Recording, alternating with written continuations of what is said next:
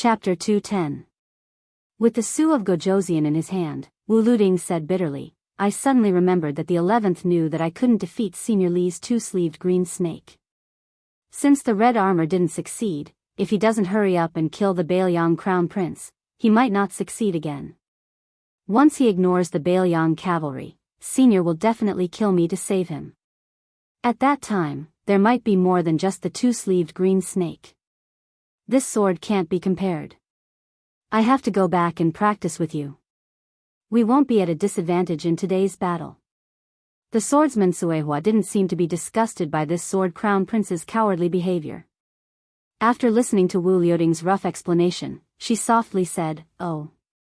As expected, Wang Mingyin, who was ranked 11th in the world, saw the Fu general's red armor being destroyed by the female servant Qing Miao at the same time. He also saw Li Chungang preparing to finish off the Wu family's Jian Guan, who was brimming with talent. He forcibly withstood Ning Amei's saber strike and suffered a minor injury. Then he rushed toward His Highness the heir apparent. Looking at his posture, he was determined to kill Su Fengnian even if he had to endure the instant spear. Li Chungang turned around and ignored Wu Luding. The sword force in his hand was like a green snake that was hundreds of feet long. It shot through the air.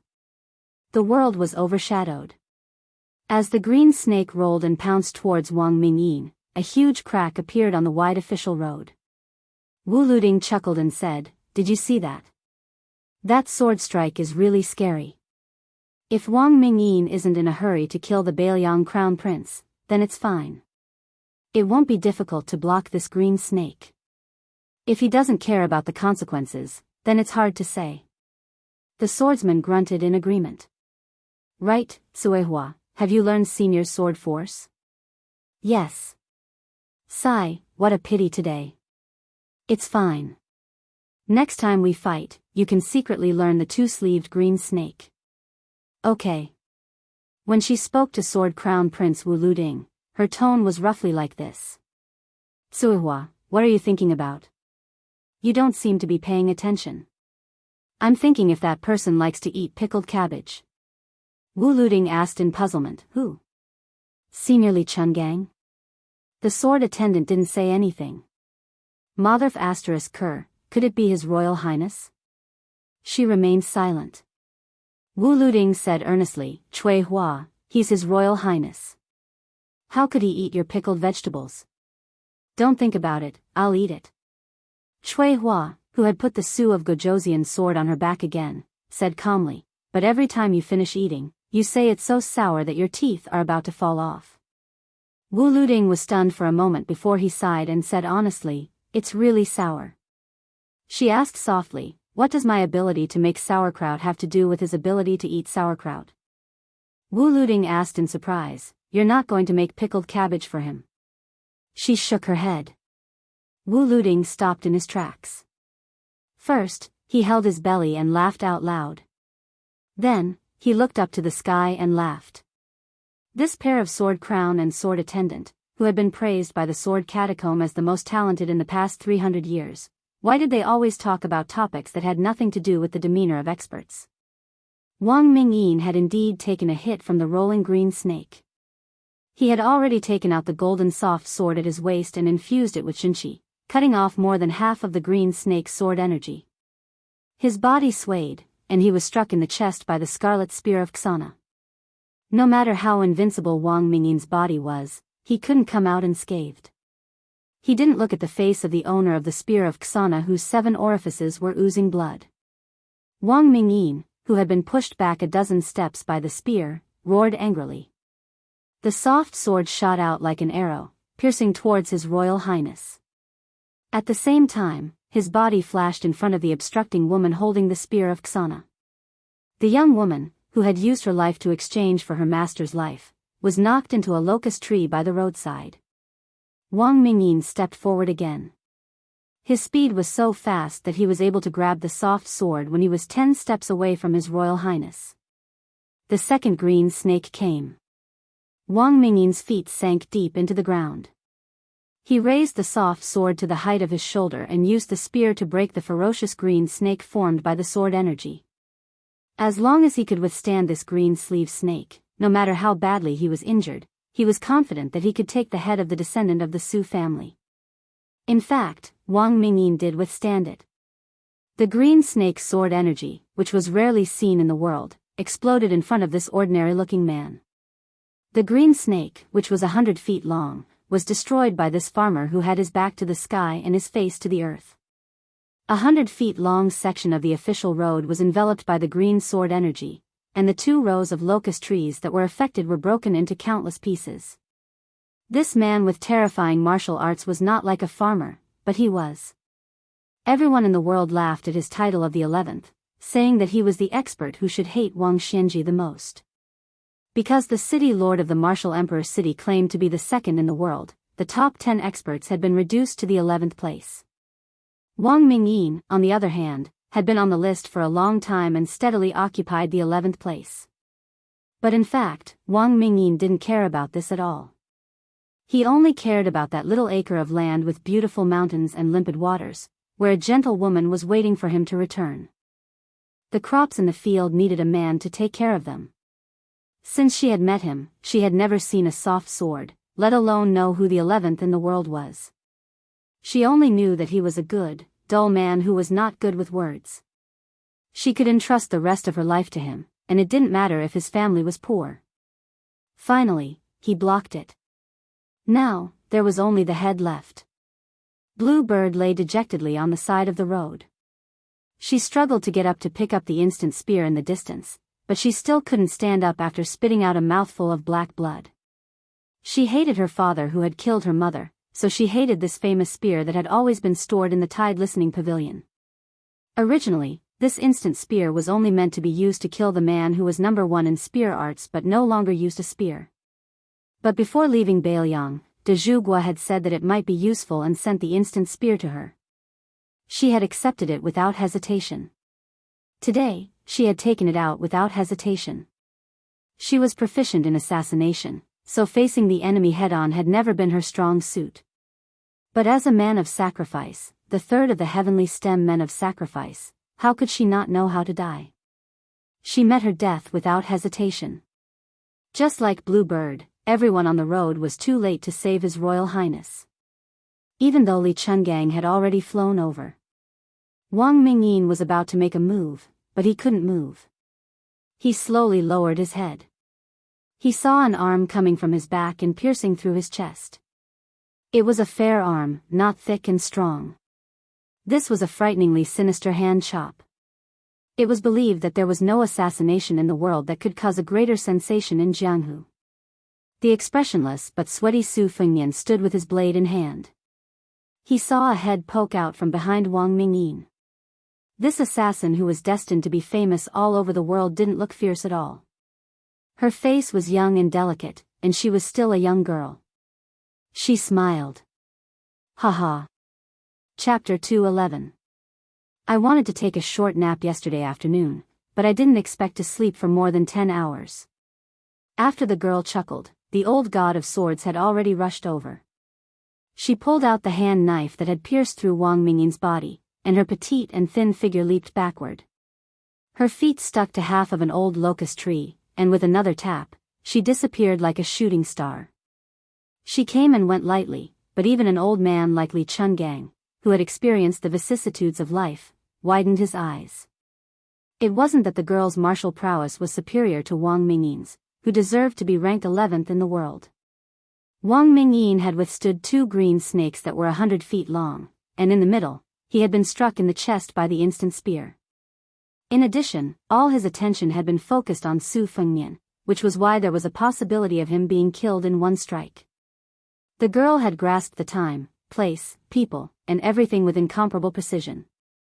In the end, she had successfully killed Wang Mingyin with a hand knife, leaving him unable to rest in peace. When Li Chungang arrived, she retreated without any reluctance. She had the bearing of a first-class assassin who had attacked the moon like a comet or an eagle striking the palace. Su Fengnian didn't care about this. He silently came to the side of the snow-white Blue Bird, sat on the ground, and held her in his arms. He reached out to wipe away the shocking black blood at the corner of her mouth. Li Chungang threw away the sword in his hand, and after drawing a beautiful semicircle in the air, he coincidentally inserted it into the scabbard that was inserted into the ground in front of the carriage.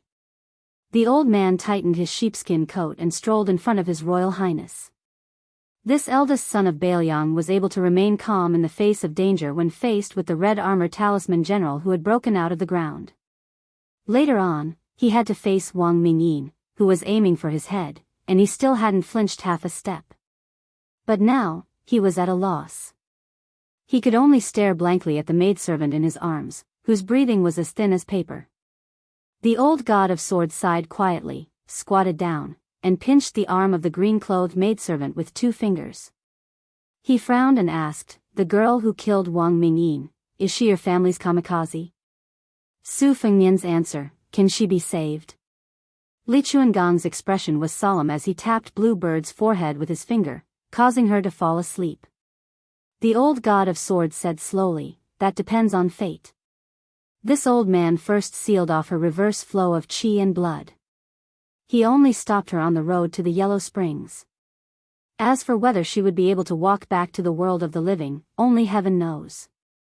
Even the spear immortal Wang Xiu, who was at the peak of his qi and blood at the age of 40, did not dare to use the instant spear's overlord armor removal. This little girl is really willing to sacrifice her life for you. Carry her back to the carriage first. This old man will see if he can inject sword energy into her to prolong her life. Don't let anyone disturb her for the time it takes for an incense stick to burn. Otherwise, even Qi Xuanjun won't be able to save her. Su Fengnian smiled sadly. Xu Xiu, whose clothes were tattered and could barely cover her body, arrived in a panic. She seemed to have killed in the reed marsh until her eyes turned red. She knelt on the ground and said with a trembling voice, "Your Highness, Jinren Wei's sword formation broke the wooden armor, but Lu Qiantang's internal organs were shattered by the explosion of the corpse in the fire armor. He's about to die." Su Fengnian only uttered a faint "oh." Then, he carried Blue Bird and walked towards the carriage. Xu Xiu's expression was bleak, as if she was grieving for the death of a rabbit. Among the 3 retainers who were personally appointed by the Great Pillar State to protect the emperor, Lu Qiantang was undoubtedly the most valued by His Royal Highness. At this moment, his death was like an extinguished lamp without any words of consolation. Xu Xiu admitted that she was already quite harsh. Compared to this young man who was expected to succeed the throne as the new king of Bailiang in the future, she was just like the saying of a small sorcerer in the presence of a great one in the southern border. For a moment, she almost wanted to take the opportunity to escape. However, when she thought of the Great Pillar State's iron fist, Xu Xiu smiled sadly. Escape? The world was vast. How could she escape from the 5-finger mountain of a butcher? What was so unfortunate about being born into a royal family? It was pitiful to be a servant of a noble family whose life was lower than a dog's. When Lu Qiantang was alive, Xu Xiu had always competed with this Dongyue swordsman for fame and status. She hoped to stand out among the 3 of them and was only favored by His Royal Highness. At this moment, her heart was like dead ashes. She silently returned to the reed marsh to take one last look at Lu Qiantang. Jiang and I and Yu Yue left the carriage. The old god of swords went up with his sword and used his sword aura to save people. Li Chungang saw Su Fengnian sitting on the side in a daze and said angrily, "What are you staring at here for? Get out. His Royal Highness is hiding here when the curtains of the battle have just fallen. What kind of scandal is this?" After Su Fengnian got off the carriage, he looked around. The official road had long been crisscrossed with ravines and was extremely dilapidated. In the battle to the death, Big Halberd Ningame and Feng Battalion Commandant Yuan Meng were both heavily injured. 8 light cavalrymen died and 16 were injured. The old Daoist Wei Shuyang walked out from the reed marsh.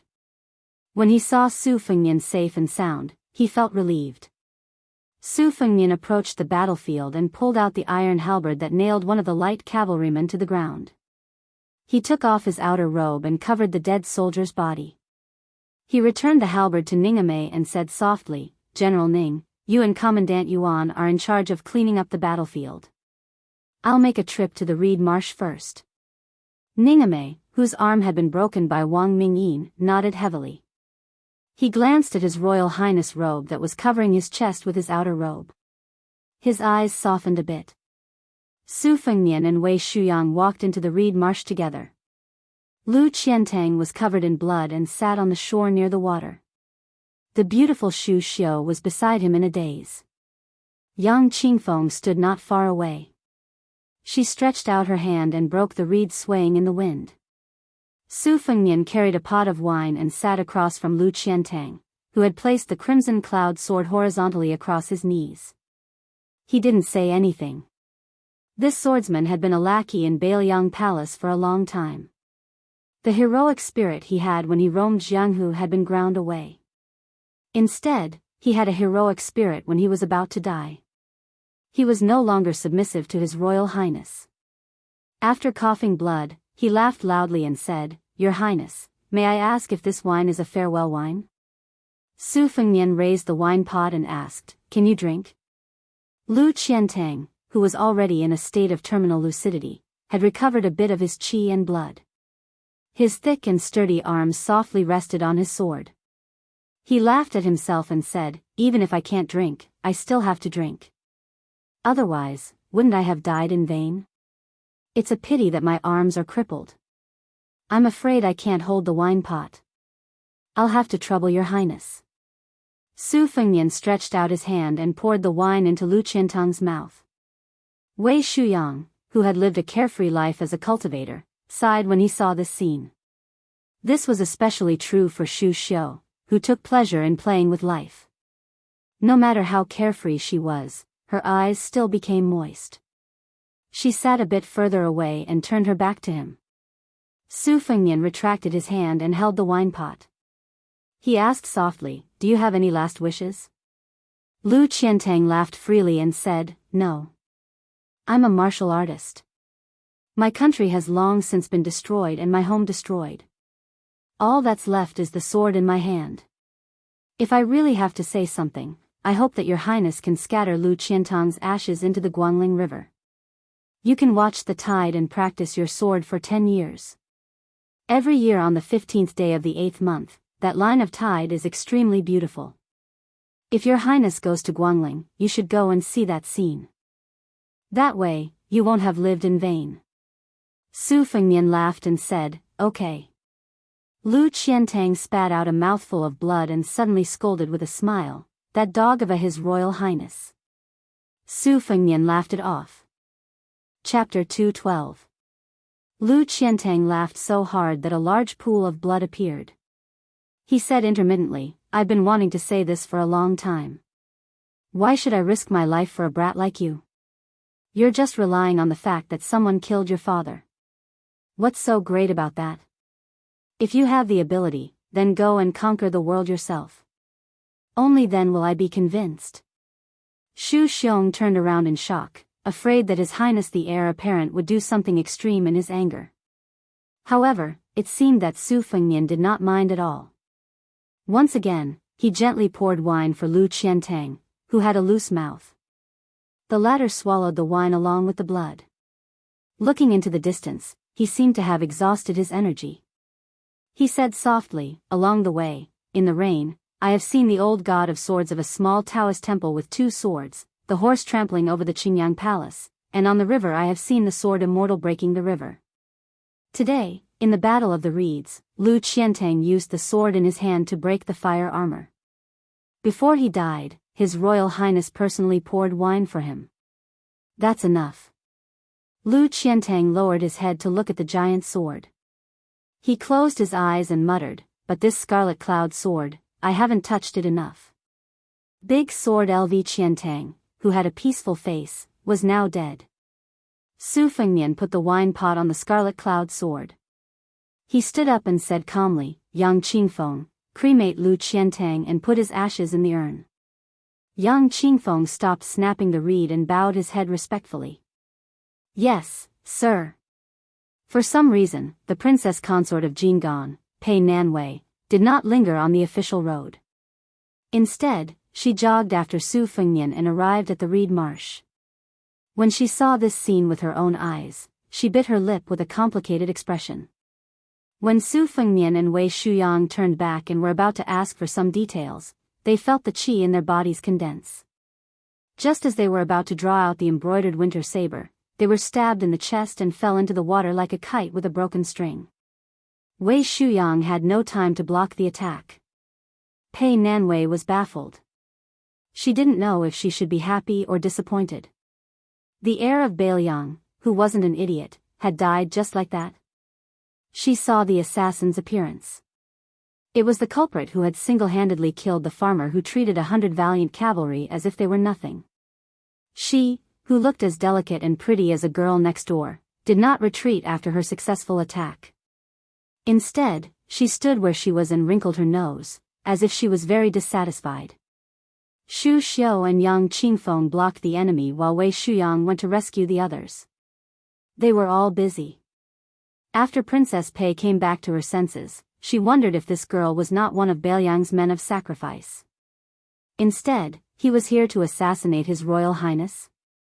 Then why did she want to kill that incomparably valiant farmer? Before the ripples had even subsided, another ripple appeared. Su Fengnian, who had fallen into the water, came out with 2 swords in his hands. Wei Shuyang's heart, which had been hanging by a thread, relaxed a little. Logically speaking, the assassin's attack was so fierce and terrifying that even he wouldn't be able to block it, let alone Her Highness. Su Fengnian clenched his teeth, but he couldn't stop the blood from gushing out. He looked directly at the assassin who had made a strange move and asked in a low voice, "Since you wanted to kill me, why did you stop Wang Mingyin on the official road?" The girl laughed and rushed forward like a ghost, brushing past Xu Xiu, Yang Qingfeng, and Wei Shuyang. 2 of her fingers tapped on Su Fengnian's embroidered winter spring thunder, and then she stepped on Su Fengnian's chest, sending him back into the water. Wei Shuyang and the others could clearly see His Royal Highness spit out a mouthful of thick blood. Just as Wei Shuyang was about to make a move, a strange black and white cat scuttled out from the reeds.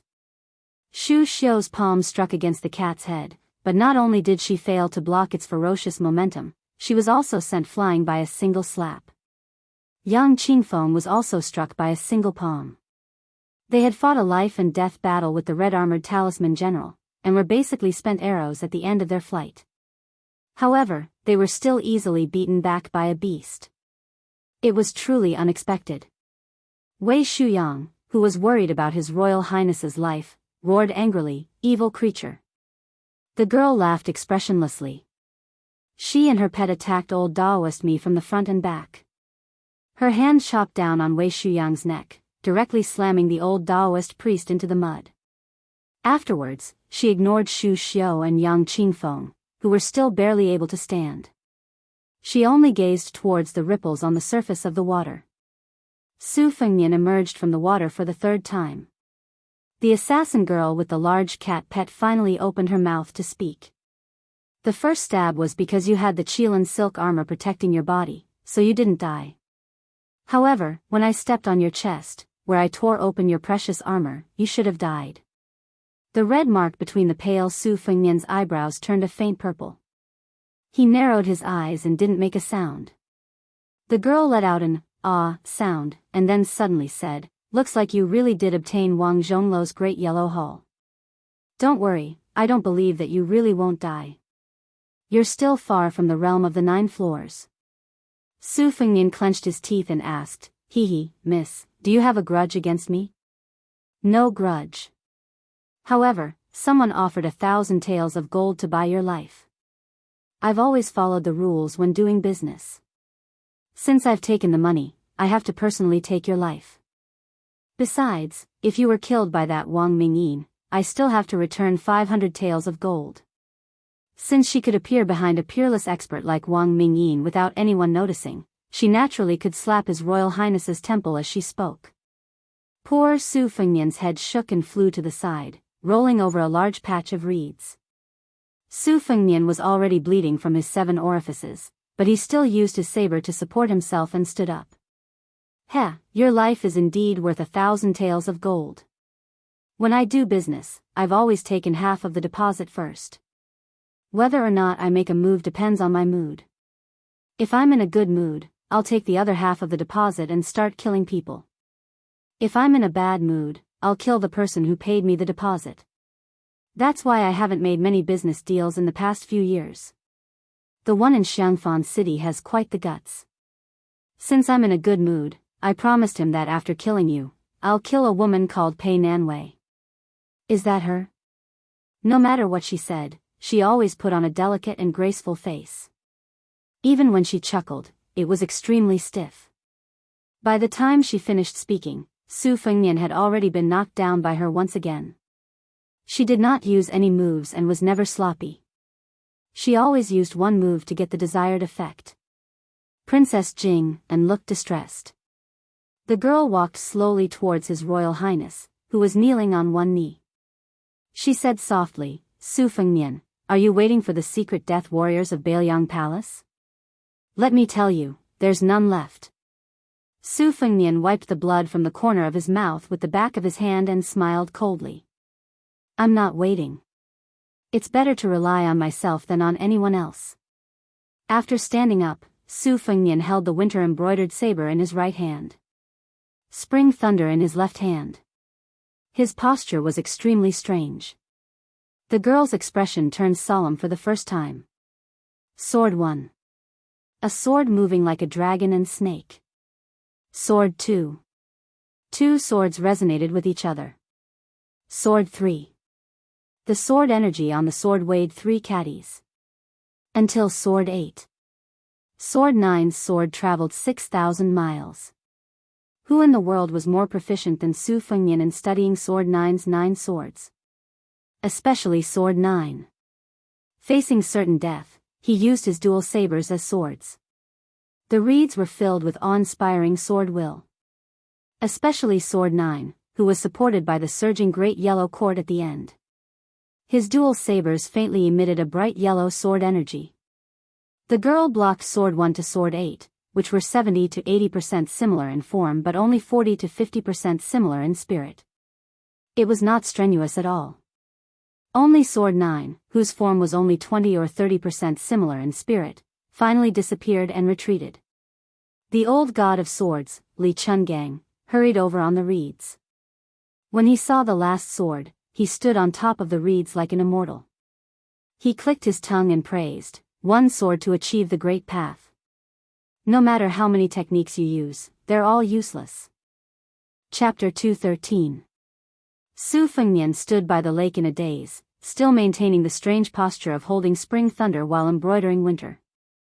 The old god of swords did not make a sound. After confirming that the young assassin had retreated far away, he floated down from the reeds. In martial arts cultivation, most people progress step by step, accumulating strength before achieving success. Even if one were to sail against the current, one would fall behind if one did not advance. Li Chungang himself was an example. After reaching the peak of his swordsmanship, he encountered a series of twists and turns, causing his mind to be unstable. Not only did he cross that threshold, but he also fell into the mortal world, becoming further and further away from the realm of earth immortals. However, there were some geniuses who were able to improve by leaps and bounds due to great opportunities. 100 years ago, there was Qi Xianzhu, followed by the new heavenly phenomenon Wudang sect leader and the female Dharma king of Mount Lantua. Most of these prodigies sought an illusory and unparalleled heavenly Tao. If they could grasp it, they would become a dragon. If they could not grasp it, they would remain nameless for the rest of their lives and could not be judged by common sense. Geniuses who were slightly inferior, such as Wu Luding, used battle to nurture battle and nurture their realm. His Royal Highness was generally similar to the sword crown of the Wu family, belonging to the category of breaking and then building. It was just that the realm of instant advancement was like a candle in a dark room. The light of a moment was fleeting and could not last forever. As for how much profound meaning one could comprehend afterwards, that would depend on one's luck and talent. Even someone as talented as Li Chungang could not escape this rut. So what if he occasionally unleashed an immortal sword strike? It was still too early. In the old god of swords' opinion, other than the unlucky Wang Mingyin who was assassinated, among the 9 top experts in the world, perhaps only Wang Xianji had reached the realm of earth immortals. Dong Tai was probably not much different from his peak when he first came to Mount Longhu, but he was still a hair's breadth away from the realm of earth immortals. It seemed like a hair's breadth, but it could be 1,000 li. The path of martial arts truly had no end. Su Fengmian exhaled slowly. After a bloody battle where his life was hanging by a thread, he did not feel the slightest bit tired. The Grand Yellow Court was indeed wonderful beyond words. He turned around to help Wei Shuyang up. Old Daoist Mi's face was filled with guilt. Xu Xiu and Yang Qingfeng each had their own duties. Xu Xiu followed closely behind, while Yang Qingfeng stayed behind to deal with Lu Qiantang's funeral. The old divine swordsman stepped on the reeds and took the lead to leave, free and unfettered. Pei Nanwei was once again dazzled by the twists and turns of the day. Today's twists and turns had almost overturned the 30 years of peaceful life of this Princess Jing. The old man wearing the sheepskin coat had an unparalleled swordsmanship. The 100-zhang long green snake was incomparably magnificent. The Phoenix Battalion's light cavalry did not retreat in the face of the peasant men, the two generals even more so. The green-clothed maidservant's red spear had reached perfection, risking her life to save her master. The seemingly invincible farmer was killed by a strange girl who used her hand as a knife. On the official road and among the reeds, the absurd Bailiang His Royal Highness brazenly attacked twice. How could he be the good-for-nothing foppish son that the rumor said he was? Clearly, he was very familiar with killing and repelling the enemy. Pei Nanwei walked behind Su Fengmian and softly said, "I finally know why Zhao Heng did everything he could to kill you." Seeing that Wei Shuyang was really unable to walk, Su Fengmian, who had gently carried the old Daoist on his back, coldly said, "Princess Pei, this prince is thinking about how to deal with you, so I advise you to speak less. Since Zhao Heng doesn't care about your life or death, I don't mind having another head on the ground. In any case, enough people have died today." Zhao Heng said that he would send nephew 1,000 li away, but in the end, he sent Wang Mingyin to see me off. If nephew sends Princess Jing Anne's head back, I believe that Uncle King of Jing and will be very touched. Pei Nanwei immediately kept quiet out of fear.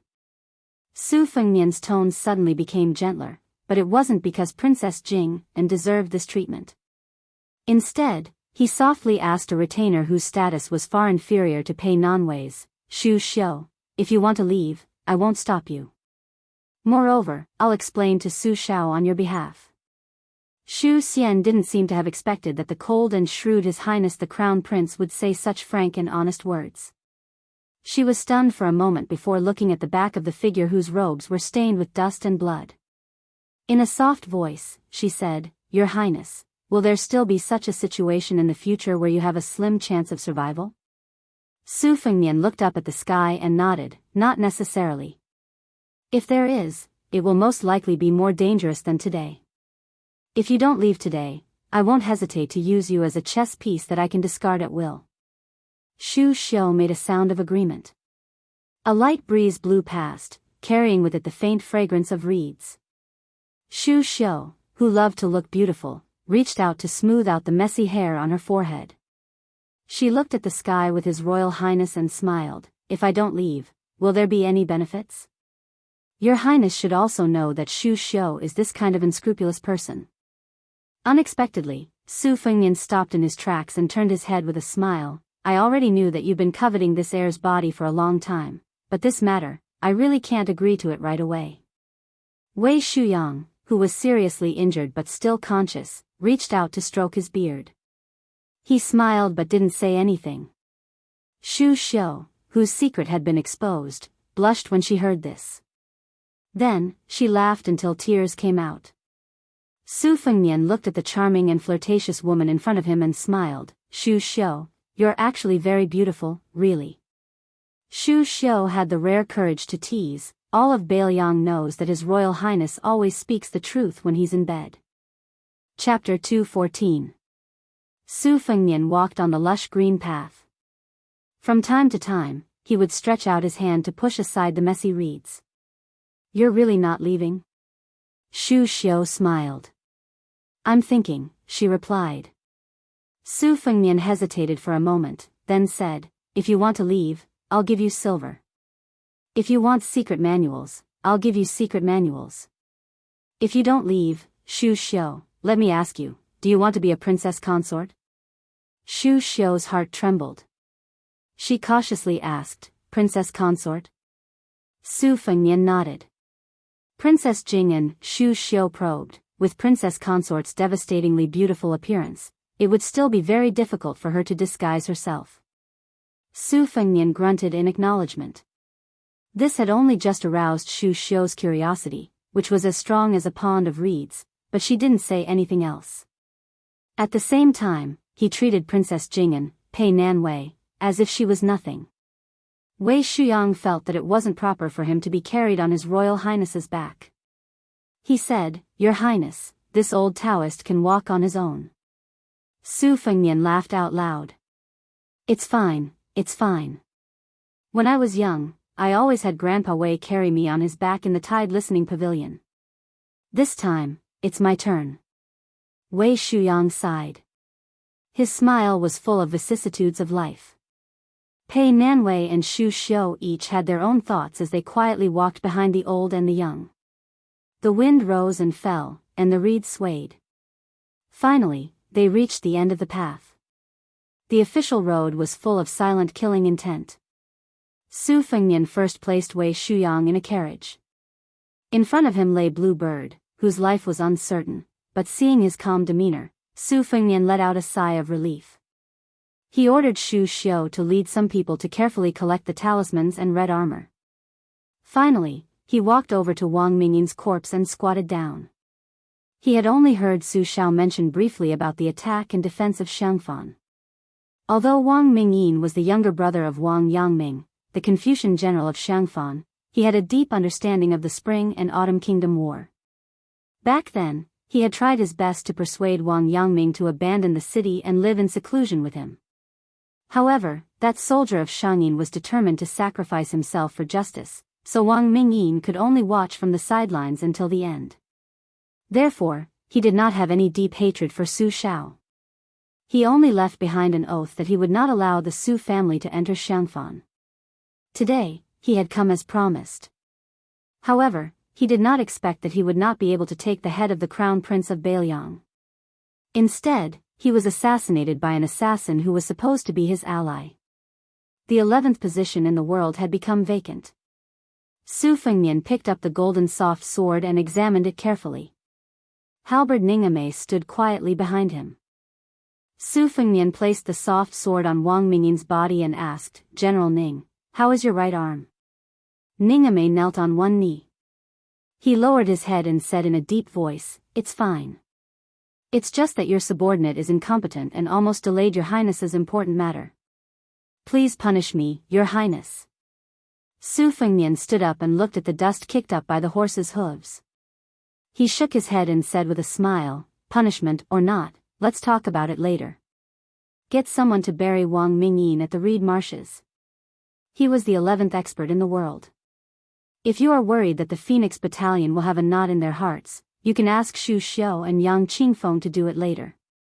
Ningame shook his head and said, The Phoenix Battalion will obey your highness's orders. Su Fengnian whistled. His mount galloped over and jumped on. When he passed by Li Chungang and Jiang Ni's carriage, he took the instant spear. Soon after, he held the spear and urged his horse to the front of dozens of light cavalry. He coldly said, Draw your swords. The dozens of light cavalry instantly drew their swords. Together with His Royal Highness, they faced the thunderous hooves on the official road. Listening to the sound, there were no less than 500 Qingzhou heavy cavalry. 80 Beiliang light cavalry faced off against 600 Qingzhou heavy cavalry. On the opposite side, one could faintly see cold swords and halberds surrounded by jet-black heavy armor. The leader was a man wearing a big yellow embroidered robe. Beside him was a majestic general wearing heavy armor. In his hand was a silver pear blossom spear with red tassels. He looked mighty. The general seemed to have said a few words to the man in the embroidered robe and rode forward alone. Su Fengnian did not say anything and rushed forward with his spear. When they were 100 steps apart, the Qingzhou general seemed to have felt the murderous aura of the approaching person. He suppressed the thought of underestimating the enemy and frowned. He thought that he could knock the well-dressed young master off his horse with one spear strike. If it were not for the king of Jing'an's order not to hurt people, he would have helped the Qingzhou soldiers teach this Bailiang heir a lesson. At 50 steps, the general saw that this guy was coming even faster and had no intention of talking. He was angry for a moment. This guy did not know what was good for him. With a flick of his wrist, he rushed forward with his spear in hand. The red tassel spun and danced beautifully, making the Qingzhou cavalry behind him cheer. The two riders met in an instant. The silvery white pear blossom spear was casually pushed aside by the handsome young master with a single hand. The strange scarlet spear in his hand pierced forward like lightning, instantly breaking through the armor. The spear curved in a stunning arc, forcefully pressing against the chest of the burly military general. When the two riders passed by each other, the general with the broken armor on his chest was sent flying by the spear and fell on the official road. The young master with the white horse and red spear raised his spear again and stabbed the general to death on the spot. His head was split open. The slow white horse leisurely turned in a circle and once again faced the 600 Qingzhou elite cavalry. The young master with the spear in his hand shook slightly and threw a string of eye-catching blood beads on the ground. He looked at the gloomy man in the embroidered robe and said with a smile, "Uncle King of Jing'an, looking at this display, are you really going to send me off 1,000 miles?" Chapter 2:15. The young master was dressed in luxurious clothes, riding a white horse and holding a red spear. After killing someone in front of the formation, he was still talking and laughing, making the 600 Qingzhou heavy cavalry tremble. It had to be known that the general who was stabbed under his horse was one of the top 3 fierce soldiers in Xiangfan. Unexpectedly, he was killed by a single spear strike. Moreover, the person sitting on the horse in front of him was the Grand Prince of Jing'an. Among the 6 vassal kings, he was only ranked behind the Prince of Yan and Prince of Guangling. This northern Liang Shizi, regardless of his family background, was still a member of the younger generation. He was not in northern Liang's territory, so how could he dare to be so impudent? How dare he defy the king of Jing'an, who was regarded as a god by the people of Xiangfan? For a moment, the 600 direct descendants were enraged. As long as the master in the embroidered robe gave the order, they would rush forward and crush him. Not to mention that he was the heir of Bailiang. Even if the king of Bailiang was here, so what? Did he really think that all the cavalry in the world were embroidered pillows? Bailiang claimed to have 300,000 cavalry, and Qingzhou was the first to disagree. The king of Jing'an wore a yellow embroidered robe with 5 claws sitting on a dragon. The color was noble and superior to the blue and white ones. The embroidered robe was of the highest quality. Just the embroidered robe alone was half a grade higher than that of the Guangling king. It could be seen that His Majesty the Emperor treated this brother who had participated in the struggle for the throne with him very well. Prince Jing'an's appearance this time was finally free of his prayer beads. Unlike Prince Guangling, who grew fatter as he aged and appeared slightly bloated in an embroidered robe, Zhao Heng's embroidered robe fit him perfectly. He slowly raised his hand and waved it behind him. The 600 heavy cavalry instantly retreated in an orderly manner. There was no stagnation in the formation. It was clear that he was familiar with battle formations. After the heavy cavalry retreated 50 steps, Zhao Heng lightly squeezed the belly of a Fergana horse from the western regions and slowly moved forward. He ignored the corpse and the blood-stained red spear and calmly said, "No matter how brave and good the 80 light cavalry is, they can't stop 600 Qingzhou heavy cavalry. Indeed, they can't stop them, but 80 cavalry in exchange for 200 lives is still doable." Su Fengnian did not care. He narrowed his eyes and stared at his uncle, the king of Jing'an, who was scheming to kill him. In the city of Xiangfan, they could talk and laugh with each other. But here, they had already shed all pretense of cordiality. Su Fengnian was in a desperate situation and was full of hostility. Especially after he had suddenly digested a large amount of de Huangting, the hostility that he could originally suppress was amplified countless times. This was why he had the ruthlessness to kill the general of Qingzhou with his spear. However, Su Fengnian was not completely ignorant of military affairs. He was also not so arrogant and ignorant as to think that 80 cavalry would be enough to defeat 600 of Qingzhou's armored soldiers in a battle to the death. It was just that even if he lost in terms of strength, he would not lose in terms of formation. Moreover, in today's battle outside the Reed Marsh, the military armor was just icing on the cake. It was destined that it would not affect the overall situation. Therefore, when the king of Jing led his troops here, it was tantamount to using him as a gift to win the hearts of the light cavalry. Su Fengnian was happy to accept it. He had already told Yu Wei that if he wanted to win the hearts of the people, giving small favors would not help matters at all. Therefore, even when he was rescued by Wu Luding on the river, Su Fengnian did not really think that he had successfully captured the loyalty of the 100 cavalrymen, including Ningame. Bailiang was known to have 300,000 cavalrymen. Naturally, it was not because all of them were mounted soldiers. True cavalrymen only made up 1/3 of the cavalrymen, and elite cavalrymen only made up 1/3 of the cavalrymen. The 800 cavalrymen of the Phoenix Battalion were undoubtedly the best. The more outstanding a soldier's strength was, the harder it was for a mediocre general to tame them. Su Zhao's treacherous decision to send 100 cavalrymen to accompany his son was not only to show off and protect him, but also to test him. If he could not even control these 100 cavalrymen, how could he face the 300,000 new and old soldiers in the future? It was not only Su Zhao. As long as it was a large family with many branches and leaves, they would constantly examine and weigh their successors. Not to mention the nobles who were born in the palace. Even if one day they finally became the crown prince, they would not be able to do it once and for all. Zhao Heng chuckled and did not comment. There was no longer any pretense of friendliness on his face. This vassal king's aura was finally revealed. The royal family was originally more responsible for the fate of the world. The wise men of the world said that one could become a dragon in the face of a storm. This was not nonsense. The Confucian school focused on cultivating qi, and the Taoist immortals had the ability to seek the dragon's qi. However, those who had the innate qi of the dragon's qi might not be able to ride the storm. Most of them were imprisoned by various kinds of opportunities, causing them to be muddle-headed and gloomy. Success was in the hands of the heavens, planning was in the hands of man. This was the wonderful meaning of the way of heaven and the way of man. As for the saying that man could conquer the heavens, it was often misunderstood by people. In fact, the original meaning was that man could conquer genius. In front of the battle, Zhao Heng asked calmly, "Wang Mingyin is dead?" Su Fengnian nodded and said with a smile, "The 11th in the world lives up to his name. Fortunately, I have the two-sleeved green snake Li Chungang by my side."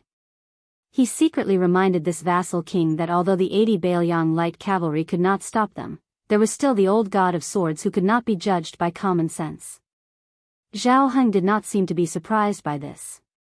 Wang Mingyin was originally a man of sacrifice. Even if he succeeded in escaping, Zhao Heng would not allow him to escape. From the moment Wang Mingyin agreed to come to Xiangfan, his fate was sealed. This was also the reason why Jianghu masters were usually unwilling to get involved in court battles. In the end, they could not defeat the army's net of swords and halberds. So what if 100 people were against 1,000 people? The royal uncle of Western Shu, who was known as the Sword Sage, was only killed by Bailiang's iron hooves. His sword was broken and he was killed by countless soldiers and horses. His body was trampled by horses and turned into a pile of meat paste. Even the way he died was so unbearable. Rather than being treated as a lackey who fought for riches and honor, it was better to be a fish in Jianghu and be free. Su Fengnian smiled. It is not strange that Wang Mingyin came to Xiangfan, but it is a little girl riding a big cat. This is a pleasant surprise for me. To meet an old friend in a foreign land, I have to thank Uncle Wang for his 1,000 taels of gold. If it was not for Uncle Wang's extravagant spending, how could I see her true face? Haha. He could not help but imitate the young female assassin and laugh. Zhao Heng heard this and finally sighed quietly. However, there was no haze on his face. Instead, it was as if he was suddenly enlightened. If he, Zhao Heng, was a person who could not afford to lose, how could he live to this day? Besides, this time he lost the Battle of the Reed Marsh, but he did not lose the secret battle in the court and instead won. Was this the only person in the world who was allowed to hide? Zhao Heng smiled and said, Fengnian, do you bear a grudge against Uncle Wang from now on? Su Fengnian did not think that Zhao Heng would ask such a direct question. For a moment, he was silent. The person on the back of the horse in front of him was an outstanding talent of Su Zhao's generation. He had lost to the current emperor in the struggle for the world. Although he had lost to Su Shao in the Spring and Autumn War, in terms of scheming, Su Fengnian was not conceited enough to stand shoulder to shoulder with him.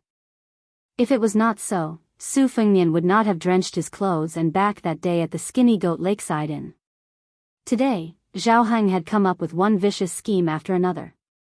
Especially his boldness to abandon his beloved wife, Wang Fei, was simply terrifying.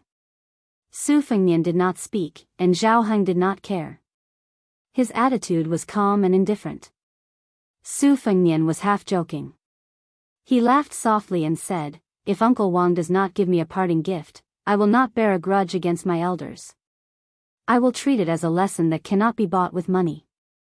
In the future, I will not dare to underestimate the heroes outside of Beiliang. Zhao Heng, who was holding the reins, unconsciously rubbed his thumb and index finger. He said calmly, unfortunately, this king does have 2 small gifts. Su Fengnian's heart jumped. His long and narrow red phoenix eyes exploded with hostility. He laughed coldly and said, since Uncle Wang wants to give them, I have no reason not to accept. What a big tone. Zhao Heng could not help but sigh. For some reason, he thought of his eldest son, Zhao Sun. In terms of military strategy, intelligence, and meticulousness, the 2 princes of the same age did not have a clear advantage. However, in terms of courage and insight, Zhao Sun was far inferior.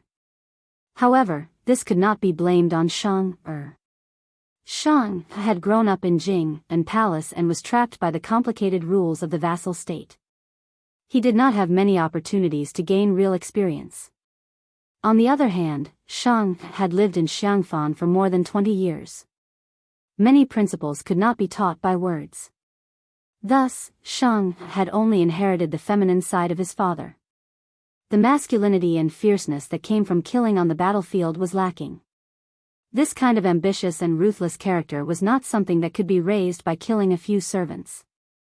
This Su Fengnian did not look like lame Su at all. However, his methods and temperament were 80 to 90% similar.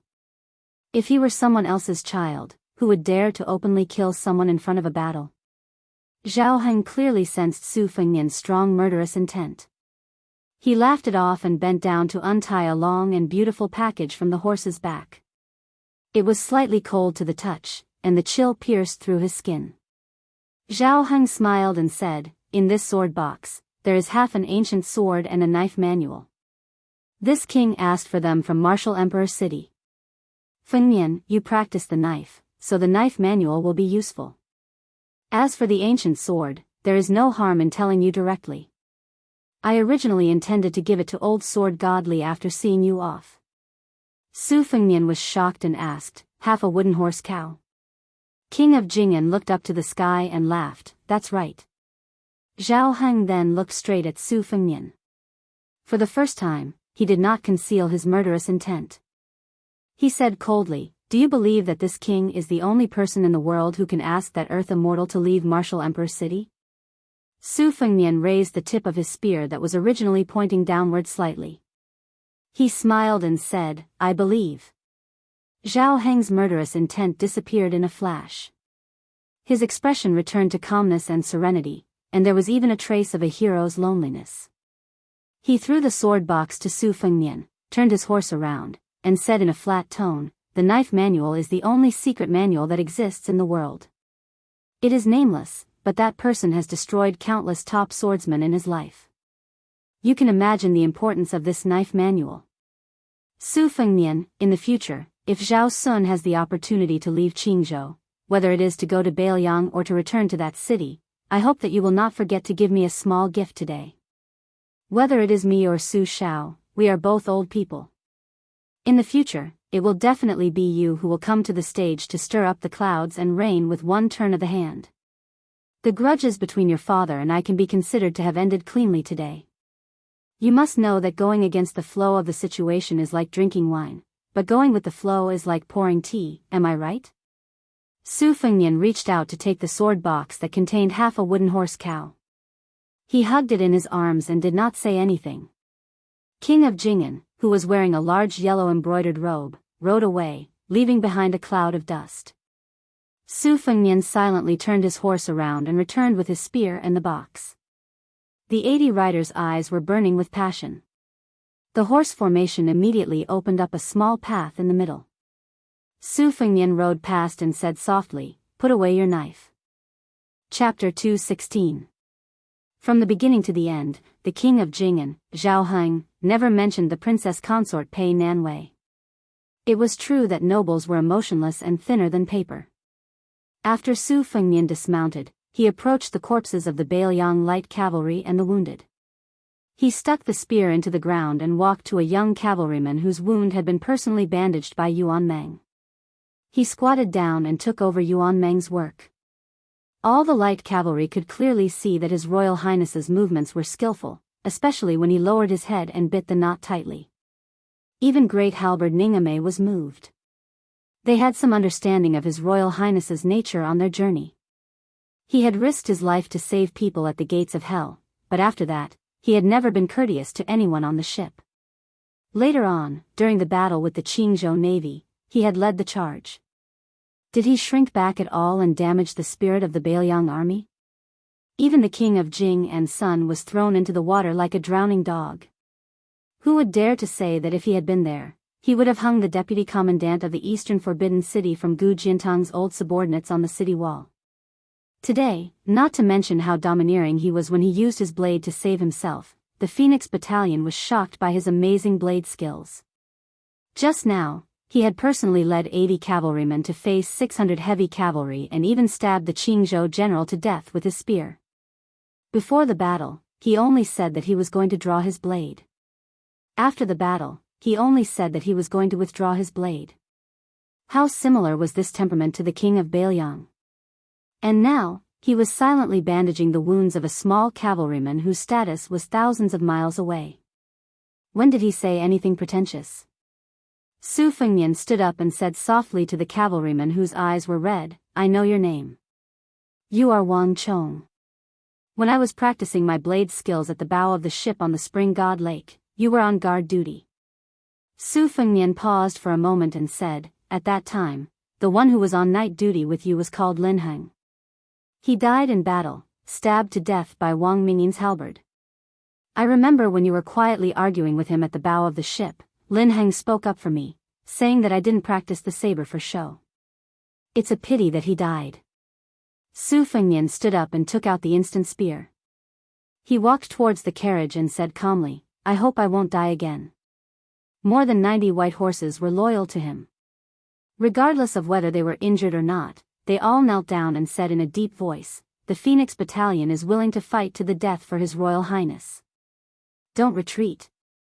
In the distance, Princess Jing and Pei Nanwei's face was pale and her expression was complicated.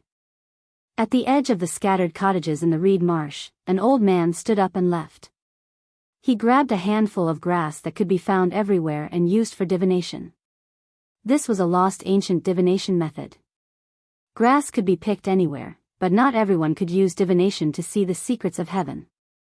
Therefore, among the 8 ancient treasures, including the tortoiseshell, divination was the easiest way to get started, but the hardest way to get the Tao. The old man who looked like a scholar seemed to casually tear the grass again and again, throwing it all over the ground. As he walked out of the reed marsh, he coincidentally bumped into a young man who was walking out of the dense reed from another place. Behind him was a talisman general in red armor who looked like a celestial soldier. The young man was neither angry nor happy, only muttering something to himself. When he saw the old man, he was not on guard at first, but he was afraid that the puppet behind him would scare the unrelated people. After carefully sizing him up, he let out a sigh of relief and smiled brilliantly, revealing a mouthful of white teeth. He seemed harmless. He stopped, obviously wanting to let the old man go first. It was hard to say whether he loved the young, but he was full of respect for the old man. The old man did not seem to take it to heart. When they brushed past each other, he said softly, "Zhao Kai, did your mother tell you that before she gave birth to you, she dreamed that the sky opened up and 4 celestial beings arrived with the sun in their hands?" Believe it or not, when you were born, this old man saw with his own eyes that the red sun rose in the night and the red light surrounded the room. As for the white snake you killed when you were 6 years old, it was rumored to be the young son of the White Emperor, but it was fake. It was just to prove that the Red Emperor of the Imperial Astronomer killed the White Dragon. This old man deliberately teased that old fool Nan Huayu. Zhao Kai was dumbstruck with his mouth wide open. He then trotted behind the old scholar and asked with a smile, "Old mister, you know my mother?" The old man chuckled and joked, "Don't worry, I'm not your grandfather." Zhao Kai did not know whether to laugh or cry. He waved his hand to hide the red armor that could defeat 4 golden armor. He was not the least bit afraid that the mysterious old man had ulterior motives. He said shamelessly, "It's good that you're my grandfather. Old mister, why don't you tell me about my mother's past?" The old man did not stop walking and shook his head. "It's full of sad and tragic events. What's there to say and what's there to hear? Stories are stories of the past. It's useless to talk about them." Zhao Kai flattered, "Hey, old mister is really knowledgeable." No wonder the southern supervisor was deceived.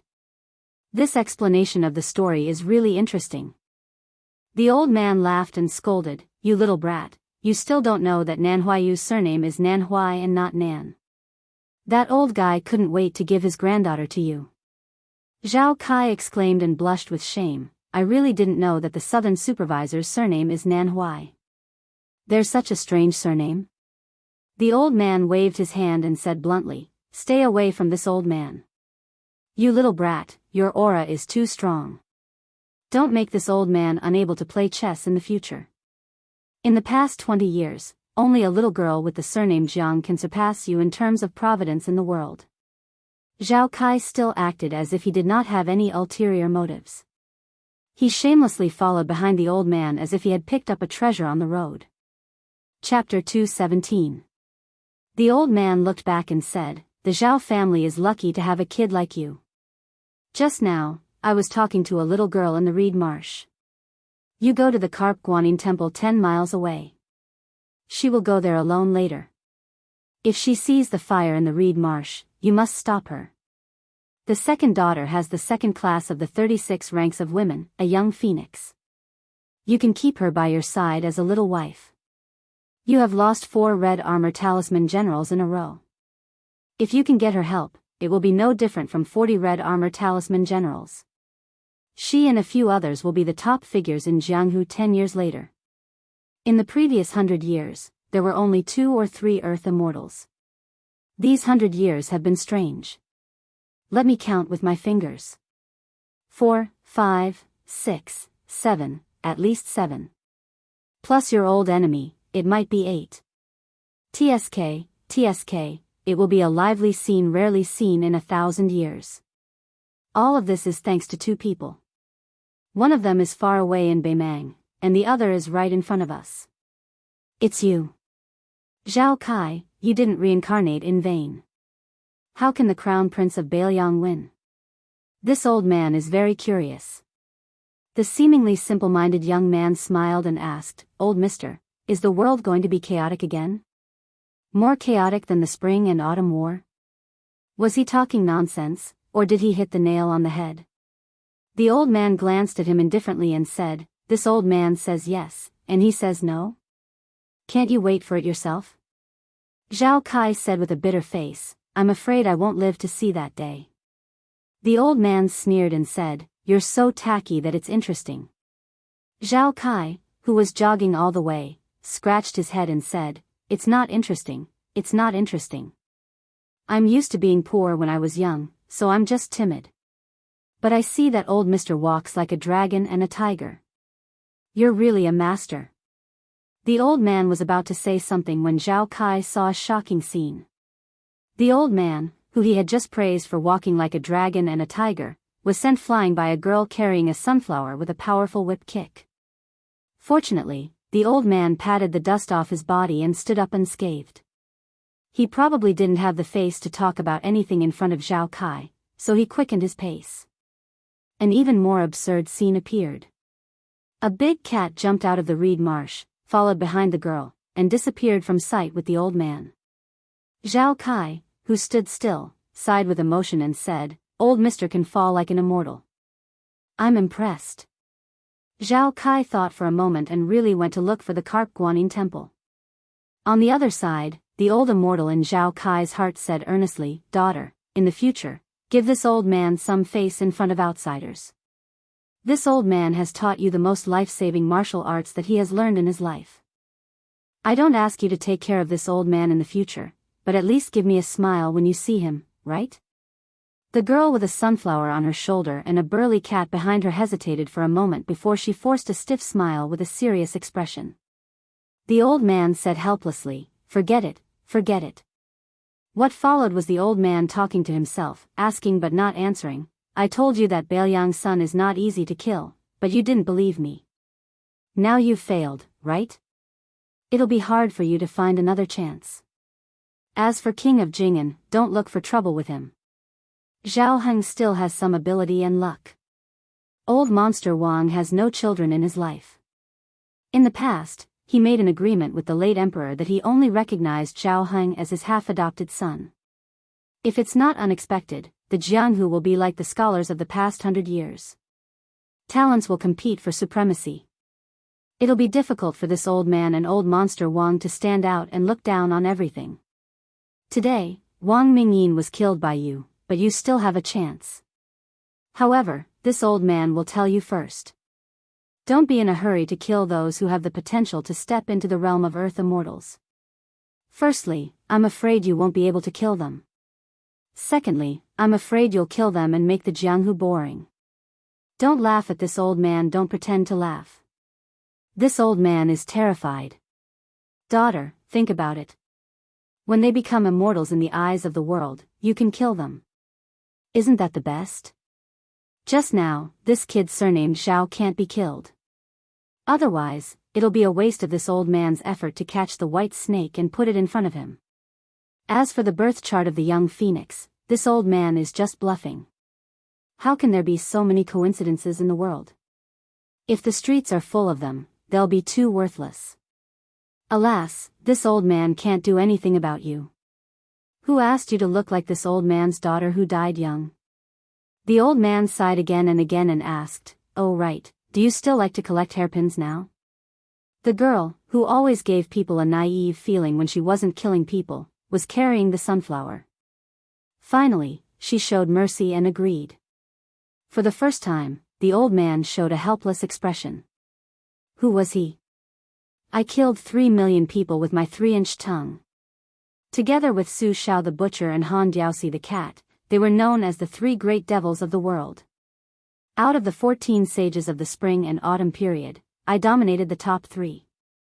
The old man looked at the clear sky and squinted his eyes. Without any reason, he said, "It's going to thunder." The girl stood on her tiptoes and covered the old man's head with the sunflower. She chuckled. The old man laughed heartily and said, "Rolling heavenly thunder can kill Qi Xuanzhen, but it can't kill this old man, daughter. Let me tell you a secret. This old man is really an immortal." The girl, who turned hostile, kicked the old man to the ground.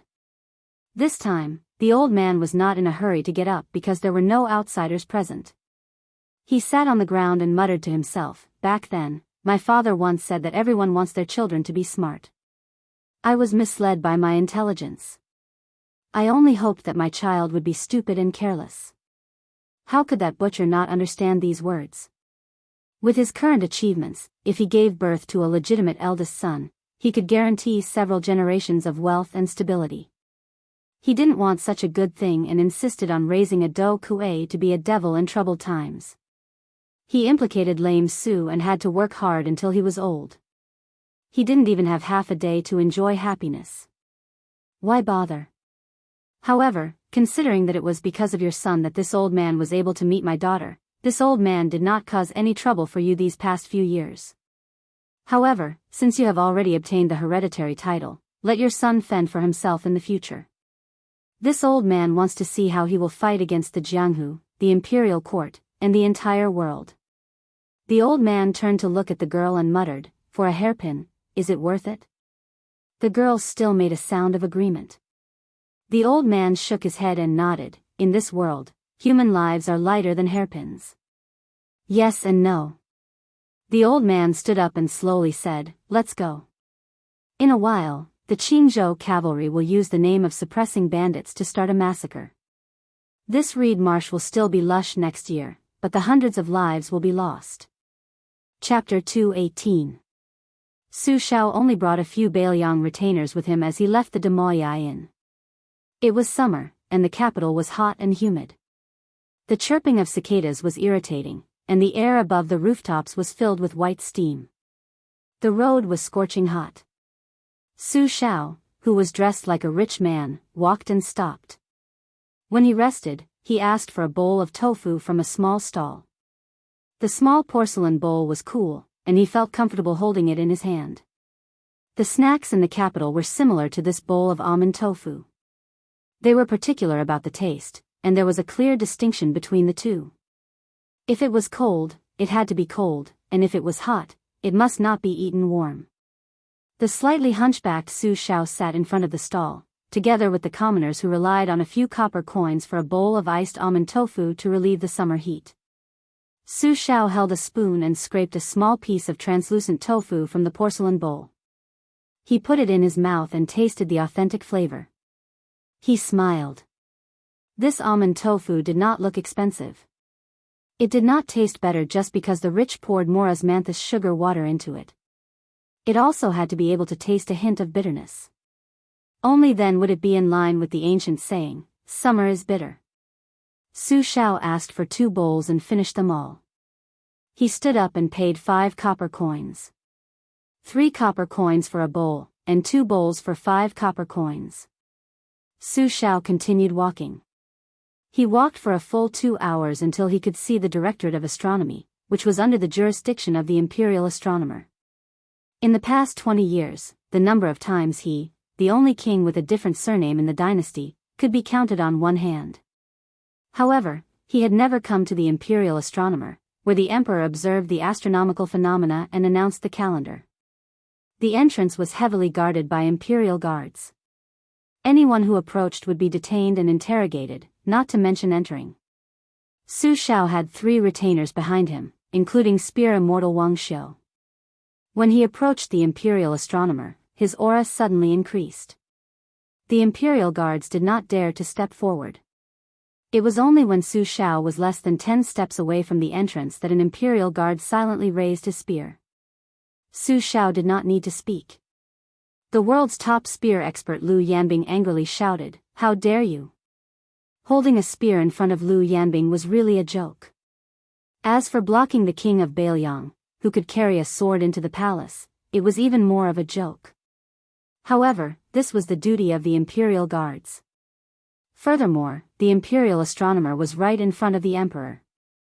The imperial astronomer's prison guards were used to the respectful treatment of visitors. Even after being reprimanded, they did not move an inch. There were even some imperial guards who slowly drew their swords. The imperial astronomer was an important place in the dynasty.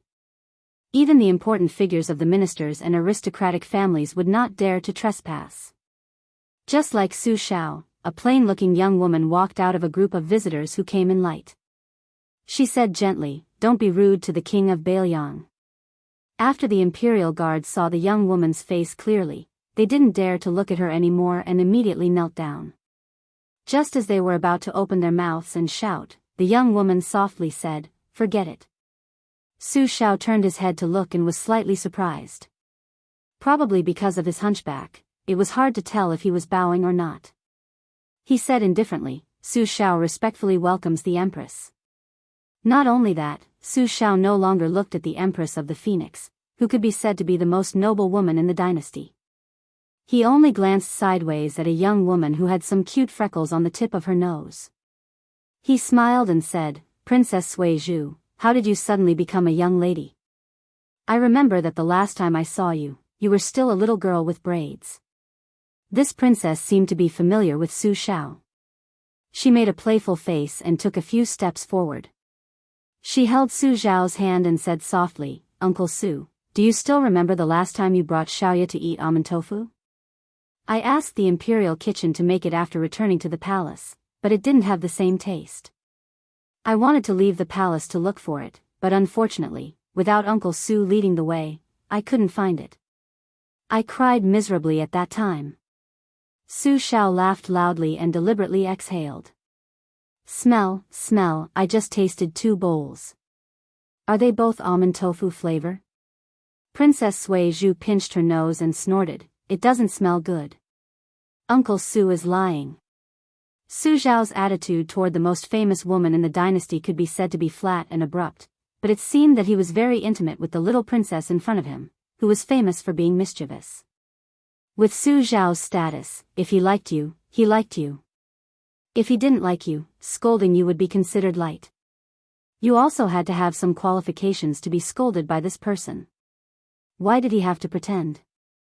In his life, Su Xiao had scolded the old Grand Secretary, the teacher of the current Grand Secretary Zhang Julu, General Gu Jiantang, the Duke of Huainan, and even the King of Jing'an. As for the official who was beaten half to death by him outside the palace with the scabbard, although he was still lying in bed half to death, his reputation had skyrocketed in the dynasty. Everyone praised him as a loyal official who had the strength of the country. It should be known that this guy had previously been criticized by the people in the capital as well as the 30,000 students of the Imperial College for his improper conduct. Now, all of them were praising him in unison. It could be seen that if he could be beaten and scolded by Su Xiao, the king of Bailiang and a pillar of the country, as long as he didn't die, not only could he break even, but he could also make a lot of money. Su Xiao let the Empress enter the Imperial Astronomer first and pulled Princess Sui Zhu behind him.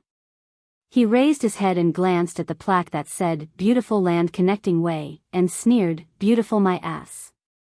The Empress, who was walking in front, frowned faintly, but only smiled slightly. Princess Sui Zhu, who was holding Su Zhao's arm, nodded vigorously and echoed, "Beautiful my ass." Chapter 219. Su Xiao smiled and said, "Xiaoya is still to Uncle's liking. These days, you've been facing a bunch of eyesores. In order not to look at them, you don't even know where to put your eyes." Princess Sui Zhu, who only wished for the world to be in chaos, chuckled and made a weird gesture of slitting her throat. It was unknown who she had learned it from, but she said softly, "Uncle Su, it would be satisfying to kill them all." Su Xiao sighed and said, "What a pity. It would be good to have a daughter-in-law like you. When we get back, Uncle will definitely hang Fengnian up and whip him to vent Xiaoya's anger. Not only is this kid unlucky, he also angered Xiaoya on Wudang Mountain. He deserves a beating." The princess said, "Since Uncle has said so, whether it's true or not, Xiaoya won't lower herself to that guy's level." Su Xiao said sincerely, "Xiaoya, don't lower yourself to Fengnian's level. Next time you go to Bailiang to play, don't skip the prince's mansion. You don't lack the strength to kick a few times. At the same time, let Fengnian take you to see the scene of thousands of carps rolling around. It's very beautiful. Xiaoya, Fengnian has the phoenix in his name and you have the wind in your name. This fate is not small." Princess Sui Zhu Zhao Fengnian giggled. The Empress did not lead Su Xiao to the Tongtian platform where the officials of the Imperial Astronomer gathered. Instead, she went to the crop altar, which was paved with soil of the east green, south red, west white, north black, middle, and yellow. Nowadays, this kind of precious soil came from the Guangling prince's jurisdiction. The Guangling prince was criticized by the entire dynasty for being greedy and insatiable. The Empress called softly, "Ya, At her age, Princess Sui Zhu dared to shout for His Majesty the Emperor to kneel on the ground and carry her on his back. It was said that the Emperor could only beg his daughter for mercy with a bitter face. It was only when she came to her biological mother that she appeared obedient. She immediately let go of Su Dajua's arm and quietly left. She said that she was going to the Tongtian platform to learn from Nanhuai Jianzheng. The Empress looked at the crop altar, which was not very tall, and said in a gentle tone, "These years, has always kept the general's advice in mind. She likes to walk barefoot in the room and often eats coarse grains. Her body is indeed much better than when she was young. Su Xiao clasped his hands behind his back and said calmly, all this nonsense about the weather dropping and the earth's qi rising and the earth's qi being collected is all made up by the useless Confucian scholars of the imperial astronomer. Su Xiao only knows that the barefooted are not afraid of those who wear shoes. My family's children have been raised this way since they were young. That's why they are still alive and kicking. The Empress did not take it seriously. It was unknown if she really did not understand the meaning behind his words. She just changed the topic and said softly, I heard about the Gangnam-do incident. The one who wrote the admonition for women has already been sent to the Changchun Palace by His Majesty. Su Xiao did not say anything. The Changchun Palace was called Changchun, but it was actually the cold palace of the current dynasty. For the concubines in the palace, it was the most terrifying prison in the world. This woman who controlled half of the palace still had a cold and cheerless appearance that did not show the slightest emotion. The common people of the dynasty only knew of her gentleness and virtuousness. Only the rich and noble families knew of her power. Su Xiao turned to look at the heavenly platform and snorted coldly. Letting go there, is she afraid that I'll make a move on Nan Huayu, who was only a minor 8th-rank Qilin back then? Su Xiao did not bring his saber today. The Empress is worrying too much. The Empress did not say anything, as if tacitly agreeing. Su Xiao turned around and walked straight to the heavenly platform. She did not turn around, nor did she turn her head. She was still looking at the top of the crop altar, but there was finally a trace of anger in her voice. Great General. Su Xiao did not stop and sneered. Zhao Ji, have you forgotten how she treated you back then? How you treated her back then? The Empress, who was directly called by her name, said coldly, enough. Su Xiao, so what if you take away a pillar state with an empty title? So what if you lose Tu Liao? You've obtained a hereditary title that does not conform to our dynasty's ancestral system. The hunchbacked and lame Su Xiao said indifferently, the imperial court wants Tu Liao. Zhang Julu wants to reform, and he wants to be the mainstay. Frankly speaking, Su Xiao will give it to him without any nonsense. So what if the pillar state is handed to him? But who is Gu Jiantang? Does he think he can ride on my head and shit and piss? As for that madman Zhao Heng, he has no one to back him up. How can he be so shameless as to make a move on a junior? The Empress said calmly, I'm the only one who heard these words. Su Xiao continued forward. She did not stop him. Instead, she walked up to the crop altar and said in a cold voice, when Su Fengnian first left to travel, the king of Yen sent out 9 jade hook assassins. I was the one who personally sacrificed 18 lives to stop them. At that time, I still thought that Su Fengnian and still had hope of a marriage. Su Xiao stopped and happened to see the lively Princess Sui Zhu standing on the corridor outside the attic. She was leaning on the railing and waving her hand. Su Xiao smiled. And so he left the imperial astronomer. Empress Zhao Ji faintly sighed. She stood in the middle of the crop altar and turned to look at the back of the old man. She was lost in thought. She vaguely remembered seeing that young and energetic general with a silly smile on his face kneeling on the ground in his room. He helped the graceful Sister Wu put on a pair of 1,000-layer cloth shoes that he had personally sewn for her. That white-clothed woman whose swordsmanship had already surpassed that of a saint smiled with incomparable happiness just for a pair of rough cloth shoes. Chapter 220. The official road returned to silence. Su Fengnian carried the instant spear and sat in the nearest carriage. Yu Wei and Jiang and I, who were in the carriage, were puzzled. With His Royal Highness's affection for the maidservant Blue Bird, why would he come to this carriage? The two women didn't need to think too hard about it. The answer came to light. His Royal Highness, who had been in the limelight at the end of the battle at the Reed Marsh, had just put down the curtain when he spat out a mouthful of blood. He accidentally spat it onto Yu Wei's chest as she held the cat. Her white dress and white cat were stained with scarlet red. It was a ghastly sight. Not only that, Su Fengnian had just sat down cross-legged against the wall of the carriage when blood began to seep out of his 7 orifices. Yu Yue discovered that the clothes in front of his chest were in tatters. There was even a crack in the strange green silk armor inside. Su Fengnian, who didn't have a trace of life on his face, covered his wound and gasped for breath. Get out of the carriage. First, go and call old sword god Li over. Then, tell Ningame that everything will be handed over to him. I won't show myself for the time being. Yu Yue couldn't care less about Wu Meinyang and hurriedly got out of the carriage. When Jiang and I lifted the curtain, she turned her head to take a look. His Royal Highness seemed to be trying to force a smile, but blood was pouring out of his 7 orifices. As a result, his face was truly repulsive. Su Fengnian knew his own suffering. He closed his eyes and breathed in and out with great difficulty using the Great Yellow Quartz incantation and the deed of thorough comprehension. However, he breathed in more than he breathed in, causing his breath to be extremely turbid. Every breath brought with it a piercing pain. This kind of hardship was no longer as simple as pure physical torture.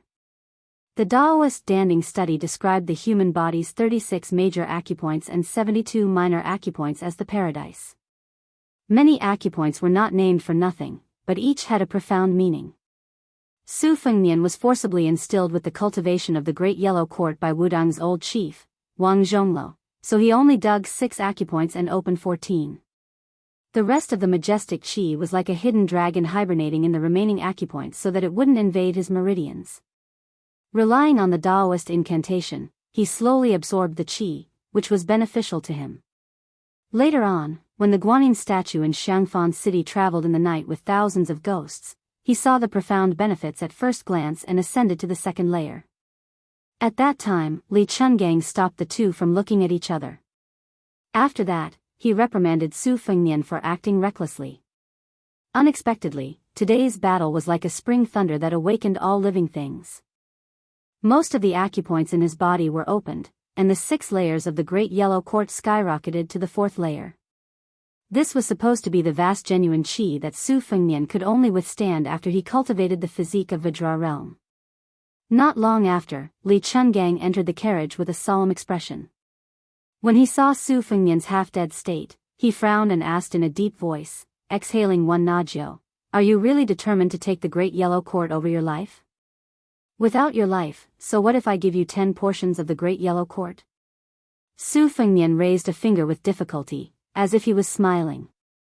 The meaning of this little action was that there were no 10 portions of the Great Yellow Court in the world. The Great Yellow Court only existed in Wudang for 100 years. If he did not fight for it, wouldn't he be punished by the heavens early? The phrase, Lulan Lulan will not return until it is broken, originally came from a popular frontier fortress poem.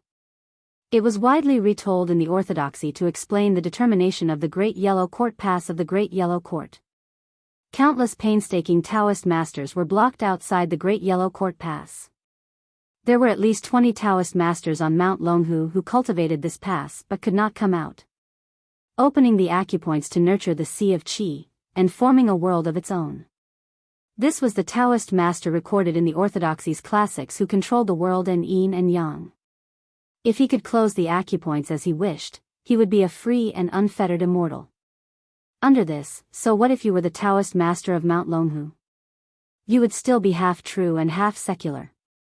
At this moment, Su Fengnian was desperately trying to prevent the genuine qi in his sea of qi from leaking out. Therefore, the old god of swords saw through his intention of spitting out less and taking in more. Why would such a great person like him, the heir to the throne of the king of Bailiang, learn martial arts in such a way? Even Li Chungang could not understand. Although he did not understand, he could not just watch this brat die from his meridians exploding. He reached out and flicked his finger at the space between Su Fengnian's eyebrows. Entering the Dao with the sword, this finger was called the heaven-striking bell. All the great Daos in the world led to the same destination. Li Chungang guided Su Fengnian's qi activity. Although he had to expend a lot of energy, he was not completely helpless. The Wu family's top-tier imperial sword technique was to use calm qi to climb Kunlun. Naturally, Li Chungang also had an indescribable supernatural power. For an entire hour, he sat opposite Su Fengnian and flicked his fingers no less than 3,000 times. Even someone as strong as Li Chungang was still drenched in sweat. Seeing the mark between Su Fengnian's eyebrows stabilizing, turning from black to red and then from red to purple, the old god of swords let out a long sigh and gently left the carriage. He personally drove the carriage slowly. 2 hours later, Li Chungang turned around and lifted the curtain to take a look. The brat's clothes were completely soaked with blood. His body was still trembling violently and the sound of exploding soybeans could be heard. At noon, the old man took another look. Su Fengnian was finally showing signs of survival. At dusk, Li Chungang stopped the carriage at a place with beautiful mountains and limpid waters. Today, they would probably have to spend the night in the wilderness. Other than Wei Shuyang, Xu Xiu, and Yang Qingfeng, the Phoenix Battalion had more than 60 white horse righteous followers led by Yuan Meng. The rest of the light cavalry were led by Ningame. They were dealing with the aftermath and bringing up the rear in order to deal with the Qingzhou heavy cavalry that might launch a pursuit. However, Chu Lushan would be able to arrive very soon. At that time, even the 600 heavy cavalry would not be able to do anything.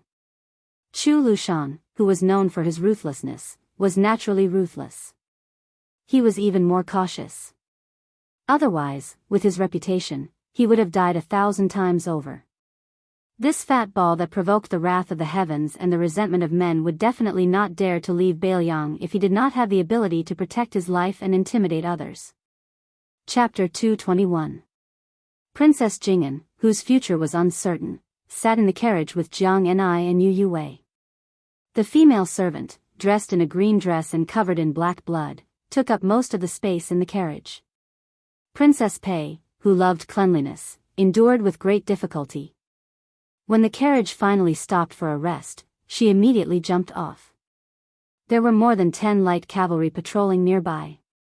She did not dare to go too far, for fear that her head would be chopped off by these fierce Beiliang soldiers. Dying at the hands of these people would be better than dying under the blades of the Beiliang crown prince. At least his dual blades were extremely beautiful, right? Princess Pei glanced at the enchanting woman whom His Royal Highness called Xu Xiu. Coincidentally, Xu Xiu also looked over. Xu Xiu smiled playfully, looking at Princess Pei as if she was looking at a lamb waiting to be slaughtered. Princess Pei, who heard the secret in the reeds, was frightened. She did not dare to look at Princess Pei again. She turned her head to look at the old immortal's carriage. What was he doing now? No one would have guessed that Su Fengnian was wandering around the gates of hell. If the underworld really had hunter-class ox head and horse face, they would definitely hold a grudge against this half-dead crown prince. The only one who knew the truth was Li Chungang, who closed his eyes and rested. Just like Lu Qiantang, who was born lowly and watched the tide and practiced his sword, he had always disliked and did not understand Su Fengnian. Li Chungang had been invincible for the first 40 years of his life, so he did not really understand the thoughts of the descendants of nobles. To a large extent, he was disdainful. He always felt that these nobles, who relied on the protection of their ancestors, were not worth mentioning. They could not endure hardships and were afraid of death. Therefore, in martial arts, they often lost to ordinary people, not to mention fighting side by side with geniuses like Wu Luding. When he came out of the Tide Listening Pavilion in Beiliang and found out that this kid was practicing the blade, he almost laughed his head off. The old god of swords softly muttered to himself, if this kid really went mad, would this old man be willing to give up 20 to 30% of his cultivation to draw out the turbulent yellow courtyard? Spiritual pills were produced in the Great Void Realm, and the 9 transformations heavy cauldrons. No one could see that the deep purple mark between Su Fengnian's eyebrows was shining brightly. Once he comprehended the longevity physique, 8 green lotuses bloomed. Su Fengnian's aperture acupoints emitted wisps of purple qi that lingered around the carriage. When the sun set, he finally opened his eyes and understood the essence of the grand yellow courtyard. He smiled and said, the immortal bait of the past, I've tasted it today. When His Royal Highness bent down and walked out of the carriage, Princess Pei subconsciously took a few steps back. This person was like a bloody demon. It was truly terrifying. Not only Princess Pei, even Jiang and I, who revered ghosts and gods the most, immediately climbed back into the carriage. Li Chungang snorted coldly and said, "I stepped on dog shit again." Su Fengnian sniffed the smell on his body. It was pungent and unpleasant. Although his body was dirty, the impurities in his body had all been removed. He looked around and asked casually, "Is there a stream or a mountain spring nearby?" Yuan Meng, who did not remove his armor or saber, rode his horse over. When he saw this strange scene, he suppressed his shock and got down from his horse and respectfully said, "Reporting to your highness, there is a deep pool half a mile away." Su Fengnian nodded and said, "Lead the way." When they arrived at the dark green pool, dozens of white horses had already set up a formation in the distance. They even dared to fight to the death when facing the 11th in the world, Wang Mingyin. When facing the king of Jing and Zhao Heng, they could even draw their sabers. Who else could make them retreat at the last minute? Su Fengnian took off his spring thunder embroidered winter sabers and took off all his clothes. Among them was the Qilin silk armor that was claimed to be invulnerable but was broken by the maiden's kick. He slowly walked into the pool. A large amount of blood immediately floated on the surface of the water, like a huge blooming red lotus. Su Fengnian spread out his hands and leaned on a cold stone with a solemn expression. He had narrowly escaped death this time. Riches and honor were found in danger. He had obtained the 4th stage of the Golden Hall stage, which had opened a total of 68 acupoints. The qi in his body was continuous like a river and he had mastered it through a comprehensive study.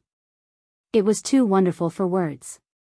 He was confident that if he fought with his sabers again, not only would he be able to reach the Golden Hall stage in one go, but he would also be able to produce an endless green lotus with 2 qis.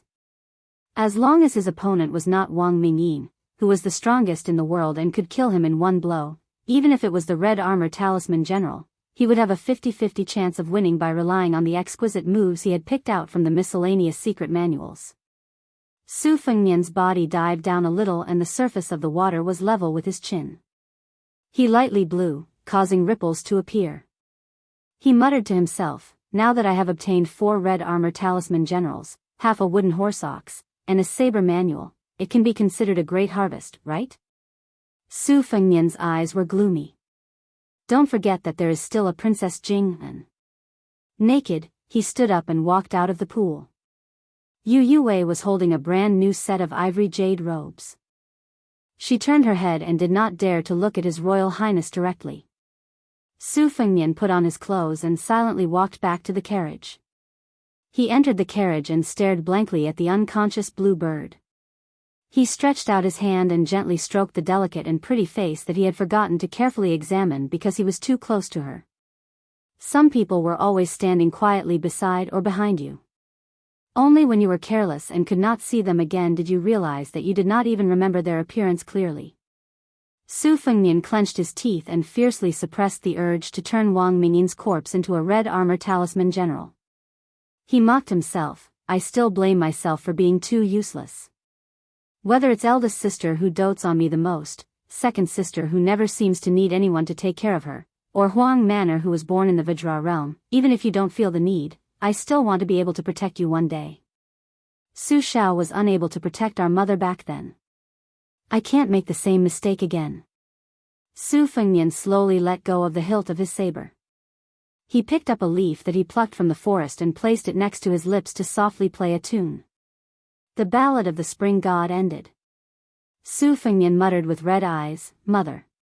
At this moment, he suddenly heard the extremely rhythmic rumbling of horse hooves, followed by an earth-shattering voice that sounded like a pig being slaughtered, completely destroying the mood. "Your Highness, Lu Qiu, has committed a capital crime. Lu Qiu, deserves to die. If anything happens to your Highness, Lu Qiu, will risk her life to go and open the backyard of King of Jing, and Zhao Heng, that old turtle." Chapter 222. Princess Consort Jing, and watched as a fat pig that probably weighed over 300 catties rolled down from a luxurious carriage. It howled in grief as if 18 generations of its ancestors had died, then it rolled to the front of the carriage that His Highness the heir apparent was not in. Pitiful Jiang and I helplessly lifted the curtain and timidly said that the fellow was not in this carriage. The fat pig's wailing only paused for a moment before it pierced people's eardrums again. He rolled and crawled to the back of the carriage, not minding that his expensive brocade clothes were stained with mud. He suddenly knelt on the ground with a plop, immediately creating 2 pits under his knees. His eyes were filled with tears, and he did not care about his snot and tears. He only cared about his heart and lungs. Princess Pei could barely accept it if it was a woman's strange behavior. But this big lump of fat wriggling and screaming was really creepy. She was suddenly shocked and her expression changed drastically. She remembered who this fat man was. It was Beiliang's most notorious and infuriating Lu Qiu. Regardless of whether it was a man or a woman, as long as they fell into his hands, they would suffer a fate worse than death. Princess Pei subconsciously retreated again and again. She no longer felt that it was funny, but she felt cold all over. Sword Godly picked his ear wax and turned a deaf ear. The main character, Su Fengnian, walked out of the carriage and jumped down. He was used to it and said calmly, "Fatty Chu, don't make a fuss. Can you have the demeanor of a general of the lower 3rd rank?" Chu Lushan, who was far more notorious than His Royal Highness, knelt on the ground and sobbed. Lu Qiu, was muddle-headed this time. "I don't have the face to go back to Beiliang to see the great general." Su Fengnian slapped Chu Lushan's swollen face with the winter-embroidered scabbard and said unhappily, "Don't pretend to be pitiful in front of me. Save some strength to go back and do evil in Xiangfan." Chu Lushan, who was so fat that his eyes could barely be seen, opened his eyes slightly and stood up shakily. While he was still bent over and had yet to straighten his back, he smiled sinisterly and said, "Your Highness, you can rest assured. Rong Lucio will stay in Qingzhou for a few more days. Only then will he be worthy of this king of Jing'an." After saying this, he turned to face His Royal Highness, and instantly put on a brilliant, tacky, and harmless face. He circled around and then carefully rubbed Su Fengnian's arm. As if relieved of a burden, he said, Fortunately, your Highness is fine. Otherwise, Lu Qiu would not be able to absolve herself from the blame even if she died 10,000 times. Su Fengnian said softly, "You can play around, but don't delay the important matters." The fat man's hands were long enough to reach his knees, and his earlobes were as big as Buddha's. He laughed and said, "Lu Qiu can't do any great deeds, but she is naturally good at small things that can't be shown in public." Princess Pei looked at the 2 men with different appearances talking over there. It seemed warm, but her palms were already sweaty. Originally, the deeds of Beiliang were all hearsay. Even if it was a tragic thing, it would not be true if it did not concern her. However, after coming to the Reed Marsh, she realized that there was almost no one normal from Beiliang. There was the Crown Prince of Beiliang who used a knife, the maid in green who used a spear, the old immortal who used a sheepskin fur coat with a sword, the 100 bodyguards and light cavalry, and the fat pig in front of her. Pei Nanwei had been in the prince's mansion some time ago. She heard that when this person came to Qingzhou, he killed several beautiful women from landowning households. When one of them was sent back to her family alive, it was said that she only had a penis left. There was also a rumor that a fair-skinned young lady in the prime of her youth was taken into a carriage on the street. In less than half an hour, her body with messy clothes was thrown out of the carriage at the end of the road. None of the officials of Qingzhou, who had always been protective of each other, dared to stop him. Su Fengnian said expressionlessly, "You can go back. There's nothing for you to do here for now." Chu Lushan's face was awkward, and he actually acted like a shy young lady. Pei Nanwei, who was secretly looking at them, felt nauseous and terrified. Su Fengnian smiled and patted the face of this proper 3rd-level general. He joked, "I really don't know how you grow these few 100 pounds of flesh." Chu Lushan chuckled. He glanced at Princess Jing and out of the corner of his eye. He probably recognized her identity and naturally saw her as His Royal Highness's exclusive plaything. There was no obscenity in the eyes of the lecherous fatty, only an indescribable gloominess. Princess Pei almost had her heart and liver broken. Her limbs were weak as she slipped into the carriage, no longer daring to watch. Chu Lushan said with a face full of reluctance, "Your Highness, Lu Qiu is going back now?" Su Fengnian gave an indifferent grunt of acknowledgement. Chu Lushan hesitated for a moment, then said that His Highness had lost weight. Lu Qiu wanted nothing more than to cut off her flesh and give it to His Highness. Only then did he return to the carriage and leave with a group of ferocious guards. During this time, he brushed shoulders with the halberd Ningame. He muttered, "Useless thing, and you call yourself a Bailiang? You're a ball." Although Ningame despised the style of this general's adopted son, she was very clear about public and private matters. She did not look down on Chu Lushan's outstanding military exploits that he had accumulated bit by bit in the spring and autumn war. Hearing this cold and gloomy nagging, she could only smile bitterly and did not refute. Su Fengnian was too lazy to care about these trivial matters. When he entered the carriage, it was slightly crowded. He kicked out the two pitiful young kuei that were close to his feet. The even more pitiful Princess Pei shrank back and leaned against Jiang Ni, who was sitting in the corner. She did not forget to smile apologetically. Jiang Ni never had any hostility towards beautiful women. If they were not on the same side as His Royal Highness, he would be even happier. Thus, he politely smiled in return. Su Fengnian said coldly, "You guys go to the other carriage. Princess Pei, you clean up the stains there. Don't forget to fetch water yourself." Pei Nanwei did not haggle over this matter.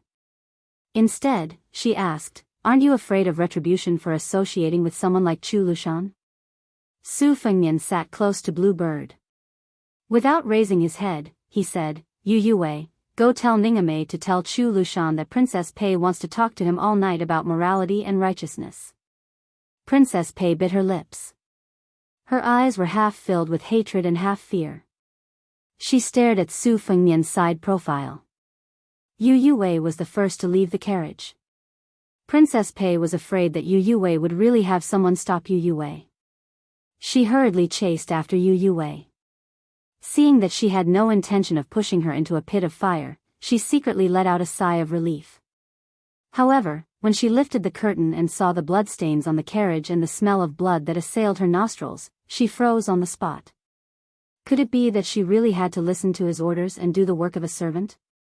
Yu Yue, whose arms were still stained with Su Fengnian's blood, gently said, "There's always a first time for everything. It's good that you're alive. Princess Jing, then, let's go. I'll take you to the pool." Su Fengnian continued to sit in silence. He gently held Blue Bird's hand the entire time.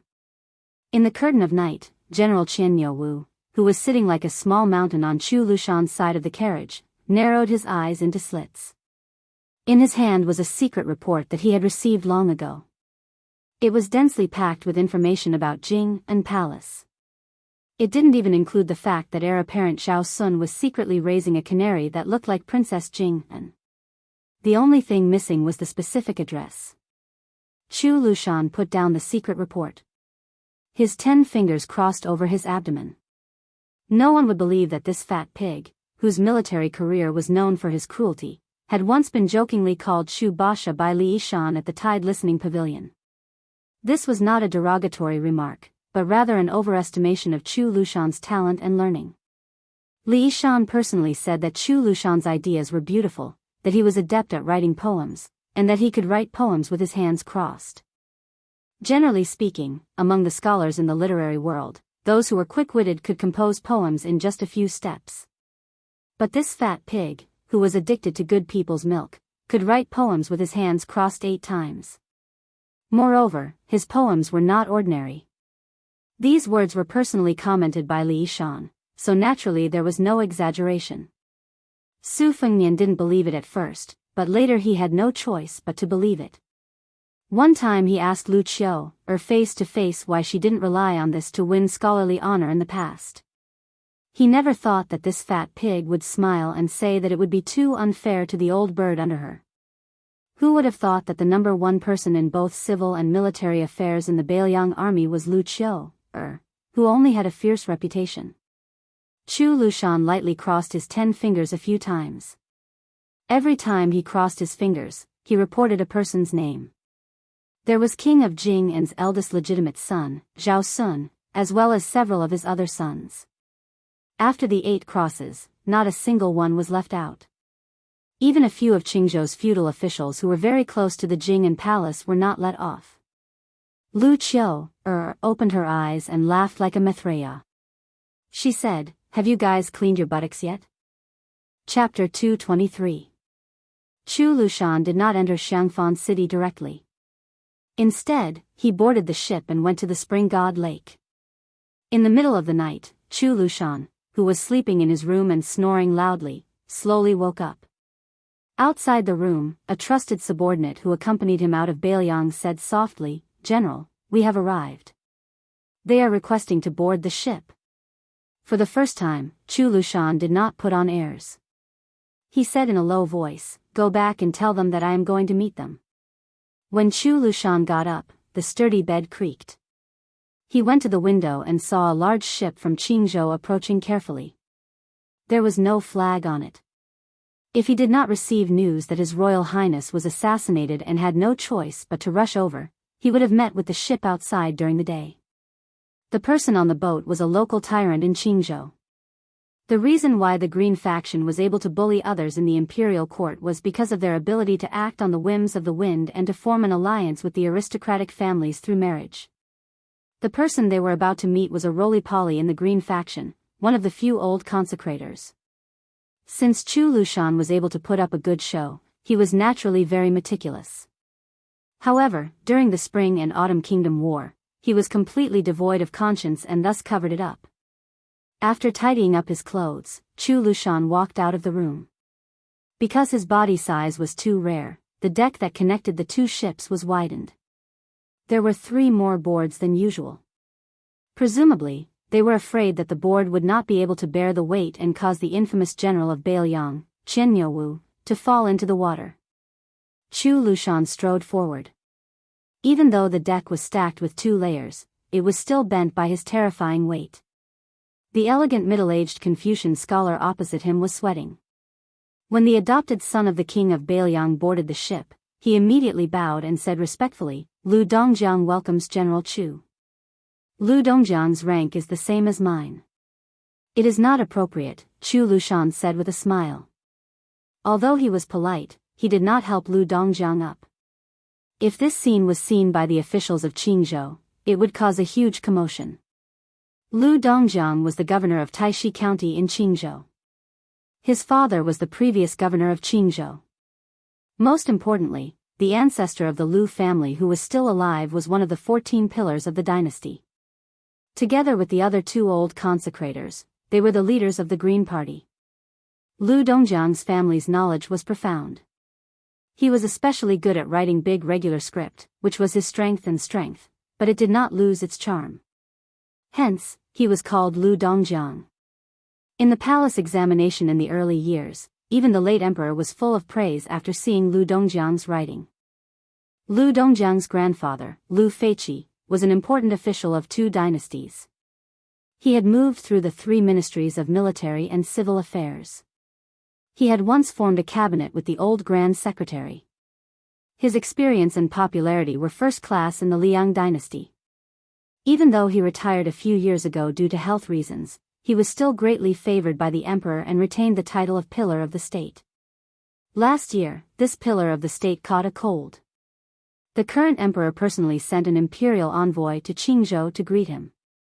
It could be said that in Qingzhou, whether it was Lu Dongjiang's talent or his family background, perhaps only the king of Jing'an, Zhao, was worthy of his careful treatment. There was not a single idle person on the ship. Other than Lu Dongjiang, there were only a few elite men of sacrifice who had served the Lu family for generations. Chu Lushan nodded lightly at this arrangement. Lu Dongjiang led the way in front and went straight to the 3rd floor. After opening the door, he did not enter with Chu Lushan. Chu Lushan's body was too fat. When he stepped over the threshold, he stretched slightly and his wide sleeves were pulled. Lu Dongjiang hurriedly helped to untie the restraints. There was a soft laugh coming from the room.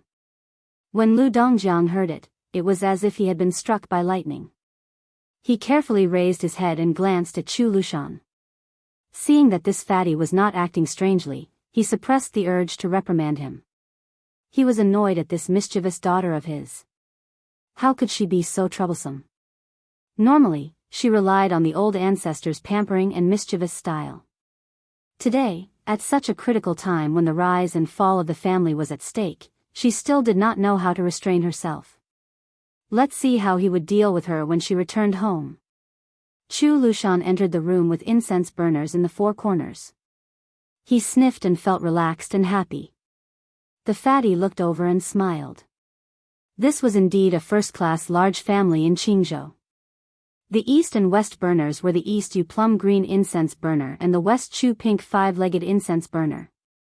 The north and south burners were the west Shu brown glazed lotus stem aromatherapy burner and the Longquan Dotsai porcelain burner.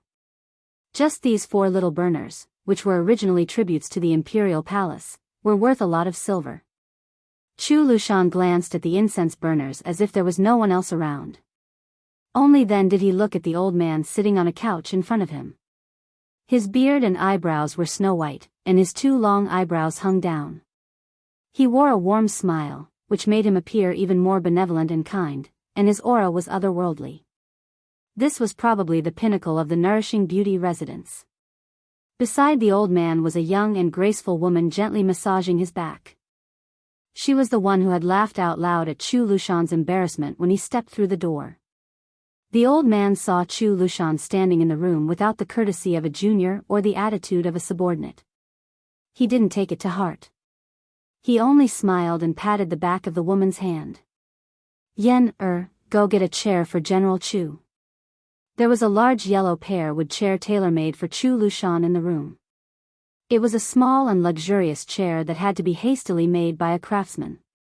From this, one could see how much importance the Lu family placed on Chu Lushan. In reality, the carpenter was still under house arrest by the Lu family for fear that someone with ulterior motives would find clues because of the chair. He was lucky that he hadn't been killed to silence him. While his great-granddaughter was moving the chair, the old man, who was still one of the four pillars of the imperial court, smiled and said, "General Chu, don't lower yourself to Yen's level. She's used to being spoiled at home and doesn't understand etiquette." Ancestor. The woman protested coquettishly to show her dissatisfaction.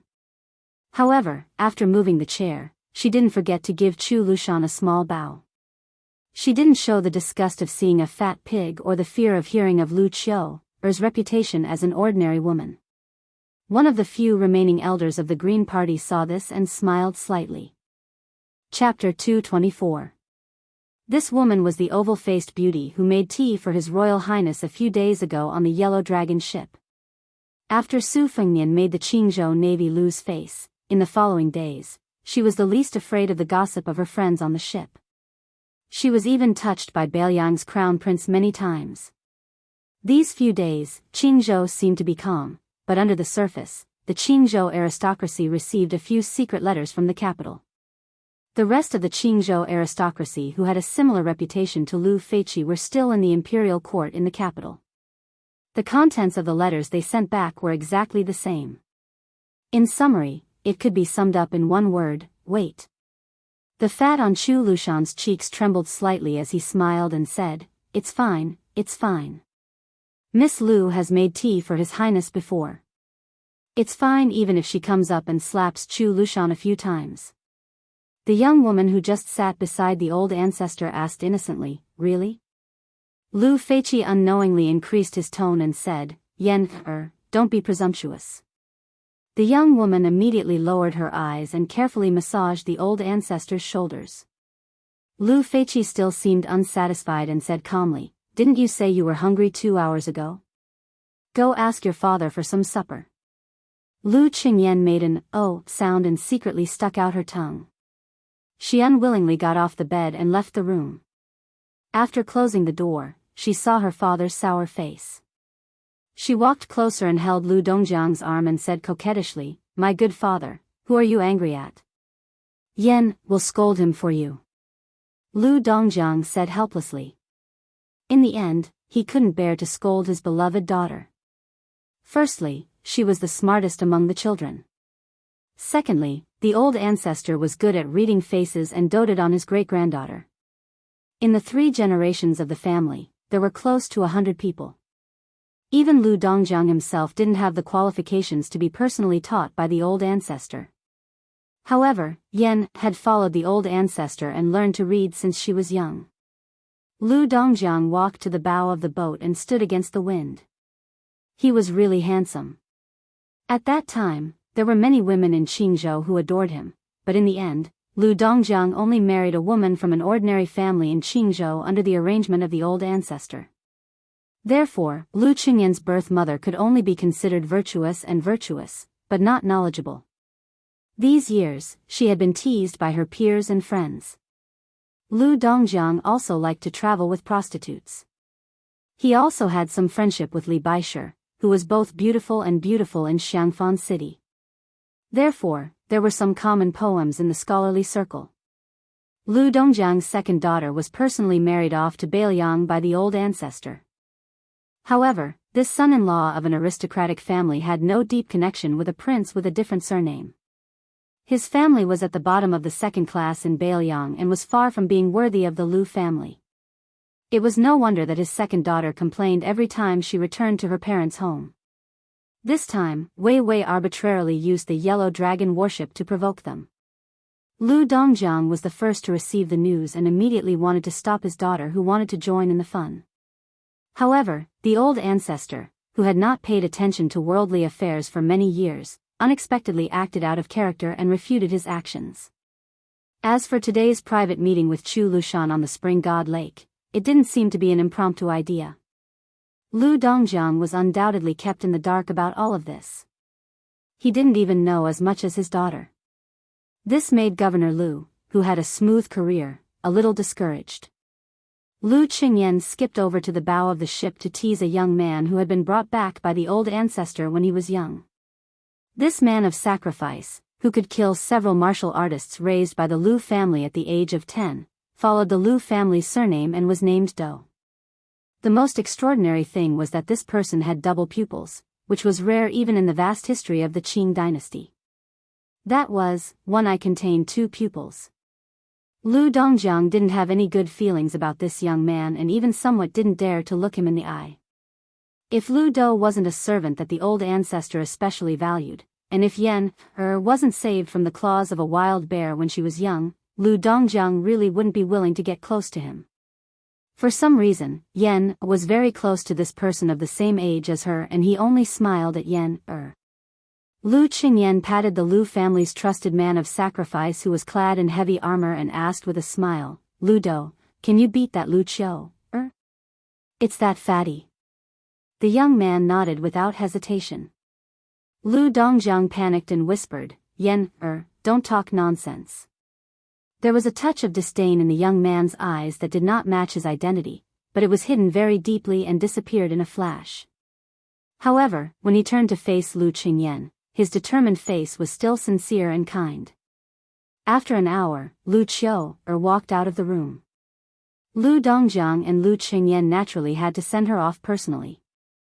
Lu Qiu intentionally or unintentionally glanced at the man of sacrifice Lu Do standing at the bow of the ship with a strange smile on the corner of her mouth. Lu Dongjiang waited for the ship to leave before he pulled Lu Qingyan back to the old ancestor's room. Seeing that the old ancestor showed signs of fatigue that was difficult to hide, Lu Qingyan hurriedly went forward to massage his shoulders and back. Lu Feiqi of the Pillar Kingdom, whose hair was as white as snow, glanced sideways at his grandson who was considered the most accomplished in the family. He stretched out his hand to signal the uneasy Lu Dongjiang to pick a chair and sit down. After the latter sat down meticulously, he quietly murmured with emotion, the people of Qingzhou are not lacking in intelligence, but they can't get rid of this craftsmanship. Gu Jintang's ability has never been weak. It's just that when compared to Su Shao, he has this deadly old-fashioned craftiness. Looking again at his great-granddaughter Lu Qingyan, Lu Feiqi smiled and the fatigue on his face dissipated a little.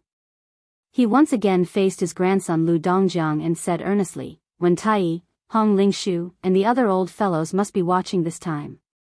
Their secret letters to their descendants are nothing more than waiting for Su Shao in the imperial court to suffer another setback, and waiting for the king of Jing to teach the domineering heir of Bailiang a lesson. Only then will they be willing to state their position. But they don't know that there is no such thing as a stable and good thing in the world. In the end, they are unwilling to let go of the little knot that Su Xiao suffered a lot in the past. They have forgotten that living to our age, in the end, is just to seek good fortune for our descendants. Seeing that Lu Dongjiang only nodded in agreement, Lu Feiqi sighed and waved his hand. You can leave first. Let Yan accompany me for a chat. Lu Dongjiang was still polite and left the room without leaving a trace. The old man retracted his gaze. The Pillar Kingdom slowly closed his eyes and shook his head. Tell me the truth, do you like that man with double pupils? Lu Qingyan smiled. I quite like him. If I don't like him, how would little Do be willing to work for him? The old man squinted his eyes and smiled. That's right. It's a pity that your father doesn't know the weight of the word affection. Chapter 225. Affection? Lu Qingyan was at a loss. Of course, she understood the importance of affection. There were thousands of ways to control people in the rich and powerful families. To put it bluntly, it was a combination of kindness and power. Since kindness was first followed by power, it naturally meant that affection was important. However, when it came from the old ancestor's mouth, the weight seemed to be much heavier than she had imagined. The old consecrator of the Green Party, who had seen the vicissitudes of life, turned his head to look at the plum-green incense burner. Its shape was like a spiral mountain range, engraved with the three celestial mountains of Penglai, Bo, and Ningzhou. 3 wisps of purple smoke curled up from the hollow mountain, creating a mysterious scene. Lu Qingyan had been with the old ancestor for many years. When she realized that the aroma had faded, she immediately ran to add more charcoal. The incense in the burner was made from ambergris imported from the South Sea. It was sandwiched with the unique water grass of Qingzhou and made into a fragrant cake. Therefore, the aroma was moderately rich and lingered for a long time. The smoke was not heavy and did not choke the nose. Lu Feiqi retracted his gaze and said softly, accompanying the emperor is like accompanying a tiger. The smart people around the emperor can be divided into 3 levels of intelligence. The great talents help the people and are the best people who help the country. The blue-eyed Zhang Julu is undoubtedly this type of person. The middle ones can guard a province and control several counties. If they are used too much, they will cause chaos and bring disaster to the country. If they are used too little, it will be a waste of talent. Our Qingzhou's Wen Taiyi and Hong Lingshu are all in this category. If your father, Lu Dongjiang, can train himself in the future, he can also barely be considered. The lowest are those who only know how to flatter the emperor. Their talents are average, but they are born to be observant. Yen, do you know why the great talents who have assisted the emperor in the past have not ended up as good as the little talents? Lu Qingyan whispered, great merits intimidate the emperor? Lu Feiqi did not comment and said indifferently, isn't it true that the king of Bailiang, Su Xiao, has great merits intimidated the emperor? Why can this butcher live to this day, divide the land and seal the border, and have 300,000 elite soldiers in his hands? There is no other reason than affection. When interacting with the emperor, affection far surpasses talent. Why can the eunuchs participate in politics and why can the relatives of the emperor hold power? Wasn't it because of the monarch's sentiments? The relationship between Su Xiao and the late emperor was less than that between father and son, but more than that between brothers. It was not easy. Therefore, even after the late emperor passed away, this friendship was more or less passed down to the current emperor. When they fought for the throne, Su Xiao just looked on coldly from the sidelines. This was not a merit, but a friendship that ordinary people did not know. Later, when Empress Zhao Ji wanted to recruit the Crown Prince of Bailiang as her son-in-law, Wen Taiyi and the others felt that the relationship between the emperor and Su Xiao was over. They were anxious to hit Su Xiao when he was down, so they joined Sun Shiji and the other old thieves in the court. Zhao Ji's breadth of mind wasn't simple. In my opinion, half of it was because she wanted to test Su Zhao's bottom line, and the other half was because she wanted to protect Bailiang and the Su family. Even if Su Xiao refused, she wouldn't really get angry. This time, Su Xiao came to the capital. How was it? Didn't he still get it and inherit it? If it was someone else, even if it was the king of Yan, would he have succeeded? Lu Qingyan carefully said, "Old ancestor, how much of the relationship between ruler and subject that the king of Bailiang painstakingly accumulated in his military life is left?" Lu Feiqi smiled and said, "There isn't much left. No matter how much affection there is, it can't withstand Su Zhao's repeated torment. It's just that the king of Yan, the king of Guangling, and the other vassals are still alive. The late emperor didn't let Gu Jiantang rush to Bailiang to become the king of a different surname. Gu Jiantang was too slick and didn't want to make enemies. How could the late emperor be at ease to let him go thousands of li away to become the king? Su Xiao, this cripple, is clumsy in his sharpness. Gu Jiantang's maturity can't compare. In the past, there were people in the dynasty who said that if Su Zhao's troops were handed over to Gu Jiantang, he could still destroy the 6 states. These words weren't false. It's just that in the end, he couldn't escape being cooked after the cunning rabbit has been caught. This old consecrator who had lived in Qingzhou for a long time smiled slightly and said, "I'll tell you some more things. The reason why we took the risk to come to Spring God Lake was because the qi that our green faction had gathered for 2 generations with great difficulty had dissipated. That Bai Yan was amazing. He had only been in power for a few years and he had already made Old Man Wen obedient. If that was all, it wouldn't be so bad. But Hong Lingshu, this old bastard, originally wanted to push a few of his useless sons to the top before he came down. One of them would enter the capital to become the Big Yellow Sect, another would become the county chief, and the remaining one, who couldn't read or write, would go to Wei and ask for the Qingzhou Navy. Everything was ruined by Bai Yan and he even handed Yangling County to Old Man Wen's favorite disciple. Hong Lingshu was good at everything, but he was too narrow-minded. Although he could see that this was Bai Yan's overt scheme, he still couldn't help but be angry. After a while, he completely distanced himself from Old Man Wen. The remaining few old fellows in Qingzhou who could speak in the imperial court also refused to stop. They were either secretly roped in by Gu Jiantang or flirting with people like the Grand Preceptor of West Chu, Sun Shiji. Actually, anyone could see the future of the Green faction, but when it came to themselves, they couldn't care about the big picture. Our Qingzhou has long been condemned by the ancients as forgetting righteousness for the sake of profit. Lu Qingyan giggled. If the old ancestor was still in the capital, he wouldn't have allowed them to act so recklessly. Lu Feiqi rubbed his great-granddaughter's head, squinted his eyes and smiled, "You little bootlicker." The old man sighed, "How am I not a person who forgets righteousness for the sake of profit? I can only laugh at these old farts in front of you, little girl. Who knows, it might be their turn to silently criticize me tomorrow." Lu Qingyan snorted, "How dare they? Yen will let Lu Dou kill their whole family tomorrow." Lu Feiqi stroked his beard and laughed heartily. There are very few truly smart people in this world, but there are also very few truly stupid people. Your father's so-called descendants of wealthy families don't really understand this principle. It's just that the world is peaceful now, and they can't bear to see the tragic people's hearts stirred during troubled times.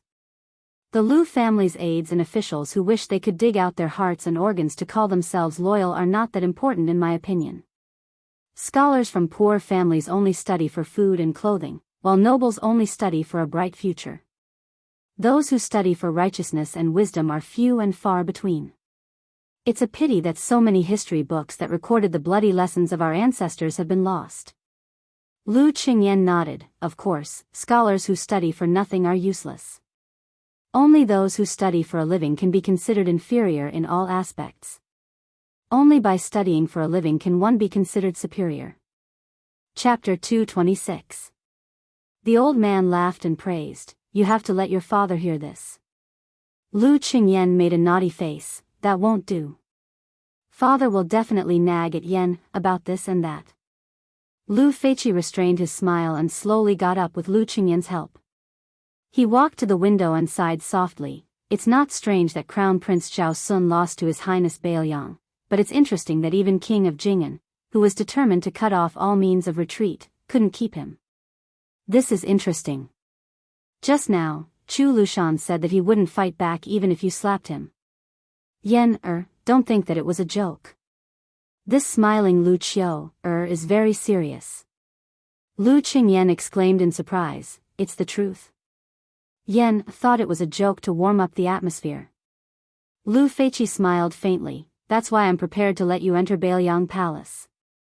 I don't expect to be the official wife, but I'm going to ask for a concubine for you. In terms of courage, those two old fellows, Wen and Hong, have never been able to match me in their entire lives. Lu Qingyan, who had been praised by her ancestor as having telepathy since she was young, had some guesses. But after hearing it with her own ears, she was still shocked and didn't dare to speak for a while. Lu Feiqi patted the back of her hand and said kindly, "Go, watch the incense burner. This thing can't be careless." Watching his great-granddaughter run to the incense burner and fiddle with the charcoal fire, the old man looked at the lake. The breeze brushed his face and his white beard fluttered in the wind. It was truly an extraordinary style. After thinking for a while, he said softly, "Yan, give Lu Do to Chu Lushan tomorrow. This Yangfan city's fire is right." Lu Qingyan obediently said, "Oh." Lu Feiqi turned around and picked up a piece of old ginger from the food box on the shelf. He put it in his mouth and suddenly asked, "I heard that His Royal Highness is very handsome?" Lu Qingyan was startled and raised her head with a smile. "He's very good-looking."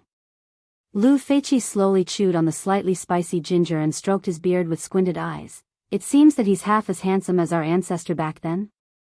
Lu Qingyan stretched out a finger and drew a line on her cheek. "Ancestor, you're shameless." The old man was not angry. He walked over and bent down to wipe away the black charcoal on his great-granddaughter's face. He said dotingly, "Married daughters are like spilled water. You're not even married and you're already siding with an outsider. I've doted on you for all these years in vain." Lu Qingyan's eyes suddenly turned red. She sobbed and shouted, "I won't get married. I won't get married." Lu Feiqi chuckled and said, "Silly girl." The old ancestor's final words to Yan were, "Marry and follow your husband. If you really want our Lu family to prosper, when the old ancestor enters the coffin in the future, regardless of what your parents say or how the family begs you, you must remember to think of your husband first. This is the foundation for the Lu family to stand out from the chaos in Qingzhou. Your handsome future husband was able to make the king of Jing and take such a risk. Half of it is his ability, and the other half is his lack of maturity. However, he's still young. As long as he has the spirit, it's not impossible for him to be a king of Bailiang who won't lose to lame Su." The old man looked at the starry sky and whispered a sentence that made Lu Qingyan confused, "Occupying the north and looking south, a python swallowing a dragon." Su Fengnian did not go near the bonfire where Ningame was. Instead, he lay on the grass at the top of the hill and stared at the bright Milky Way in a daze. Not long ago, he had fed Blue Bird the Dragon Tiger Golden Elixir, which was extremely precious in the Daoist master's residence.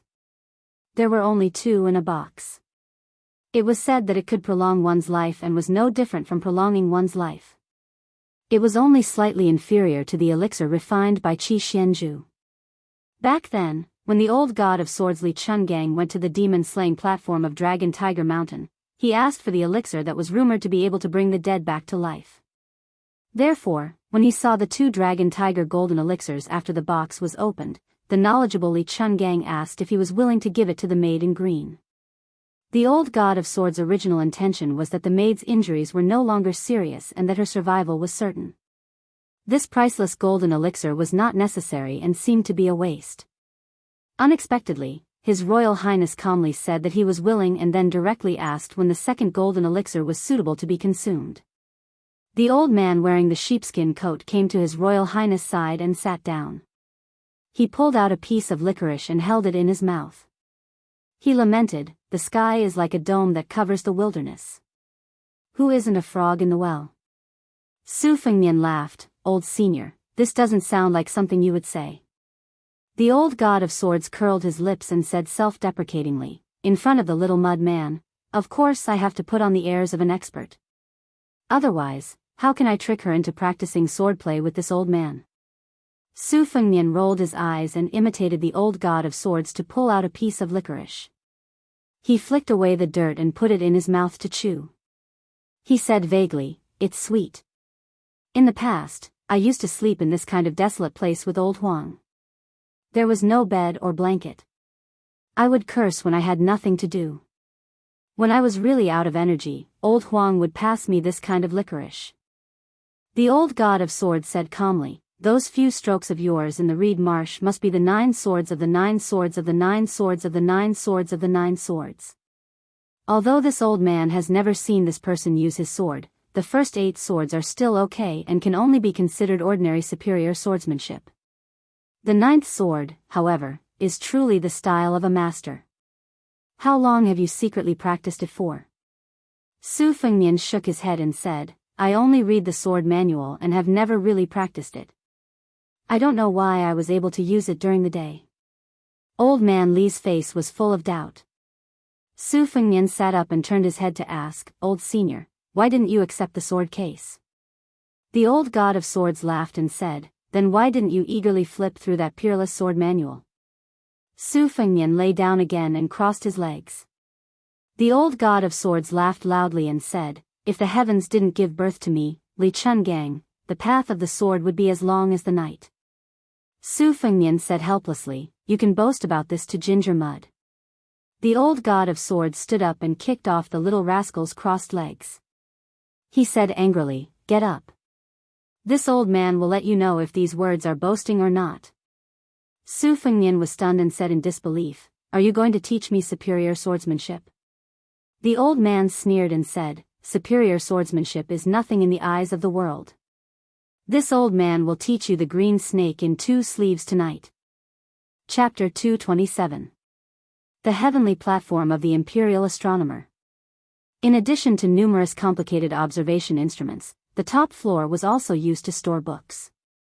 The 3 walls of books were several feet high, so many ladders were needed to hold the books. It was already late at night. Only an old man and his errand boy were there. The old man had read too much that his eyes were hurt. With an ancient book under his arm, he staggered out of the inner room and came to the path of picking stars that protruded out of a wall. This path abruptly extended out of the attic and was about 6 feet long. It was inlaid with 81 large pieces of white marble, glittering and translucent. Walking on the road and looking down, timid people's legs would definitely tremble. Standing here, one could have a panoramic view of the imperial palace, which was against the rules.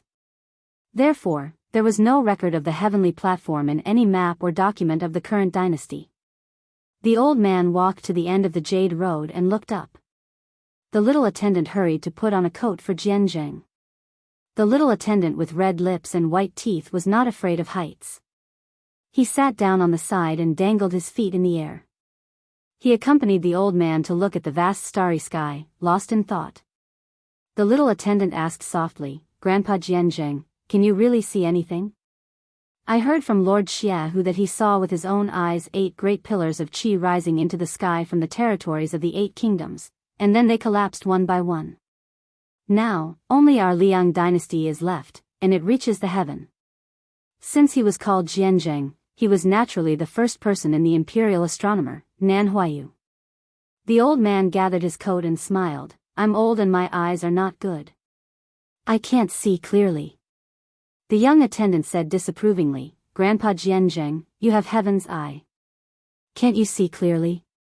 The old man smiled helplessly, heaven's eye? Can you believe Huang Sanjia's words? That little bookcase, that old bastard wants to use the position under my butt to lay out the layout for him. You can't take it seriously. If we talk about heaven's eye, he has it. My qigong is far inferior. The attendant said, no, didn't Grandpa Jianjing play 2 games of chess with that Huang Sanjia? You lost first and then won. How can you be worse than him? Next, he can only call himself Huang Liangjia. The old eunuch shook his head and said, no, no. It's just that halfway through the game, Huang Sanjia didn't want to continue. Although I had the upper hand on the chessboard, he would be defeated if he played another 10 moves.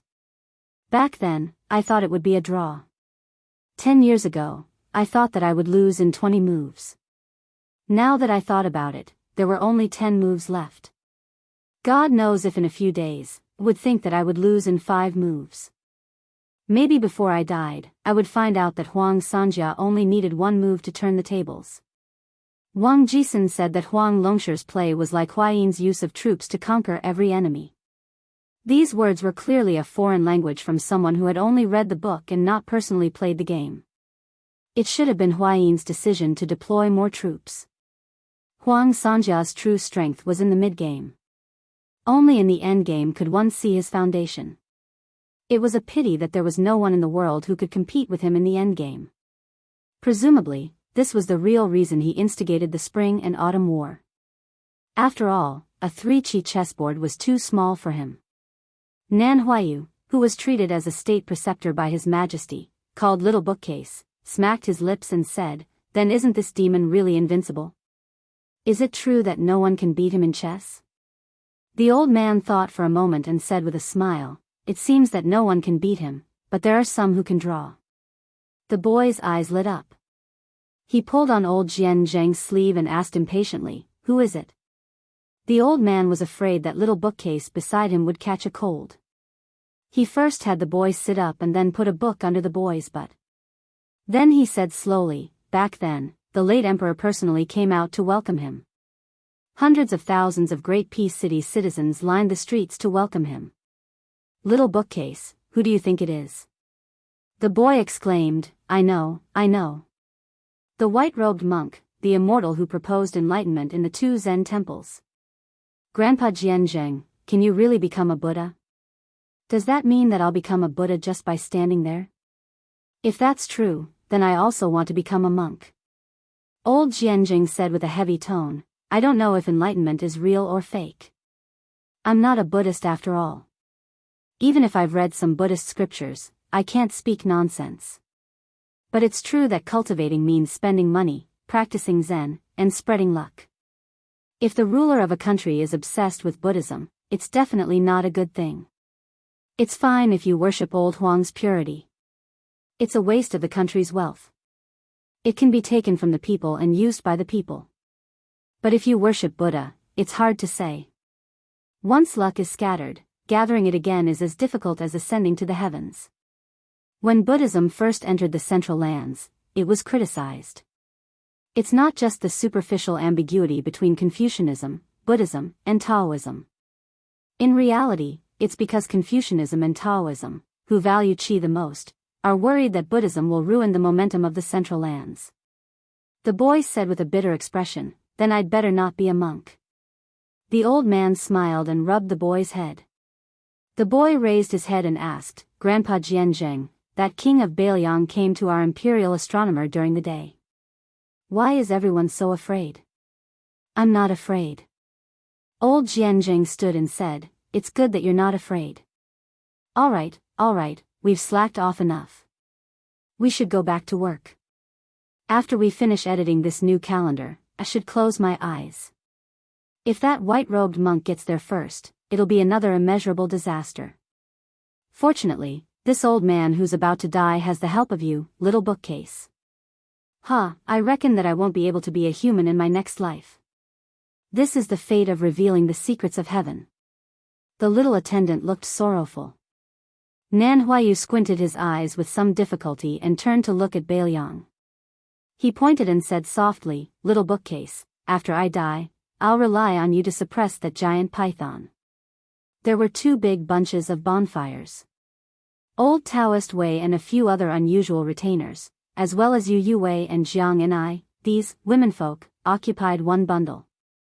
The Phoenix Battalion surrounded the other bundle. The 2 bunches were far apart, which was a very well-behaved way of avoiding suspicion. Even though Pei Nanwei was a fallen phoenix, she still tried to maintain the dignified posture of Princess Jing'an. She had nothing to do, so she paid attention to the movements of the Phoenix Battalion. She could see the light cavalry who took turns to be on night duty coming and going in an orderly manner. After the battle, the 2 generals were seriously injured, but no matter if it was the generals or the soldiers, there was no dejection on their faces. Looking at their lips, it seemed that they were all talking about His Royal Highness. They were all in high spirits. The more united the Phoenix barracks became, the more uncomfortable Princess Consort Pei felt. Her original desire to escape from her prison gradually faded. How could a lowly prisoner who had fallen so low that she had to clean the carriages compare to the one and only princess consort Jingan in Qingzhou? Pei Nanwei was disheartened. She reached out to the bonfire and warmed up a little. She looked to the left side and saw a plump beautiful woman holding a white cat accompanying her to find a pool. They chatted a little on the way, and she knew that their conversation was not ordinary. The young woman with a strange identity on the right side was really smart. Pei Nanwei, as a peerless beauty, still didn't dare to say that in a few years, she would be able to win over this plainly dressed woman. It didn't look like she was a maid. How could there be a maid who could fight with the heir of Bailiang? But it also wasn't right to say that she was a daughter of a noble family. That pair of rough little hands that couldn't be described as white jade and creamy were obviously a child from a poor family. This Bailiang was indeed full of strange people. She couldn't figure them out. Pei Nanwei couldn't help but look in the direction where His Royal Highness disappeared. What was this shameless bastard doing? Bailiang Palace, Tide Listening Pavilion. That night, White Fox's face, with the peerless saber at her waist, climbed to the 3rd floor. Chapter 228. The moon was bright and the stars were sparse. In the small hut at the foot of the mountain in the shade of the 2 Zen temples, there was a loud snoring sound. It was an unattractive young woman. She spread her arms and legs and took up most of the bed. She turned around aggressively and accidentally kicked the bald middle-aged monk off the bed. The poor monk sat on the ground in a daze for a while. He got up and put on a white kasaya and walked out of the hut. There were 2 small rooms next door separated by wooden boards. The white-robed monk tiptoed to his daughter's room and covered her with a blanket. This girl's sleeping posture was exactly the same as her mother's, restless. When he came to his disciple's room, he saw that this little idiot was most likely having a good dream. She probably dreamt that she went to play with something and only cared about laughing. The shabbily decorated narrow room was neat and tidy. The shoes and socks of the 2 women in the house were always scattered all over the place. This stupid north and south were not the same. Everything was meticulously arranged, just like when he preached the sutras to the monks of the Hui generation in the temple. The white-robed monk walked out of the hut alone and came to the 1000 Buddha Hall. The walls were painted with the Vajra Luohan fist technique, vivid and lifelike. The ground was uneven, with a total of 108 small footprints. It was rumored in Jianghu that this was the most powerful demon-subduing skill of the 2 Zen temples. Whoever could face the wall and observe the fist technique and walk 108 steps correctly would be ranked among the top 3 martial artists in the world. The reason why this hall was called the 1000 Buddha Hall was because the 2 Zen temples carved a Buddha here every year. There were more than 1,000 Buddha statues here. The white-robed monk was this generation's tablet keeper and also this generation's 1000 Buddha Hall statue monk. Standing at the door of the hall and looking out, all the Buddhas and Bodhisattvas in all directions were the same. Compared to the 3-sided fist technique manual, it was even more magnificent. The first patriarch of the 2 Zen temples had left behind a Buddhist saying that anyone who entered the hall and saw or heard it would receive the seed of Bodhi liberation. A couplet hung in the hall: "It has been 3,000 years since lotuses bloomed at every step. I have rebuilt the hall to worship the Luohan. After 81 difficulties, I am willing to give 28 ranks and teach the Dharma to all." However, ever since the white-robed monk returned from the far west to Tai and city and returned to the 2 Zen temples, he had only carved 1 Luohan statue. That year, he had brought the little monk's stupid Nanbei back to the mountain. The white-robed monk looked up at the thousands of Buddha statues that were filled with moonlight after the door was opened inside. The little monk, Wu Nanbei, appeared behind the white-robed monk and asked worriedly, "Master, is your wife going down the mountain again tomorrow?" The white-robed monk accepted his fate and said, "Go, go. There aren't many copper coins left in the bowl anyway. Stupid north and south side, after going down the mountain a few times, I can only pick the most expensive cosmetics with mistress. What are we going to do in the future? Why are you awake? Just now, I was holding hands with something in my dream. In the end, she knocked me on the head and I woke up. Hey, master, why are you hitting me? What else did you do besides holding hands?" "No, just holding hands." What else can we do? Really? Monks don't lie. There are so many bodhisattvas and arhats in the 1,000 Buddhas hall watching you. Other than holding her hand, I also told this thing that I like her. No wonder you were hit. Master, the old abbot said that you are the reincarnation of the third arhat, the immaculate arhat. The Buddhist scriptures say that this bodhisattva has no worries.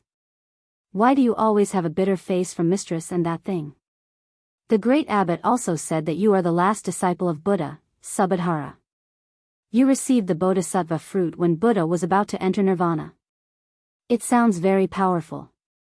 Why don't I see your wisdom and eloquence? Not to mention the temple and the foot of the mountain, we only have 4 people in the hut. Who can you argue with? Alas, the old abbot likes to praise everyone. There is nothing to be happy about being praised. Master, why don't you teach me how to play chess? Why do you want to learn chess? Mistress bought 2 boxes of chess at the foot of the mountain, but she doesn't know how to play. Mistress said that she can't beat you, so she can only play with me. My daughter is the smartest in the world, but learning chess is really not that amazing. Maybe she can't beat you. Master's copper coins will be wasted. It's okay, I'll let her. Idiot. How many games can you let her go? My whole life. Anyway, I'll just have to wait until I cultivate the Saraira. It's actually only a few decades. Okay, Master hasn't touched chess for some years. Go and get the chess box. Now. How can I dare to go to Mistress' room? I'll be beaten to death. I also don't dare to run. What if I run into the steel forest like before and Mistress can't find me? Mistress will only give me half a bowl of rice. Where the Tao is, even if there are millions of people, I will still go. Don't you understand this principle? What's the point of practicing Buddhism? Master, isn't this the famous saying of the scholarly sage at the foot of the mountain? Is that so? It's absolutely true. Alas, I always heard the abbot in the temple say that you are very good at the once-in-a-decade lotus platform preaching. Even those scholars and Daoist masters admire you. It seems that they are bragging. Master, did you secretly give them copper coins? Nonsense. Isn't Mistress keeping an eye on Master's private money? Didn't you ask me to bury the pot under the Dragon Gate 20 stages stone tablet 2 days ago? Ha, Nanbei, the moon is pretty good today.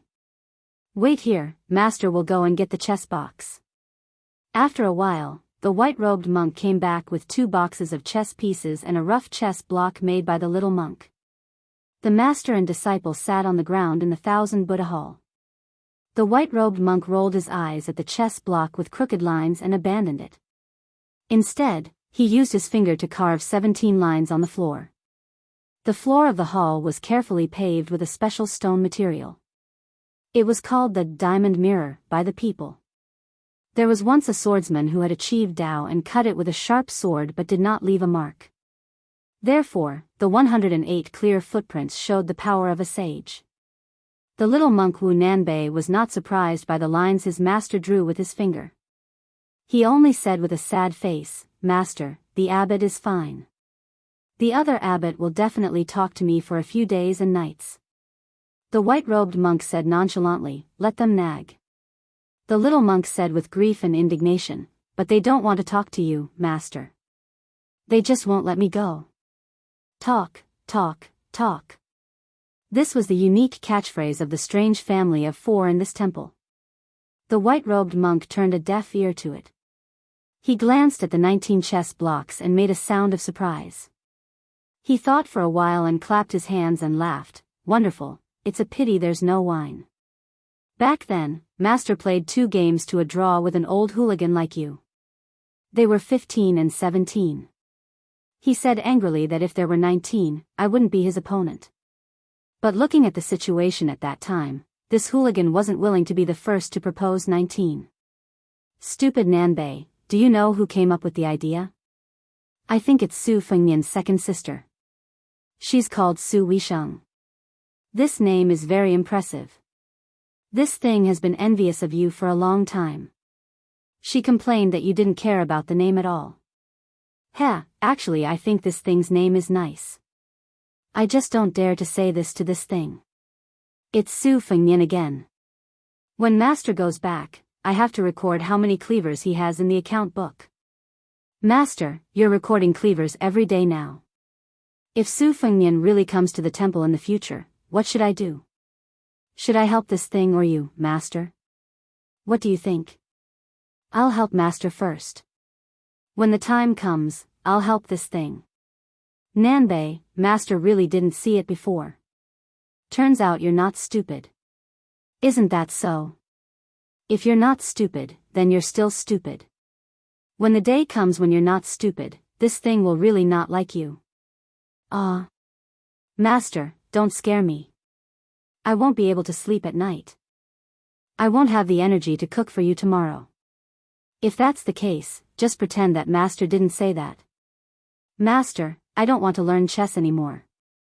I want to go outside and chant scriptures. Stupid Nanbei, Master told you that chanting scriptures is useless.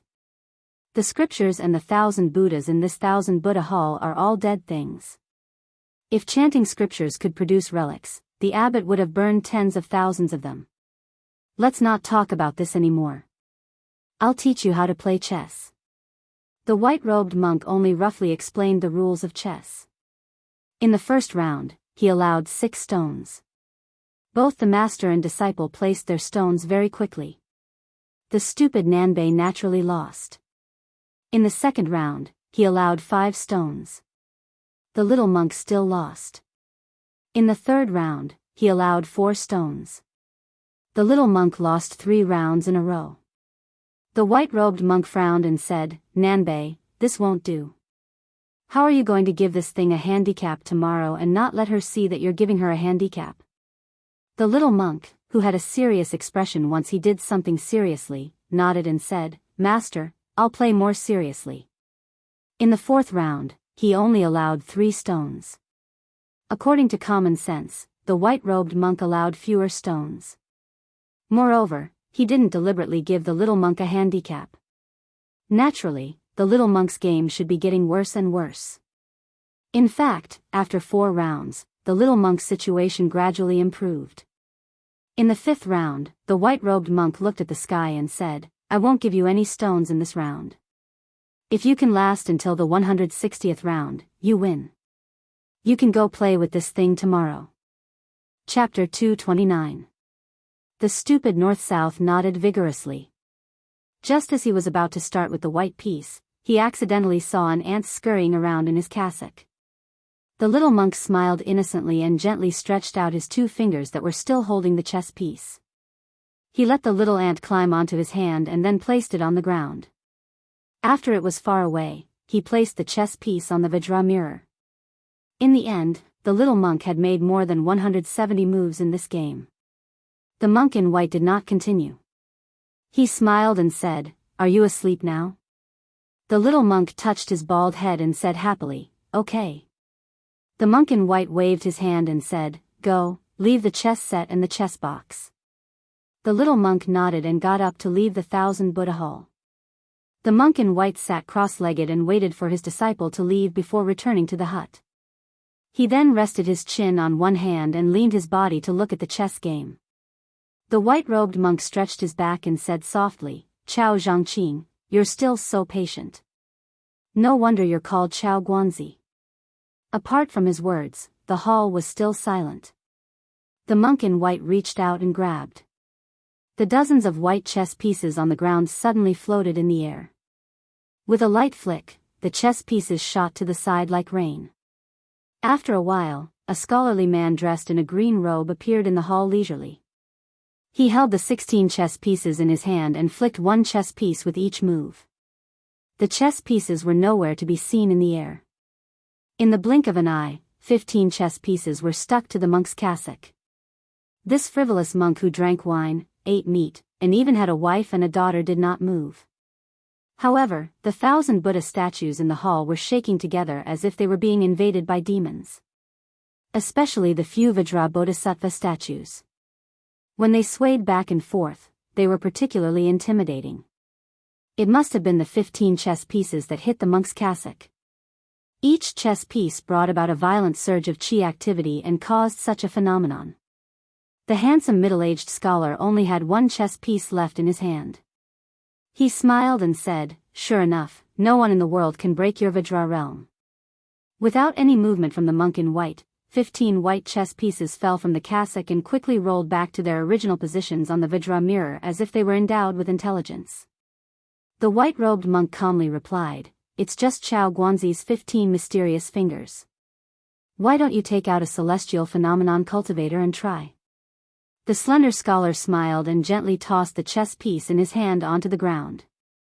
It bounced forward a few times and obediently returned to its original position just like the 15th chess piece.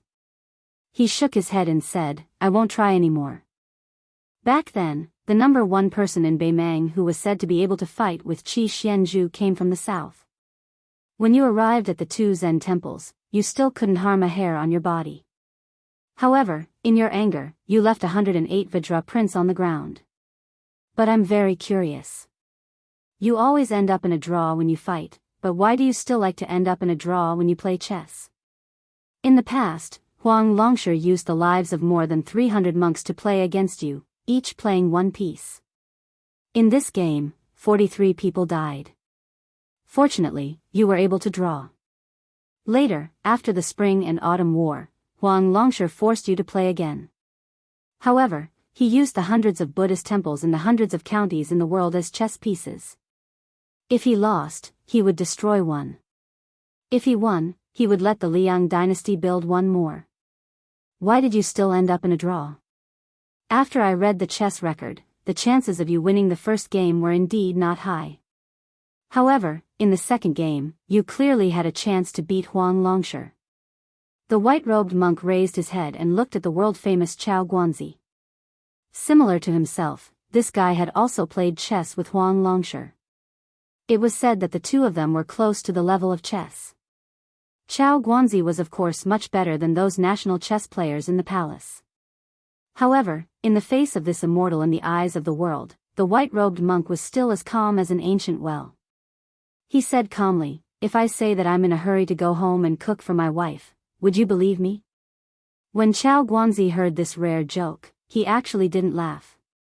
He sighed and said regretfully, "Now that you even have a daughter, you don't have the patience to play chess with me until the end. It seems that I won't have the chance to play chess with you." The white-robed monk sneered and said, "Who wants to play chess with you? A game of chess can last for months or years." Chao Guanzi, whose real name was Chao Changqing, was sitting opposite the white-robed monk. He looked at the chess game that he had already memorized by heart and said with a smile, "Your disciple is really amazing. No wonder he is regarded as the hope of the Dharma ending tribulation by Buddhism." The white-robed monk said calmly, "Chao Changqing, my temper is actually not as good as you think. You are willing to play chess with me, but I am also not willing to fight with you. Here, I found some good wine for you in the palace." Chao Guanzi took the wine pot from his waist and threw it to the white-robed monk. Then he picked up a white chess piece with his left hand and gently placed it down. He seemed to know that the white-robed monk wouldn't play chess with him. His right hand picked up a black chess piece and placed it on the ground, creating a scene of self-entertainment. He said, "Don't worry, I would rather compete with Dong Tai's peach blossom branch than have anything to do with you. The world only knows that you are invincible, but I know the terror of your angry eyes." The white-robed monk drank a mouthful of wine and frowned. He asked, "That Korean cat didn't make you stay?" Chao Guanzi played chess on his left and right. He shook his head and said, "It was a coincidence that we didn't meet this time." The white-robed monk wiped his mouth and asked, "You are a scholar from West Chu who is in dire straits. Are you still thinking about finding the little princess who is blessed with destiny and reviving the country?" Chao Guanzi looked lonely and said, "Why wouldn't I? Everyone said that she died with the emperor, but I still don't believe that the little princess is dead. West Chu's dragon aura still exists, but the imperial astronomer doesn't dare to admit it." The white-robed monk raised his head and drank a mouthful of wine. "Chao Changqing, are you here for my new calendar?" The Liang dynasty follows the old calendar and was originally following the will of the heavens. However, after annexing the 8 countries, it is obviously no longer appropriate. The imperial astronomer is busy with this, but I am not in a hurry. Are you thinking of doing something? Leaving a chance for your little princess to revive the country? Chao Guanzi suddenly stood up and bowed deeply. He didn't straighten his back for a long time. The white-robed monk sighed and said, Chao Changqing, do you really not know that this is a shady business against the will of the heavens? Don't you know what happened to Heavenly Master Ren on Mount Longhu? Chao Guanzi, who had almost become the champion of Jianghu in one fell swoop and whose pride didn't lose to anyone, still didn't straighten his back. The white-robed monk hesitated for a moment and said in a deep voice, It's not that I don't want to help, but the general trend is irresistible. The Old West Chu can't succeed at all. So what if the Grand Preceptor, Sun Shiji, works from the inside and outside? Do you really think that everyone in the world is a fool who waits for death? Su Shao, Gu Jiantang, the 6 vassal kings are not dead. Now, Zhang Julu and the one in the palace, Chao Changqing, O Chao Changqing. The sage only said that you should turn the tide, but the tide has passed and the general situation has been decided. What can you do? Not to mention you, even immortals like Qi Xuanjin can't do anything. Chao Guanzi straightened up and was speechless with a miserable expression. Outside the 1000 Buddha Hall, lightning flashed and thunder roared. Soon, it was raining heavily. The white-robed monk looked down at the white chess piece that Chao Guanzi had placed on behalf of his disciple and decided to ignore it. How could this be Chao Guanzi's flawless chess piece? For a moment, he felt a little sad and sighed deeply. Fine, fine. This pot of wine is good. I can only guarantee that the little princess of West Chu won't die. As for the rest, I can't help. If you want to take a mile after taking an inch, I will go down the mountain and ask the palace for a pot of wine to return to you. Chao Guanzi bowed again, turned around and walked into the rain. This was what it meant to go forward despite thousands of people. The heroic spirit of the Confucian school existed forever. Even though the white-robed monk was in Buddhism, he still felt a little sad. The little monk, who was about to fall asleep, was awakened by the thunder and hurriedly ran over with an oil paper umbrella. He saw that there was an extra pot of wine in his master's hand and thought of the middle-aged scholar who had just walked out of the 1000 Buddha Hall. He asked in puzzlement, Master, is this wine given to you by that scholar? The white-robed monk nodded. The stupid north-south put away the umbrella and grinned. I put one up and took one. I met this scholar just now, so I borrowed one from him. The white-robed monk glared at him. Why did you borrow it from him? It will take years to return it to you. An umbrella costs a lot of copper coins. The little monk was troubled. Then what should I do? I preached in the temple, but the head abbot didn't give me any copper coins. If that thing asks about it tomorrow, it will be bad. The white-robed monk said helplessly, forget it. Just say that I bought the wine. The little monk shouted gratefully, Master. The white-robed monk rolled his eyes. Master needs to go to the sutra depository in the temple to hide from your master's wife. Go to sleep. The little monk said nervously, Master, why don't I tell the truth to master's wife? The white-robed monk stood up and knocked on his stupid disciple's head. Idiot. The little monk smiled brightly. The white-robed monk said earnestly, North-south, if master's wife gets angry tomorrow, at most you will have to eat less and work more.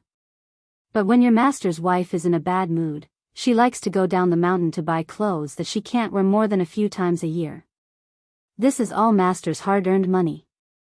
The little monk suddenly understood. The white-robed monk smiled. Go to sleep. The little monk said, that thing is afraid of thunder. I will go outside and recite scriptures for her. The white-robed monk touched his bald head. This disciple. Standing at the entrance of the 1000 Buddha Hall and looking at the stupid north-south who was running in the mud without caring about the rain, the white-robed monk murmured, Stupid north-south, you have a zen that doesn't let down Buddha and Qing. Chapter 230. In the night, White Fox stood in the outer corridor of the 3rd floor of the Tide Listening Pavilion. It was hard to believe that this Bailiang Palace, which occupied an area second only to the king of Yan Qi among the 7 kings, did not have a single master. Not to mention the early death of the princess, Su Shao, who had taken the title of pillar of the state, was far away in the capital. Even His Royal Highness had run out of Beiliang. The eldest daughter Su Weisheng was still fine, as she was not judged by her appearance but by her talent. She was still studying in the Shangyin Academy, while the youngest son of the king of Beiliang, Huang Manor, Su Longxiang, was practicing in the Dragon Tiger Mountain. This made White Fox laugh at himself when he occasionally took a break. When he met Su Longxiang, who was no different from a refugee or a beggar, he had never thought that he would be able to climb to the third floor of the arsenal today. He had already prepared for the worst-case scenario of doing business with the king of Beiliang, which was to read all the books in the Tide Listening Pavilion. Later, he borrowed Su Fengmian to embroider the winter and spring thunder sabers, but he did not regret or feel any heartache. For him, there was nothing to be reluctant to let go except to keep his life to practice the saber. White Fox put his hands on the cool railing, thinking a lot. Like the rest of the people, he used to have a big prejudice against Su Shao, who had conquered the world and built this honorable mansion. However, after staying here for more than a year and looking back at the hunchbacked and slightly lame old man, he always had a heartfelt admiration. The 11 barbarians inside and outside, those who dare to call themselves soldiers, will be beheaded immediately. The world's territory, the sun and the moon, the mountains and rivers, all are the subjects of the Liang dynasty. These two bold words were not the armchair strategists of those poets and writers, but the words of the ignorant man Su Shao, who had been criticized by scholars for many years because of his lack of knowledge. What was more commendable was that Su Shao almost did it. This was simply inconceivable. Mr. Nangong, it's rare to see you slacking off. A cold voice came from behind White Fox, with a slight smile. Bai Hu turned around and looked at the man in front of her. She shook her head and said, I don't dare to be called Mr. by military advisor Li. Congratulations on reaching the third floor. You're 1 year faster than I expected. The one who came was none other than the state scholar Li Shan. In the spring and autumn war, where talents emerged in large numbers and strategists resplendent, he was still the most outstanding. Back then, this person and Western Shu's Zhao Guangling were known as Su Rintu's left and right arms, left Zhao and right Li Shan. Generally speaking, one person was the strategist, the other the decisive. Among them, Zhao Guangling was proficient in Changyang stratagems, while Li Shan focused on scheming. Many of the schemes that harmed the virtue of the underworld came from his hands. The two worked together, their coordination was flawless. Zhao Guangling vomited blood and died in the territory of Western Shu. His merits and demerits could not escape the eyes of everyone. Li Shan stayed at the Tide Listening Pavilion to advise the king of Beiliang on the strategy. However, looking at his complexion, he was also terminally ill and did not look like someone who would live a long life. Indeed, when Western Shu was defeated, it was Li Shan who proposed to kill anyone above the wheel, regardless of whether they were women or children. Until now, when Li Shan was mentioned in Shu Prefecture, children would stop crying. How could such a person, who did not care about the virtues of the underworld, live a long life? Bai Hu asked, There's something I don't understand. I'd like to ask military advisor Li. Li Shan nodded and smiled, Please speak. I'll tell you everything I know. Bai Hu was not a polite person to begin with. She asked directly, The king of Beiliang is recognized as a talented general who can only lead an army, not a talented general who can lead a general. During the spring and autumn war, the other 3 famous generals were rarely like the king of Beiliang, who always led the troops in every battle. The Battle of the Western Fortress was undoubtedly the most magnificent war in history. However, he still boldly handed over the command to Yuan Chen Jibao and personally led the elite cavalry to attack the enemy's den. Why can the Beiliang army only have the surname Su and not others? Li Shan looked at the Tide Listening Lake, which was always quiet without any bait. He smiled gently and said, Zhao Guangling and I had argued about this before. Neither of us could convince the other. The answer does not lie with me. It lies with Su Shao and Su Fengmian. Mr. Nangong can continue to look on coldly from the sidelines. It's a pity that Zhao Guangling was born in a chaotic era. Otherwise, he would have been a capable minister who could govern the world. he wouldn't be worse than Zhang Julu. At that time, the biggest disagreement between us was who would be in charge of the Bailiang army in the future. Would it be a descendant of the Su family or someone else? That's why I told Su Shao that it was fortunate that Zhao Guangling died early. With his unyielding character and his hatred of evil, regardless of whether His Royal Highness was a real hedonist or a real foppish son, he was still an eyesore. As for me, I'm probably not as good as him when it comes to strategizing, but my temper is much better. That's why I've been able to live longer than him. Why else do you think Su Fengnian would send me wine every 2 to 3 days? That kid is very shrewd. Zhao Guangling doesn't like this kind of petty cleverness. On the contrary, I admire it. Furthermore, when he was a military counselor, he would personally attend to everything in the military tent. I'm more lazy, so I can see many things and know more about the crown prince's temperament. I watched that kid grow up. That time, because of the armored maidservant Zhao Yute, he angered the princess consort. She punished him by raising his arms and holding 2 books to reflect on his mistakes. How old is he? How long can he hold that? He insisted on not admitting his mistake, but he also didn't want to be lazy. He held one book on top of his head and the other in his mouth. His temperament is exactly the same as the princess consort's. Of course, this small matter doesn't mean anything. It's hard to say whether His Royal Highness will be able to inherit the position and take over the 300,000 steel cavalry. Bai Hu hesitated for a moment before asking, "Aren't you worried about that little butcher?" Li Shan was afraid of the cold. Even during the summer, the cool breeze still blew in the tide-listening pavilion on Mount Qingliang. He hurriedly picked up the wine gourd and drank a mouthful to warm his stomach. Then he sighed and said, "Su Shao doesn't seem to be afraid, but I'm very afraid. Even an outsider like Mr. Nangong can see it. How can His Royal Highness and Chen Jibao, who are in confrontation with the authorities, not know? When I think of how Chen Jibao dragged Wu Xingyi Baikui's wife and daughter to death in front of the Western Wall, I can't help but be afraid. Perhaps you don't know, Chen Jibao's swordsmanship isn't bad. His most outstanding skill is his spear. Compared to spear immortal Wang Xiu, his master, he's on par with him. Chen Jibao's art of war has always been to succeed in one strike.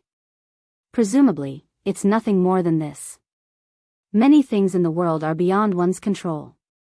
Back then, didn't Zhao Guangling and I hint to our confidants that Su Shao might as well rebel? Although Su Shao can endure it, only God knows if Chen Jibao can.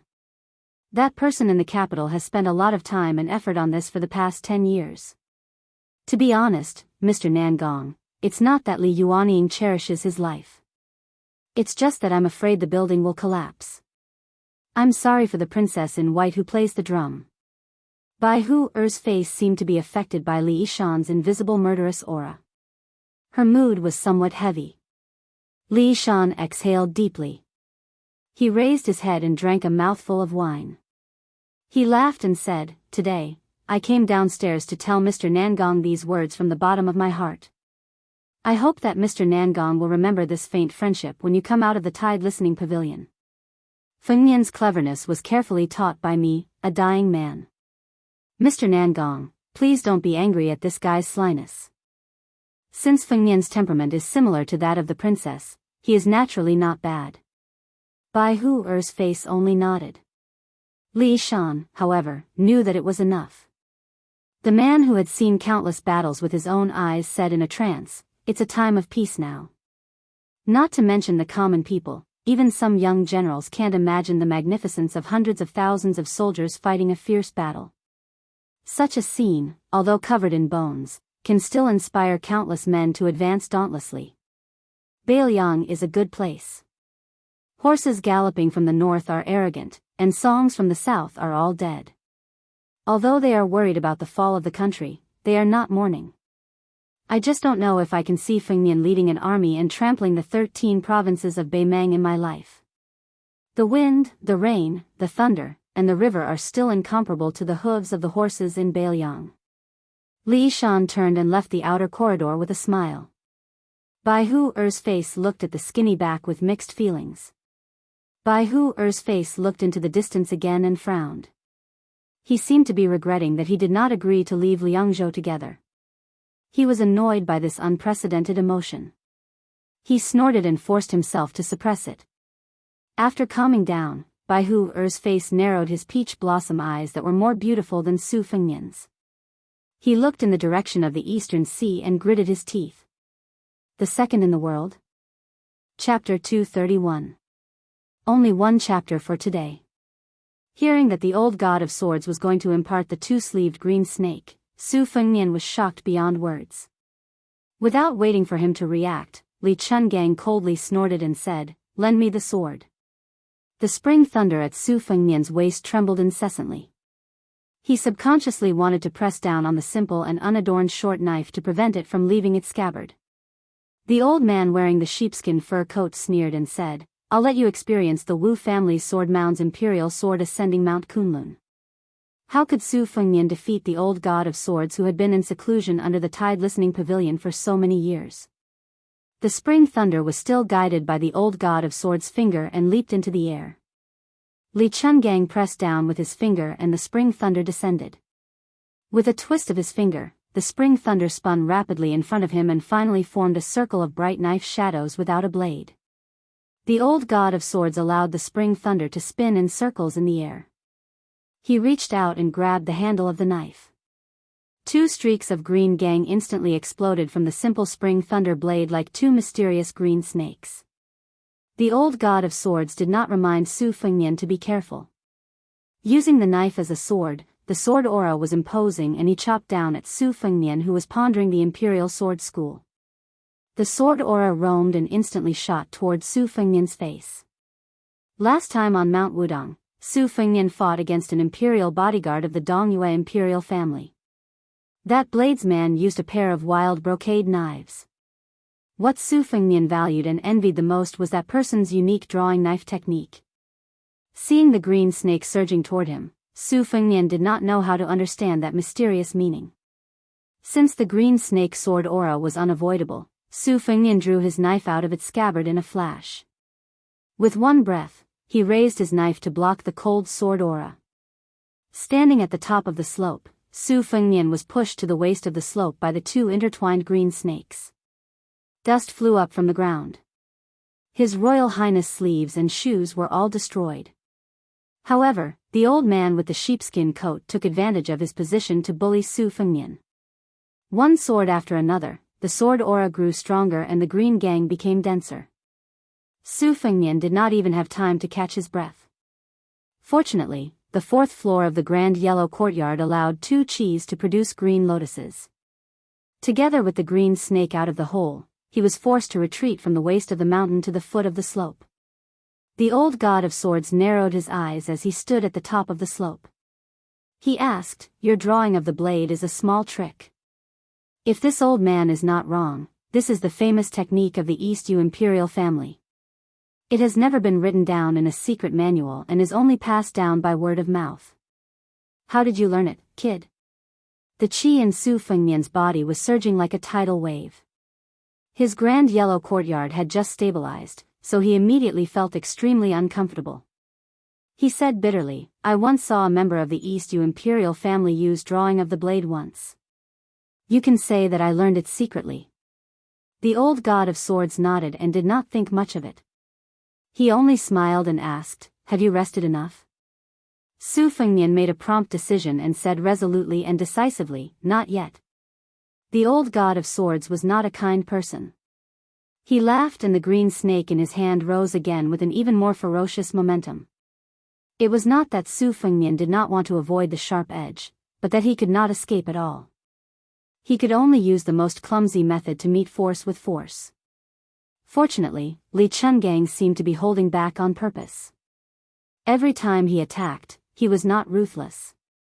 Compared to the 300 Zhonglong sword forces on the official road, his aura was more like a soft knife cutting flesh. He probably wanted to see how many green lotuses the grand yellow courtyard could produce. Su Fengnian gritted his teeth and sank his feet into the mud. He used the sword move covering armor imparted to him by his aunt to resist the green snake sword force. Unfortunately, The old god of swords' sword aura was so powerful that Xiu Dong could not bend any further under the pressure of layers of sword aura. With a bang, Su Fengnian and Xiu Dong flew backward. They tumbled a few times before they got up and another green snake slithered over. Su Fengnian risked his life to change to the sword move from the flying sword of Dunhuang to fight the enemy. When he was sent flying again, his mind was in a daze and he had a glimmer of understanding. The superior way of the sword was divided into the control of the sword and the creation of the aura. It gave up the sword will and sought the sword moves. Therefore, the sword tomb of the Wu family was the best. However, there was a flaw. The more profound a swordsman's cultivation was, the more he needed a divine weapon. For example, when Wu Luding left the tomb, he brought the Su of Gojosian with him. As for the latter, the long sword itself was only a support. The aura of the sword was the way of the king. For example, when Li Chungang used the umbrella and the water droplets as his sword, he could already predict that everything in the world could be used as a sword. However, when he truly faced the green snake with 2 sleeves, Su Fengnian realized that the reason why Li Chungang was able to reach the peak of the way of the sword was because of the old god of swords' control of the sword and the creation of the aura of the sword. The green snake slithered in a seemingly straight line, but in reality, it could freely change its direction under the guidance of the qi. It was because of the exquisite control of the aura that it could create such a grand scene. The old god of swords held the spring thunder in his hand and slowly walked down the hill. "Kid, you're not dead yet?" Su Fengnian's ferocity was aroused. He pretended to be fat and laughed, "Not yet." Again. Li Chungang dismissed it with a laugh and said softly, "The small injustice in the chest can be dispelled with wine. The great injustice in the world can only be dispelled with the sword. Kid Su, be it this old man's wooden horse ox, or the Su of Gojosian that is now in Wu Liuding's hands, or the great Liang dragon sparrow that your mother used in the past, if you don't dare to think about leveling the world with one sword, how can you reach the realm of earth immortals if you don't even dare to think about it? When you get used to this old man's 2 sleeves green snake, you will naturally have your own spirit. Only then will the Great Yellow Court be your Great Yellow Court. When facing an enemy, you can't retreat before the battle. This principle that this old man taught you tonight is not inferior to the 2 sleeves green snake." Over at the 2 bonfires, only sword aura could be seen soaring into the sky near the hillside. Ningame was a little worried and wanted to lead a pair of white horses to keep an eye on it. However, he was stopped by the old Taoist priest Wei Shuyang with a smile. Ningame, who was slightly further away from the bonfire, asked Elder Mi in a low voice, "Zhenren, is that old senior the old god of swords Li?" The old Taoist priest, who was close to 70 years old, had a look of longing on his face. He seemed to remember the frivolous days when he imitated Li Qingdan and roamed the Jianghu. He stroked his beard and laughed, "Yes, it is the old god of swords. Now that I think about it, it is indeed like a dream. I didn't dare to imagine that I would be able to travel with this old senior in this life. How fortunate." Ningame had always been a shy and introverted person with a good temper in private. He smiled, as if he didn't know how to continue the topic. To him, Li Chungang was just a first-rate immortal on land that the older generation of Jianghu martial artists talked about. He was nothing more than a 100-year-old child with the face of a baby, who could travel 100 miles in an instant, and whose swordsmanship could look down on the world. Now that he had actually met him, he was somewhat unprepared. The old man's eating and sitting posture were really unconventional. Especially when the old senior's sword, the wooden horse and ox, was broken by Wang Xianji of the martial emperor city. In addition, for some reason, he only had one arm left. He really couldn't help but sigh. To Ningame, he had personally witnessed the green snake's sword aura being so irresistible. If he had both arms, what would it be like? However, how could one sleeves 2 green snakes? Wei Shuyang seemed to have seen through Ningame's thoughts. He shook his head and said, "General Ning, it's not that simple." Ningame didn't say anything. He then turned his head and saw His Royal Highness, who had changed into a new set of clothes at dusk, walking over in ragged clothes. The old god of swords was leisurely following behind with a faint smile on his face. Su Fengnian saw that there was still some distance between them and the bonfire. He smiled bitterly and said, "Old senior, you said you were going to teach me the green snake with 2 sleeves, but how could you teach me the way? From the beginning to the end, I was beaten up and couldn't even escape." Old man Li blew his beard and glared at him. He said, "Idiot, what's the point of telling you all those principles? This old man's famous unique skill isn't that easy to learn." Su Fengnian muttered, "I'm just lazy and don't feel like talking." The old god of swords laughed instead of getting angry. He chuckled and said, "That's true. The green snake with 2 sleeves is called 2 sleeves. Not to mention the sword intent, there are already 66 sword moves. If I were to explain them to you one by one, this old man would have to waste a lot of time and energy." Su Fengnian put on a pitiful expression that said, "I knew it." The old man laughed coldly and said, "Kid, don't complain that you're fat or thin after taking advantage of a lady. Take your time. When you can really break the green snake with 1 slash, you'll be considered to have reached a higher level in martial arts." Su Fengnian asked with a bitter face, "Old senior, do you mean to say that I'm going to be beaten up every day?" Li Chungang glanced at him and said, "Or else." Su Fengnian immediately smiled flatteringly and said, "This is my great fortune. People in the world can't get this even if they burn incense and pray to Buddha." Li Chungang stared at His Royal Highness's face with a strange expression. Then, he kicked Su Fengnian's buttocks and looked at his staggering back. He laughed and said, "Kid, you really look like a dog. How are your skills in bed? Why don't you get lost and practice with that Princess Jing'an?" Chapter 232. Su Fengnian, who had just been kicked, asked in confusion, "Practice?" The old god of swords sneered, "Otherwise, do you think you can use real swords and spears to train that Princess Jing'an? Are you willing to part with the Great Yellow Court?" Even someone as thick-skinned as Su Fengnian was still somewhat embarrassed, so he didn't continue to harp on this topic. He walked closer to the bonfire and sat down beside Yu Wei. Ningame walked over with one hand carrying some golden roasted meat, which dripped with oil. He handed one to His Royal Highness and one to the old god of swords. The famished Su Fengnian tore into the meat and joked, "General Ning, let's sit down together. Let's bask in the old god of swords' immortal aura." Ningame, who had removed his armor but was still carrying the short halberd on his back, sat down with a bashful smile on his face. This general of martial arts had a fierce appearance, but his voice and personality were the complete opposite. Su Fengnian looked at General Ning, who was eating elegantly, and laughed out loud for no reason. Everyone around the bonfire looked at each other. Su Fengnian asked Ningame in a soft voice, "When fighting on the battlefield, some great generals and fierce men like to shout things like, 'Give me your life, thief,' or 'I'll take your dog's head.' General Ning, what should we do with your soft voice? I've been curious about this for some time now." Ningame's rough face reflected the light of the fire, so it was hard to tell if he was blushing. He scratched his head and laughed. "When I first became a colonel, I also wanted to learn from those brave and skillful seniors in the art of war and shout in front of the battlefield. Later on, I fought side by side with the great general and was the vanguard general to break through the enemy lines. As soon as I shouted something, the great general stopped me and scolded me harshly. He said, 'If you want to use a halberd, then use a halberd.' What nonsense are you talking about?" Moreover, it was like a woman burping. The great general scolded me and told me not to embarrass the Bailiang army. After that, I didn't dare to shout in front of the battlefield anymore. If you want to kill, then kill. Just kill. I knew you would be scolded badly by Su Shao. Su Fengnian held his belly and laughed. His ragged appearance was no better than the beggar he had been 3 years ago.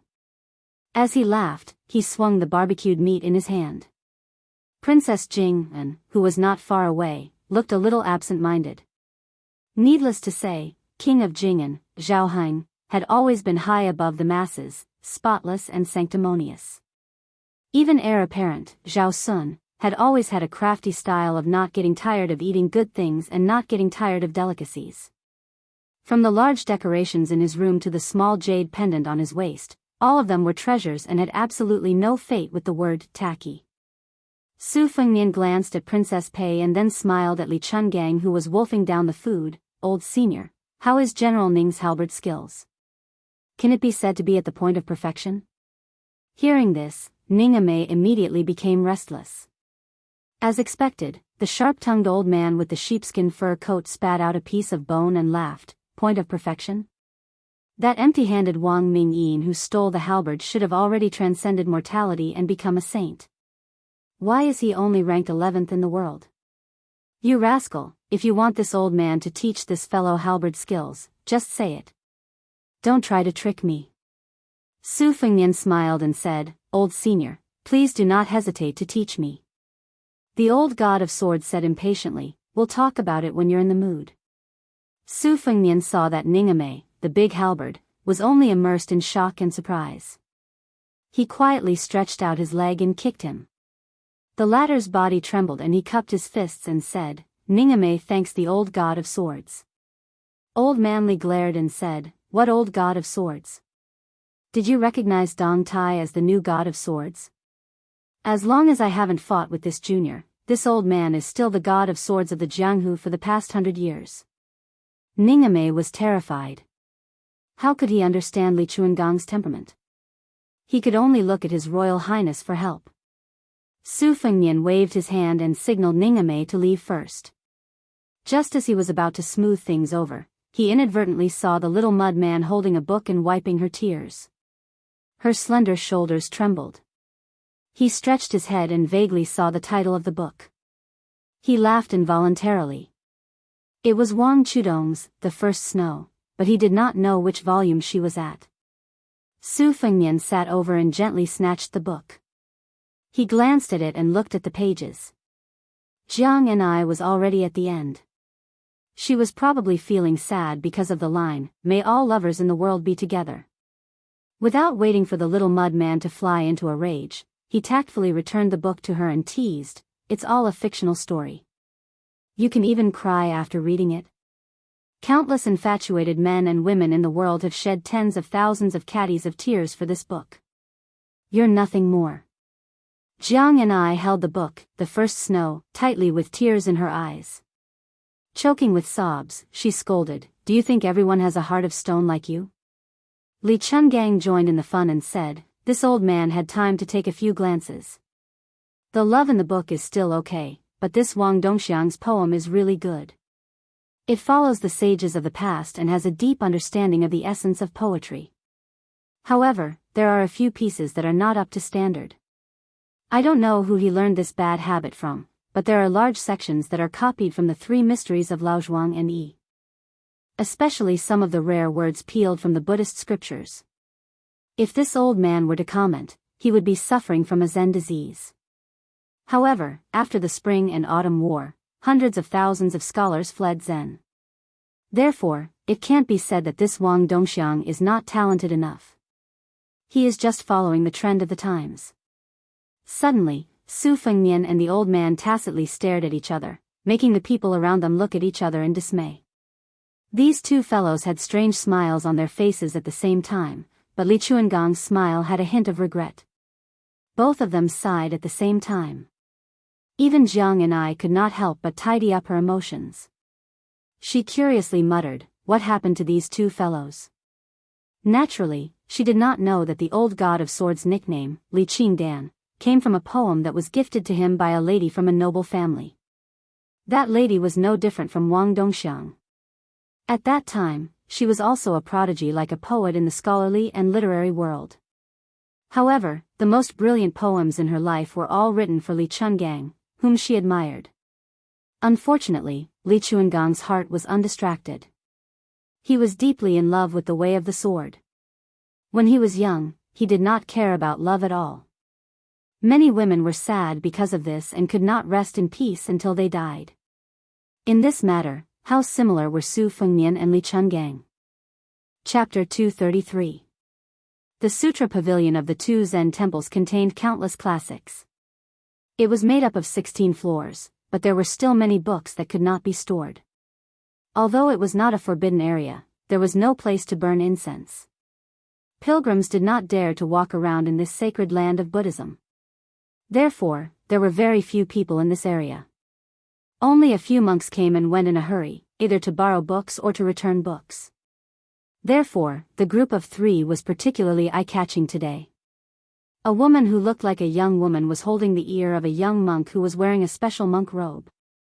The young woman was nagging non-stop. The poor young monk was being held by the ear and scolded. When he saw the monks of the temple, he still had to bow and greet them politely. Among the monks, there was no lack of eminent monks of the Hui generation. They were all in their 60s. When they saw this young monk who often taught them, they would also respectfully put their palms together and salute. However, when the old monks saw this scene, they all looked down, as if they did not see anything.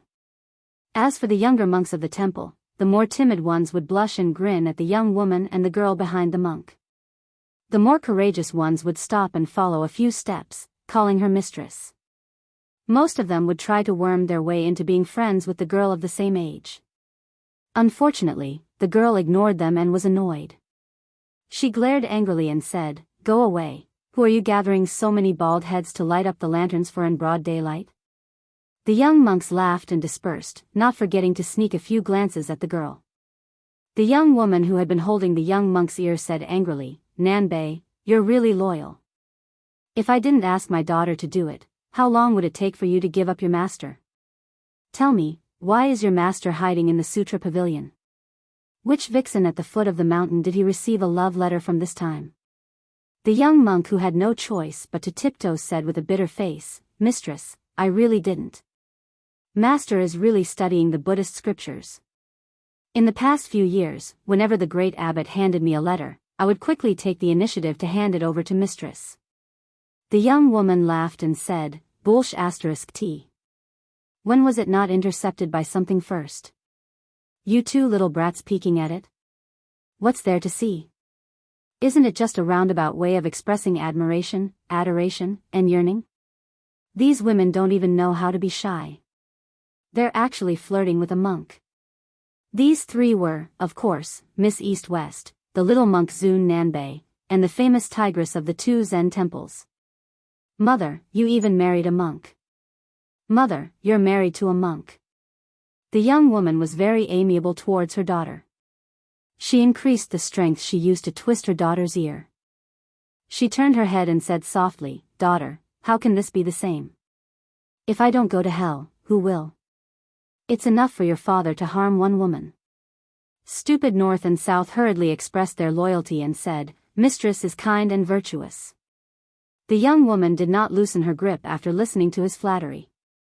Instead, she tightened her grip and snorted, "You're becoming more and more slippery like your master. You've gone down the mountain twice and now you know how to change your mind according to the wind? How could this be? Daughter, be careful in the future." The small monk wanted to cry but had no tears. It was over. He would probably have to eat half a bowl of rice for every meal for the next half a month. Sigh, forget it. I'll just use the copper coins I saved to buy some nice clothes for East-West. When they arrived in front of a sutra building, the young woman finally let go of the small monk. She shouted angrily, not losing to the Buddhist lion's roar, "Li Xiaoxin." The small monk said timidly, "Mistress, master said that monks don't talk about their names, nor do they talk about their longevity." The young woman ignored him and East-West said unhappily, "Shut up." As soon as the young woman finished shouting, a white-robed monk rushed out of the lofty pavilion with a swoosh. He came to the front of the young woman and said with a smile, "Wife, are you tired from walking? Can you give me a massage?" If an outsider was present, they would think that this woman had been rude and unreasonable along the way and would definitely teach the white-robed monk a lesson. However, when she saw her man, she said softly, "I'm not tired.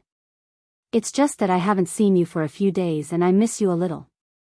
The white-robed monk, whose real name was Li Xiaoxin, smiled intoxicatingly and did not speak. Since she was here, there was no Zen in the world. The East-West girl shook her head and walked away like an old man. The small monk, Nanbei, followed behind her and asked softly, "Going to play chess?" The young woman, who was thinking about which abbot to ask for fruits to satisfy her cravings, frowned and said, "Aren't you going to teach some old monks with the surname Sure?" The small monk looked at the hot weather and the hair on East-West's temples sticking tightly to her cheeks. He felt a little distressed and said, "There's still 2 hours left. Do you want to find a place to cool off?" East-West said absent-mindedly, "Why hasn't Su Fengnian come to our temple to play?" The small monk smiled brightly, revealing his white teeth. He volunteered, "Why don't I tell Master to let me go down the mountain to find Su Fengnian? Can I show him the way?" East-West did not speak. She just turned to look at this stupid Nan Bei. Alas, a few years ago this stupid Nan Bei was half a head shorter than her. How did he suddenly grow so much taller? She walked to a cool corridor under the eaves of a sutra pavilion and sat on the railing. She held her chin and said, "Nan Bei, you're so stupid. If I'm not by your side in the future, what will you do?" Nan Bei had always been scolded as stupid by this family of 3. In fact, he was the one taking care of these 3 lazy guys. However, he was seriously thinking about this problem. His expression was even more serious than when the old monks in the temple asked him about the ambiguity of Buddhist scriptures. He seemed to have finally figured it out and smiled, "It's okay. As long as you're happy. Look at Master and his wife, they're so loving. You'll definitely be like them in the future. Don't worry, East-West, monks don't lie. I'm a man of my words. In the future, I'll definitely give you a box of the best and most expensive rouge. As for the saraira, I can probably afford it." East-West turned around and slapped the small monk's bald head. "Are you really going to burn the saraira after becoming Buddha? Aren't you stupid?" Nan Bei smiled foolishly. He was quite stupid. Chapter 234. Inside the carriage, Su Fengnian and Princess Pei's chess game was a bit messy. Princess Pei's chess skills were originally on par with His Royal Highness's, but today, she had easily won 2 games in a row. She couldn't help but raise her head to look at his expressionless face. She wondered if it was because he was afraid of returning home. Was it because of the big sister, Su Jianghu, who had stirred up a storm of criticism and even shook the capital university? Princess Jing, and could be considered to be born into a wealthy family. She was used to the internal strife between brothers. There were very few families that were truly harmonious. Princess Pei had only heard rumors about the most famous widow in Gangnam-do. Not long ago, she had been slapped in the face by a woman from the neighboring Jiangxin county. This talented woman had created a saying that Su Jianghu was a broken incense burner. The incense burner was porous and was a metaphor for a slut. This saying had never appeared in any books. When the scholars of the 2 counties came back to their senses, they all slapped the table in praise. For a time, the saying of Su Jianghu's incense burner in Gangnam-do became more and more popular. This was especially true for the noble ladies and young ladies of Gangnam-do who had always hated Su Jianghu. They would talk about the incense burner every 3 sentences, which made them feel indescribably comfortable and satisfied. After Su Fengnian conceded, he didn't propose a rematch this time. Instead, he left the carriage and jumped onto a snow-white famous horse from the western regions. This fine horse was once the king of the wild horses on the border of Beiliang. It was undoubtedly the most outstanding heavy horse in the world. His Royal Highness said to the Lieutenant Yuan Meng, who was slowly riding behind him, "Tell General Ning that we will enter the city together." Yuan Meng's expression changed, and he secretly grinned. Under normal circumstances, the Beiliang battalion would maintain a distance of 1 li. Today, since His Royal Highness wanted to take a stance, he was naturally happy. As the leader of the 100 White Horse loyal followers, although he didn't insult the Beiliang army by fighting to the death in the Battle of the Reed Marshes in Qingzhou, His Royal Highness had shown such bravery. The Phoenix Battalion had only suffered heavy casualties and couldn't help much. It was always suspicious that they were of little help to the overall situation. During this period of time, Yuan Meng had been unhappy and wanted to vent his anger. Wasn't the opportunity now? Yuan Meng turned his horse around and quickly galloped away. He saw Ningame, whose arm had healed and was once again holding his halberd, and said in a deep voice, "General Ning, His Royal Highness has ordered that we enter the city together." Ningame, who was wearing heavy black armor, nodded. He pulled down his helmet and looked extraordinarily stern. He pointed his halberd at Yangchun City and suddenly squeezed the horse's belly. He led the Phoenix Battalion light cavalry to speed up and gallop forward. Dust flew everywhere. All the carriages and pedestrians on the official road heard the sound of the heavy cavalry and moved to the side with pale faces. They let the group of light cavalry pass by. Su Fengnian didn't stop at all in Xiongbao County. He galloped his horse and arrived 2 days earlier than expected at Yangchun City, which was known as the heart of the world. This city's earth veins were most suitable for the growth of peonies.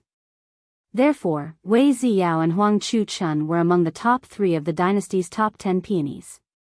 Su Fengnian looked at the city walls that were getting taller and taller as they approached. He didn't say a word. The guards at the city gate and the merchants and commoners who were using the road to enter the city all looked at this white-robed young master. Good heavens, this horse was extraordinary. Was it a heavenly horse? Even the officials of Yangchun City didn't have such a mount, right? The experienced and knowledgeable guards had better eyesight than ordinary people. Just this horse alone was more imposing than those generals. If there was no mistake, this young master should be one of the top aristocratic families in Yangzhou. When they asked for the road pass according to the rules, they had to smile. If this young master was a generous person, it would be even better if he gave them some money as a reward. However, when the guards heard the thundering sound of cavalry and saw a group of unfamiliar riders with unknown banners charging toward them, their expressions immediately became serious. One of them hurriedly went to inform the city gate captain, while the others berated the common people to temporarily stop entering and leaving the city gate. The 6 or 7 city gate guards and other miscellaneous people all dodged to the foot of the city wall on both sides. Only then did they feel compelled by their duties to block the road with their spears, trembling with fear. Among them, a burly man from the Jiangnan Dao had the right to carry a saber. He took 2 steps forward. Under the scorching sun, he swallowed his saliva, moistening his dry throat that had been tossed around by the heavens. Just as he was about to shout, a halberd general among the cavalry, who was dressed very differently from the Yangzhou soldiers, rushed to the city gate. He placed his 80-gene halberd on the captain's shoulder. Without exerting much force, the captain, whose figure could not be considered weak, staggered. This foreign general, who was wearing black armor and riding a black horse, was like a killing god. He coldly said, "Get out of the way." The 2 trembling captains said in a trembling voice, "General, foreign troops entering the city need to show the tiger seal and the official document from the Ministry of War." Originally, there were only less than 10 generals in the Liang dynasty who had made meritorious contributions. Other than the 6 fixed military officer titles of Long Xiang, Piao Qi, and Fu Gua, they were all second class. The rest of the generals who could be called general were even rarer. For example, Su Shao, who had just been stripped of his title as the pillar of the state, and Gu Jiantang, a famous general in the spring and autumn period who had been given the title of pillar of the state. However, outside of Beiliang, as long as one was a military officer above the 7th class, they would be happy to be called general by their subordinates in private. However, in public, it was easy to cause trouble if one openly called a general who did not have an official title. It could be seen that this small soldier from Hutting County was really afraid of this majestic general of unknown origin. Damn, how could he not be afraid? This guy was holding a halberd. The dynasty claimed that there were millions of soldiers who dared to use a halberd. How many people dared to use a halberd? Su Fengnian raised his head and glanced at the 3 words, Yangchun City, written in seal script on the city wall. He pursed his lips and rushed in. Chapter 235. The officer at the gate, who had just drunk half a jug of wine under the shade of a tree in the inner city, hurriedly ran over. Seeing this troublesome situation, his drunkenness completely dissipated. There was no need to think about forcefully stopping them. He only wanted to delay as much time as possible. When the government received the news, there would be no need for him to be stuck in the middle. He was just about to speak when an object flew through the air. It was like a rainbow piercing through the sun. It stabbed into the stone floor in front of him with a loud bang. It was an extremely rare jet black halberd in the army. If he took one more step forward, this halberd would pierce a large hole in his body. He was so scared that he stood there like a wooden chicken. In the time he was stunned, the young master in white robes on a white horse had already passed through the gate. Then, 2 carriages followed closely behind. The general in black armor rode slowly on his horse. When he passed by the officer, he pulled out his halberd. The light cavalry passed through the gate.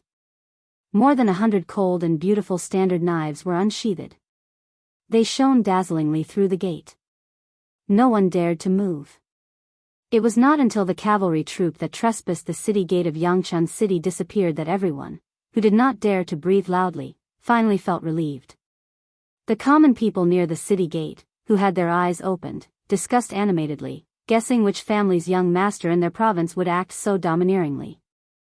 Since ancient times, Yangzhou had produced wealthy families. If it wasn't for the unjust war of the spring and autumn period that suppressed the limelight of Yangzhou's Jianghu group, the Green Party of Qingzhou, who had achieved success in recent years, would be nothing. In Gangnam-do, there was the Xianxia song of the previous dynasty, the Hutting Lu family of the 4th generation of the 3 dukes of the 4th generation, the Boi Yuan family of the 4th generation, and the Gumu Su family of the 4th generation were all first-class families. After the country war led to the tragedy of 9 out of 10 families, these 4 families began to hide their strength and bide their time. However, Yangzhou, which was named after its great state, was far from what Qingzhou could compare to. Last year, there was a governor's son in Qingzhou who wanted to marry a crippled woman from the Yu family as his wife. He was rejected. The Yu family said that the governor's family was a poor family that didn't enter the ranks. If they married, what was the difference between them marrying animals? However, the county governor of Qing province, who had bitterly studied for a smooth career and became a high-ranking official of a region, was only resentful and did not refute this insult. The citizens of Yangchun City counted with their fingers for a long time, but they could not guess who this young master was. They had never heard of such a rude young master among the 4 major families of Gangnam-do. After entering the city, Xu Xiu urged her horse to catch up with His Royal Highness and said carefully, "Your Highness." Senior Li said he was hungry and wanted to eat something at the restaurant in front. Su Fengnian frowned and nodded. "All right. Xu Xiu, ask for the way to the Lu residence later." His Royal Highness and company dismounted and entered the restaurant, while the Phoenix Battalion stopped their horses by the roadside. The waiter of the restaurant was alert, so he quickly ran out of the restaurant to greet this group of distinguished guests. After being brought to the 2nd floor to take a seat, the business here was booming and the place was packed to the brim. He saw that the customers were divided into 2 groups. Those near the windows were craning their necks to look at the elite cavalry in the bustling city, while those further away from the windows were pricking up their ears to listen to the comments of the customers near the windows. Su Fengnian, the elderly god of swords, and the others had just sat down and asked the waiter to prepare some of the restaurant's signature dishes when they heard some whispers. There were 2 granaries in the world. The desolate northern Liang was the horse granary, while the Jiangnan Dao was the granary of the world, where the richest people in the world were the richest. In the last 100 years, the many commanderies of the Jiangnan Dao had produced a large number of scholars. Thus, the air of eloquence and the air of an advisor were extremely strong. In the eyes of the scholars of the Jiangnan Dao, there was nothing that they could not criticize and nothing that they could not comment on. Of the 30,000 students of the Imperial College in the capital, the ones who liked to point out the state the most were mostly from the Jiangnan Dao. Su Fengnian was expressionless as he waited for the dishes to be served.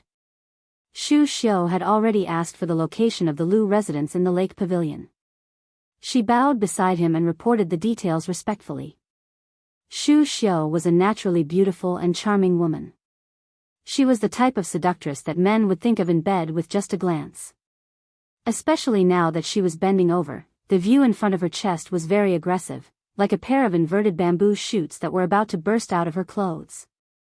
In addition to Xu Xiu, Su Fengnian also had Yu Yue, who was holding a white cat, and Princess Jing, whose face was covered by a veil but had a graceful figure. Such a feast for the eyes was rare in the world, and it made the diners on the 2nd floor drool. They immediately had a strong desire to show off, as if they had taken an aphrodisiac. The voices on the 2nd floor were much louder, as they only wanted to be remembered by these rare beauties. Not to mention getting intimate with them, just a few glances from them would be enough to make them ecstatic. Gangnam-do, which was full of noble families and nobles, had always advocated talkative and mysterious talks. The scholars and doctors all wore loose robes and wide belts, feather fans and silk headscarves, and wore crane robes. The air was very fragrant, and they did not even look at riding horses. They had to drive ox carts to show their status. Even the page boys had to pick those pale youths with red lips and white teeth. There were only a few young maidservants who were familiar with playing the zither and brewing tea, and they were too embarrassed to go out and greet their friends. The second floor was full of loud conversations, and it was very lively. I heard that in a few days, Bailiang's empty-bellied heir will come to our Hutting County to visit his eldest sister. This pair of siblings, one is ignorant and incompetent, the other is shameless. They really are a good match. If this widow's conduct wasn't improper, how could she have been scolded by Sir Qianxia's wife to be a two-legged incense burner? This saying is really too wonderful for words. That slap in the face was really good. I heard from some people at Baogua Temple that after this unrestrained widow was slapped, she still laughed. She really is a woman from Bailiang. You should lower your voice a bit. I heard that the empress who wrote the precepts for women wanted to support her niece, but after the one from Bailiang went to the capital, this empress ceased all activity. There's even news that she went to Changchun Palace. Humph, this world really makes me, a scholar, bitterly disappointed. No matter how much that boorish fellow covers the sky with one hand, how can he extend his hand to Gangnam-do? Wouldn't Grand Secretary Zhang chop off his claws? That's true. Grand Secretary Sir is indeed amazing, a role model for all scholars under the heavens. Sir Qianxia is a bit muddle-headed, but he doesn't neglect the greater good. Read that poem about breaking off ties. We should make a toast. These words aren't wrong, we should indeed make a toast. Come, let's drink. One of the people on the second floor suddenly stood up, arriving at the table where the discussion was the most heated. He drew his blade and hacked the table in half, calmly saying, "You want to drink, right? Today, I'll let you drink piss until you're full." Chapter 236. The middle-aged swordsman in green was about to make a move when his expression changed drastically. Without caring about etiquette, he grabbed his master's arm and hurriedly flew backward. They crashed through the wooden wall on the second floor and landed on the street. The young master asked gloomily, "Wang Meng, why are you doing this?" The swordsman replied as if he was facing a great enemy. Someone downstairs used chopsticks as swords and threw them. His sword intent has reached the first-grade realm. After the swordsman led him a few times into the alleyway, the young master elegantly folded his fan and patted the dust off his body. He smiled and said, "Little sunny spring city, there's such an expert. No wonder that guy with 2 sabers dared to be so impudent. Wang Meng, what grade is the expert downstairs at?" The swordsman's expression turned ugly as he said, "Perhaps higher than the Vajra realm. He already has some hints of the finger Xian realm." Only then did the young master's expression turn serious. He snorted coldly and walked into the alleyway. After hesitating for a moment, he threw away the precious folding fan carved from ivory that was worth at least 1,000 taels of silver and said, "You dirted my fan. This debt must be properly settled. So what if you have a first-grade expert to rely on? I don't believe you can walk out of Yangzhou alive." Lu residence. Lu Xianlang, the clan brother of the current head of the Lu family, Lu Daolin, was sitting in the study with a gloomy expression. One of the female servants was standing and massaging his shoulders while the other was kneeling and massaging his legs. The weight of the massages was just right. The 2 beautiful female servants were actually a pair of twin lotuses on a stalk. Individually, the 2 sisters were already bright and moving. When they were together, they were even more alluring. Lu Xianlang was a famous talker in Yangzhou. The Lu family had a total of 6 people in their generation. Compared to the other large families of the same rank in Yangzhou, they were not very luxuriant. However, the Lu family could be said to have produced many talents. When the previous emperor toured Jiangnan, he had personally praised them. It was clear that the Lu family was a shining jewel. With one word from the emperor, the Lu family was established as the leader of Yangzhou. The head of the family, Lu Daolin, was now the right chancellor of the capital's imperial college. Lu Xianlang oversaw Yangzhou, where the family's foundation was. Back then, he had a battle of words with the scholars at the White Horse Temple and convinced them. Then, he had a private visit to Jiangnan province with the old Grand Secretary on whether the 6 classics were history. The debate continued until the middle of the night. The debater who had confronted Lu Xianlang had not yet made a name for himself. Looking at it now, it was simply terrifying. Other than Huan Shu, who was now the left chancellor of the Imperial College, there was also the current Grand Secretary Zhang Julu. Lu Xuanlang's loftiness in the past could be seen. Now that he was old, although he could no longer do the open-minded behavior of spreading nudity and drinking wine in seclusion, he was still a half-saint scholar praised by everyone in Gangnam-do. However, what Lu Xianlang hated the most in his life was that he had married that widow. Not only had he caused the death of the son the family had placed high hopes on, he had also brought countless humiliation to the Lu family. In recent times, he had written letters to his brother, who had disregarded all opposition and strived to bring that wanton widow into the family, full of resentment and complaints. However, his brother was stubborn and refused to drive that woman out of the Lu family. Of the 4 major families in Yangzhou, the ranking was now Jiang Xinxuan, Bo Li Yuan, Hu Ting Lu, and Gu Mu Su. Originally, with the Lu family's wealth and power, they were firmly ranked second. However, it was because of this wanton woman, who he had never treated as his daughter-in-law, that the Bo Li Yuan family's reputation overtook. Now, the crown prince of Bailiang was coming to Yangzhou. Lu Xuanlang's resentment was mixed with the bitterness that was difficult to tell to others. How could the wife of the young man from Jiangxi County, Lu Lighting, have the ability to disturb the imperial concubine who wrote the admonition for women in the palace? There was an arrangement that he did not know. His original intention was to endure the pain and remove the black sheep from the family. He could no longer allow her to stir up trouble and ruin the reputation that the Lu family had painstakingly accumulated for dozens of generations. However, he did not expect that before the imperial concubine in the palace could do anything, he received shocking news that the imperial concubine had been banished to the Changchun Palace by His Majesty and was completely banished into the Cold Palace. Lu Xianlang, who was holding a saint's classic in his hand, slammed the book on the table. The 2 maidservants were so frightened that their hands trembled and they could not help but increase their strength.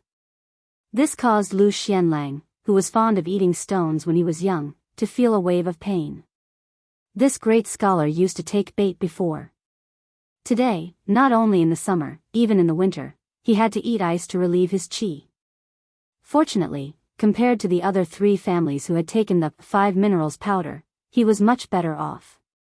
However, to the scholars of Gangnam-do, this was nothing. Lu Xianlang was in pain from taking the 5 minerals powder. He could grit his teeth and endure the pain. However, the lowly maidservants did not serve him well. They were immediately slapped in the face. A palm print appeared on their smooth cheeks. Only then did Lu Xuanlang's mood improve slightly. He signaled a maidservant to retrieve the book. Holding it in his hand, he coldly said, "Incense burner, what a fitting name." A cold snort came from the door. "If you knew this would happen, why did you do it in the first place?" The 2 maidservants' faces were as white as snow, contrasting with the red palm print. Lu Xianlang waved his hand impatiently. They quickly bowed their heads and left. They did not even dare to call out their honorifics. They just kept their mouths shut and left. This was because that person did not like them to talk. If they spoke, it would dirty her ears. At the door stood an old woman who was no longer in her prime. Her expression was cold and gloomy. She had a face that did not have any good fortune to speak of. She looked gloomy. The old woman said in a strange tone, "When I came here, I met that B*tch. She even paid her respects to me. Lu Xianlang, only you can pick such a virtuous daughter-in-law. What a blessing." Lu Xianlang coldly said, "The eldest brother is the father. What can I do?" The old woman sneered. Her voice was like that of a ghost. What an understatement. My son was killed because of your lack of understanding of the big picture. Lu Xianlang angrily said, Quan is still my son. The old woman sneered, Lu Xianlang, you have a few sons. I only have Quan Lu Xianlang dejectedly said, I want to read. The old woman stared at the man who should have helped and respected each other. Her face was distorted. She turned around and said, Lu Xianlang, don't forget who my father is. Back then, you did not stop that widow from entering our house. This time, if you dare to let that little bastard surnamed Su into our house, I will not let you off. Lu Xianlang waited for her to leave. He tore a Saint's Classic in half and leaned against the chair, panting. The housekeeper hurried over and knocked on the door in a panic. He did not care about the usual etiquette. His lips were pale as he bent down and whispered a shocking news that shocked the whole city. After hearing it, Lu Xuanlang's expression was uncertain. His 10 fingers tightly grasped the chair. This famous scholar of Jiangnan, who had been praised by his late father for being calm in every major event, showed a hint of fear and muttered, What should I do? Chapter 237. For no reason, the Lu Manor closed the manor door in broad daylight. The servant girl nicknamed Xiao Er hurried back to the courtyard to tell the young lady this sensitive news. The most famous vixen widow in Gangnam-do was lying on the bed reading a novel about scholars and beauties. However, compared to the first snow, it was unbearable to look at. After hearing Xiao Er's report, she was absent-minded. She thought it would take at least 2 or 3 days for her brother to arrive in Yangchun City. She did not care about the Lu Manor's little tricks. She was not stupid. The family that Lu Lighting of Jiangxin County belonged to was only a second-rate aristocratic family in Yangzhou. How could they enter the eyes of the imperial palace? The marriage alliance between the Hu Pavilion Lu and the other 3 aristocratic families was complicated. It could not be said that they were bound together for good or ill, but it was true that they were bound together for good or ill. Without Lu Xuanlang's tacit approval, how could the imperial concubine from the palace be involved? Perhaps the mastermind behind the scenes was Lu Xianlang, the father-in-law in name. However, she was too lazy to care. No matter how Lu Qingquan died, she would have to take the blame for her husband's death. No matter how harsh and cold her parents-in-law were, she still performed all the etiquette that a daughter-in-law should have. As for often going to famous temples to listen to the debates of famous scholars and being silently criticized, she did not care about it. She liked to see those self-proclaimed distinguished scholars become as excited as if they had been injected with chicken blood when they saw her enter a banquet. Thus, when she was slapped in the face by the wife surnamed Lu at Baogua Temple, she only laughed. God knows who pitted who. After marrying far away to Jiangnan, she could be said to have seen through these scholars. Most of them had their eyes above their heads and relied on the shadow of their ancestors to not make progress. They rested on their past achievements. The officials from Gangnam-do, for example, were completely different from the remonstrants in the north. They liked to pick on trivial matters to make life difficult for the emperor. They were not afraid of being flogged by the court and were not afraid of being publicly humiliated. From time to time, they would make a scene of remonstrating to death. It felt like they were afraid that the emperor would not be angry or annoyed. They scrupulously adhered to orthodoxy and were loyal to the law to the point of being paranoid. It was no wonder that many scholars said that officials from Gangnam-do were the most like officials. However, the Jiangnan Dao had indeed produced a small group of rather formidable characters. They were well versed in politics, and their methods were well practiced. They were able to govern the world and help the people. However, these civil and military officials who held authority in their hands had all left the Jiangnan Dao, like carps leaping over the Dragon Gate, and were never willing to return. They were not keen on talking about the profound, but no one could deny that it was these important officials who had truly propped up the Jiangnan Dao to flourish. If it was up to her, Lu Daolin, the head of the Lu family, who controlled half of the Imperial College, was one of them. The Minister of Personnel, Yu Lian, and the General of Dragon, Su Gong, were also one of them. As for Lu Xianlang and a large group of so-called famous scholars who were renowned in both the north and south of the Yangtze River, They lacked a lot of perspective. These old fellows only focused on the rise and fall of their clan's status. If they rose, they would be wild with joy. If they fell, it would be as if they had lost their parents. In their eyes, the martial artists who had made great contributions to the dynasty during the Spring and Autumn War were just crude and barbaric generals. When they said that they were a family of generals, they were far more derogatory than praising. In Gangnam-do, they were especially disliked. If she was just an ordinary daughter of a family of generals, her spine would have been broken by the moral gentleman. Fortunately, who was she? She was the eldest daughter of the butcher, Su Xiao. The servant girl who loved her the most asked softly with a face full of anticipation, "Miss, when will His Royal Highness arrive at our Yangchun city?" The widow, Su Jihu, used a finger to scratch the little girl's beautiful face and teased, "Pinch your fingers and count. How many times have you asked in the past 2 days? Have you asked 10 times? The little girl blushed and said, "This servant is hoping that His Highness will help Miss vent her anger. Lu Lighting and that shrew are really too hateful." Su Jihu threw the book away and stretched.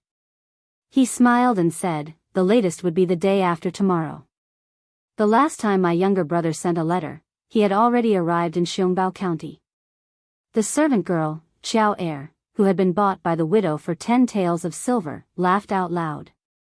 Her limpid eyes curved into a pair of crescent moons.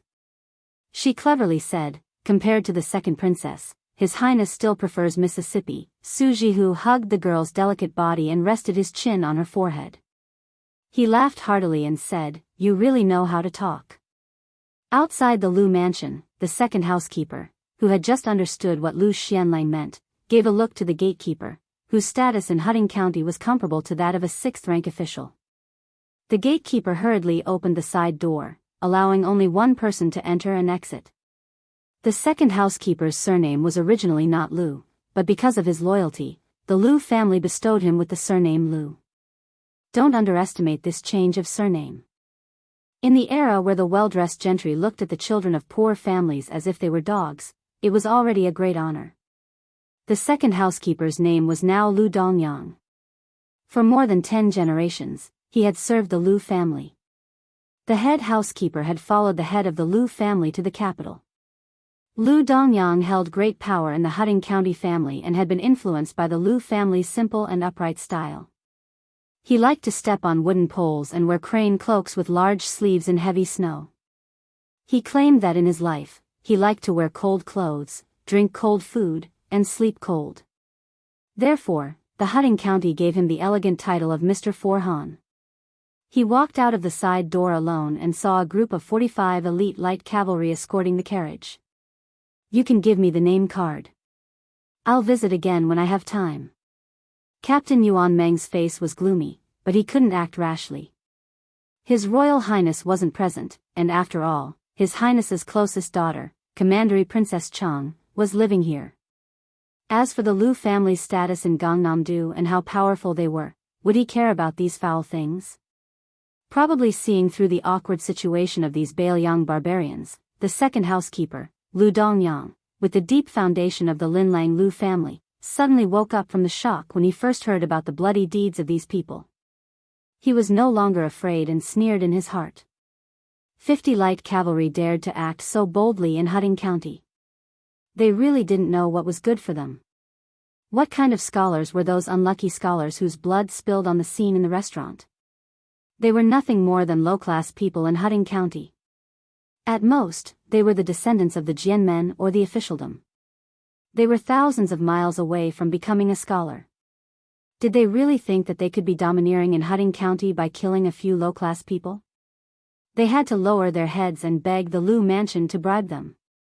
How could this group of barbarians be qualified to enter the Lu mansion? In the carriage, Princess Jing and Enpei Nanwei had been lifting the curtain and watching from the side. They were sitting on top of the mountain and watching the tigers fight with relish. Chapter 238. After Su Xiao, Gu Jiantang, and a few other vassals toppled the 10 great clans of the spring and autumn period, the Liang dynasty vaguely formed 3 major clans. Gangnam-do was one of them. After the Liang dynasty destroyed the 8 kingdoms, it ordered a portion of the clans of the 8 kingdoms to move to the capital and form another group through marriage. There were also some clans who took the initiative to move north in the past 20 years. During the reign of Hongjia, it was the most frequent. There were no less than 300,000 people. Thus, it was called the Gangnam-do northward migration. Most of them chose Gangnam-do, which was rich and far from the capital. This undoubtedly strengthened the strength of the 4 clans of Yangzhou. Under the influence of the current master, Lu Daolin, the number of talents the Lu clan absorbed was second only to the Yu clan. Naturally, the Lu clan had its own pride and confidence. If the guy who dared to stab a general of Qingzhou to death in front of Zhao Heng was here, there would be nothing to see in this undercurrent. Without a doubt, he would lead these brave and fearless white horse soldiers to crush them. But since he went to Jiangxin County, it would be interesting. If the Hutting County government had a powerful general who did not fear the Bailiang army, it would be even more lively and interesting. Thinking of this, Princess Pei finally revealed a long-lost smile. Jiang and I, who was sitting in the same carriage, was dazed. This sister was really beautiful. The old god of swords, Li Chungang, lazily leaned against the carriage door and dozed off. He had made up his mind not to get involved in such family matters. At some point, Yu Wei stepped out of the carriage. Holding the white cat, Wu Meinyang, she stood at the bottom of the steps. She looked at the second housekeeper who had pretended to be someone else and said calmly, "Open the middle gate." Lu Dongyang sneered and pointed at the sign. Yu Wei turned her head to Yuan Meng sitting on a warhorse and said calmly, "Field Officer Yuan, the Lu clan of Hutting County treated us with respect. Of course, we have to return the favor." Yuan Meng was puzzled. First of all, he was not clear about the relationship between His Highness and this beautiful courtesan. Since she was qualified to accompany His Highness out of Bailiang, she could not be too bad. Only an idiot would treat her as a famous courtesan. Secondly, the way she returned the gift was very particular. Therefore, he looked at the courtesan who had always given people a feeling of weakness and waited for her to continue. If she only told the Phoenix Battalion to turn around and leave, he would definitely look down on her. Unexpectedly, Yu Wei sneered and said, "Stab this blind servant to death."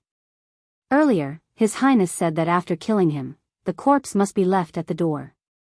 Now, it seems that there is no need to waste energy. We are only here to see Princess Chang. When the time comes, if Princess Chang says that it is not suitable without the main door, the Lu Manor can just install it. If Princess Chang doesn't agree, then kill whoever dares to make a move. Yuan Meng laughed heartily and cupped his fists as a sign of respect. Then, he turned his head and said in a deep voice, "Draw your blade and return the gesture." Yu Wei hugged the charmingly naive white cat and turned to walk back to the carriage. The red-faced second steward was left behind, so angry that he couldn't speak. When he saw the Bailiang cavalry draw their blades, the fear that had just disappeared once again enveloped his body. Especially when he saw the fierce lieutenant jump up the steps, he was so scared that he immediately turned around and tried to run through the side door to ask for help. However, a person could not outrun a horse, let alone a Bailiang warhorse. When second steward Lu Dongyang stepped through the door, Yuan Meng's blade hacked down. He fell into a pool of blood and crawled forward with difficulty. This scene caused some of the servants in the manor to cry out in shock. Yuan Meng dismounted his horse and gave this Sir Sihan a heavy stab. Then, he grabbed a leg and threw him out of the side door. His Royal Highness had told him before leaving that the corpse should be left at the door. Yuan Meng did not pay any attention to the Lu Manor servants who had scattered like birds and beasts. He stood at the door and gave the order, "Tear down the middle door." Princess Pei was stunned. She looked at Yu Wei, whose words and actions had always been as gentle as water, and was somewhat stunned. Jiangxin County, Lu Manor. The Lu Manor was considered a family with good roots in Yangzhou. However, the nobles were also divided into different ranks. Compared to the 4 great clans, the difference was like heaven and earth. Lu Lighting, nicknamed Mr. Qingzhai, was currently comforting his wife. He was famous in Gangnam-do for his culinary skills. During this period of time, he did not care about the old adage that a gentleman should stay away from the kitchen. Almost every day, he personally cooked for his wife and racked his brains to please her. Lu Lighting was tall and slender. In Gangnam-do, he was like a crane in a flock of chickens. He had an elegant appearance and was born into a noble family. This kind of man was naturally not lacking in romance. A few years ago, when he first met the widow at the White Horse Temple, he was attracted to her. So what if she was a widow? She was the eldest daughter of that butcher and looked so foxy and delicious. It seemed like water could be pinched out with a light pinch. However, although she had a bad reputation and it seemed like anyone would climb into her bed for a night of pleasure, Lu Lighting, who was a womanizer, knew that this beautiful woman had a very cold temperament. This aroused Mr. Ching Zhai's infinite desire to win. He tried his best to please her and could not wait to serve her like an empress. A few days ago, she finally relented. When they were admiring the peonies at Baogua Temple, she said that if he dared to divorce his wife, she would consider it. When Lu Lighting thought about it, he broke out in a cold sweat. How could he have been bewitched? He could not see through her cold temperament. This widow was clearly waiting to watch a show. Therefore, after he stirred up a big mess, his wife somehow got involved with a favored concubine in the palace. He could no longer care about his scholarly demeanor and face. He immediately wrote a poem to break off relations and threw it outside the Lu Manor. Fortunately, the widow's reputation had long been ruined. Who would stand on her side?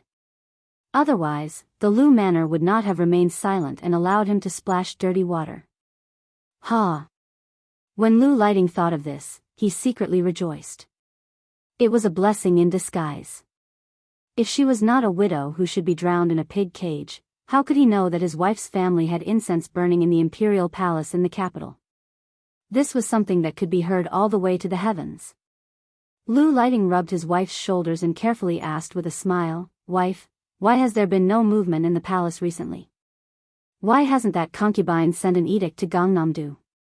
Wife Lu put on an indifferent attitude, but in reality, she could only pretend to be mysterious. Not to mention her, at first, even her family didn't know how to make the empress, who wrote the admonition for women, angry. Her father read by the light of a lamp and flipped through the family tree before he vaguely found a very faint relationship. As for why the thunder was loud but the rain was small, suddenly there was no sound. With her family background, how could she know the truth? As for her husband by her side, how could she not know the fishy smell that could not be brought to light? However, since she was married, she could only vent all her anger on that wanton widow. In her opinion, that slap was not wrong at all. This kind of immoral widow who always wanted to seduce men from other families should be paraded through the streets. It was fine for a man to have 3 wives and 4 concubines, but could it be that you, a widow, wanted to have 3,000 male companions? She was afraid that her husband would continue to pester her about the concubine in the palace, so she could only coldly say, "It's late. Go to sleep." Lu Lighting glanced at his wife's appearance and silently lamented in his heart. She really could not be compared to the heavenly beauty widow Su. Under the moonlight, outside the Lu Manor, 50 brave light cavalry ignored the night curfew and forcefully entered the city, heading straight for the manor. The young master in the lead, wearing a white robe and riding a white horse, did not stop his horse. He urged his horse forward and pulled on the reins. The horse's hooves smashed down on the Lu Manor's central gate and stomped on it. After the horse stepped on the central gate, he urged his horse forward into the Lu Manor. Chapter 239. The middle gate of a slightly larger mansion would not be opened often, especially for the Lu family, which had deep roots in the present age. Not every guest would open the middle gate. Not to mention the county chief of Hutting County, even the governor of Jianghu and other officials of the border might not have the qualification and honor to do so. The door could be said to be the face of a family. The Lu family was full of hidden dragons and crouching tigers. There were hundreds of officials, advisors, and servants. Although they had just sent the housekeeper, Lu Dongyang, to send away the group of people on the street, many people were secretly observing every move here. However, when the Bailiang's light cavalry opened the door, the Lu family did not send out any men of sacrifice. Only a middle-aged Confucian scholar with a pure yang scarf on his head and cloth shoes on his feet walked out. He was dressed simply and shabbily. Behind him was a young servant with a delicate temperament. He held an ancient sword in a black sandalwood scabbard wrapped in the skin of a southern sea shark. Unlike other famous swords, this sword did not have the slightest chill when it was sheathed. The middle-aged man looked at the housekeeper who had died in the courtyard and sighed softly. The door had been opened in an uproar. Lieutenant Yuan Meng and the Confucian scholar in the courtyard looked at each other. The middle-aged man from the Liu family bowed slightly and said indifferently, "Today, the Liu family did not treat guests well. As the housekeeper, Liu Dongyang should be punished, but not to the point of death. A return of gifts needs to be returned." Yuan Meng knew what was good and was on guard. He held the Bailiang knife in his hand tightly. The murderous aura that was nurtured by battle formations was naturally different from the aura of Jianghu people. After the Confucian scholar who was not holding a book but a sword by his side bowed, he faced the drowsy old man in a sheepskin coat in the carriage in the distance. This time, he bowed deeply and said, "I am Liu Baijie from Hutting County. I received the ancient sword Ba Xiu when I was 11 and have been practicing swordsmanship for 36 years. I would like to learn from Senior Li." When the old god of swords heard the two words, Ba Xiu, he slowly opened his eyes and glanced at it. He nodded and said, "It is indeed Yang Yuzhang's sword." This old man was limited by his aptitude and his swordsmanship was mediocre, but his vision was not bad. When this old man fought with others, he would have a headache every time he saw this guy. However, Yang Yuzhang once said that he would not accept any disciples in this lifetime. "How did you obtain the last sword from the Tangxi sword furnace?" Liu Baijie, who introduced herself in front of Li Chungang and performed the etiquette of a junior, smiled and said, "It's probably because I was nicknamed Tangxi when I was young. I met my master by chance and was given the Ba Xiu sword and half of the sword manual. For 36 years, he had not dared to slack off for even a single day. His master held the old senior in high esteem.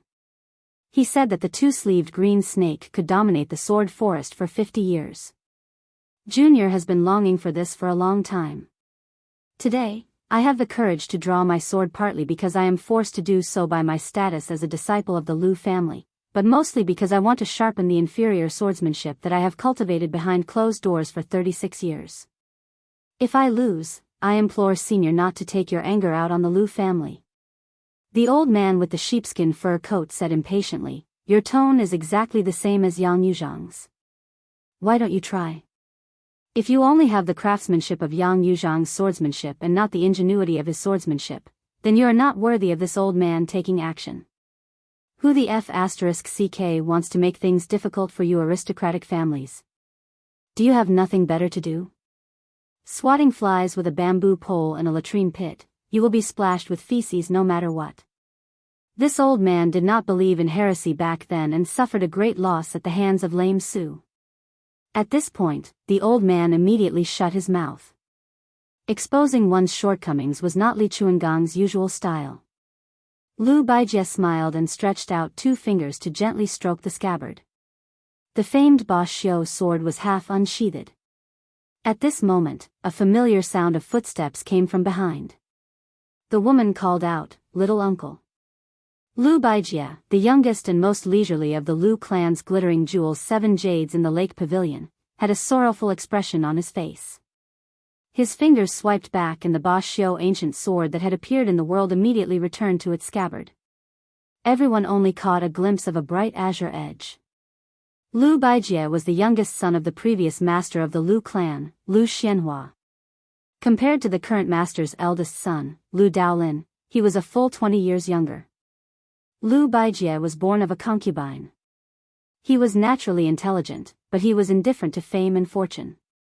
He was not passionate about the 3 immortals of Confucianism and was obsessed with the way of the sword.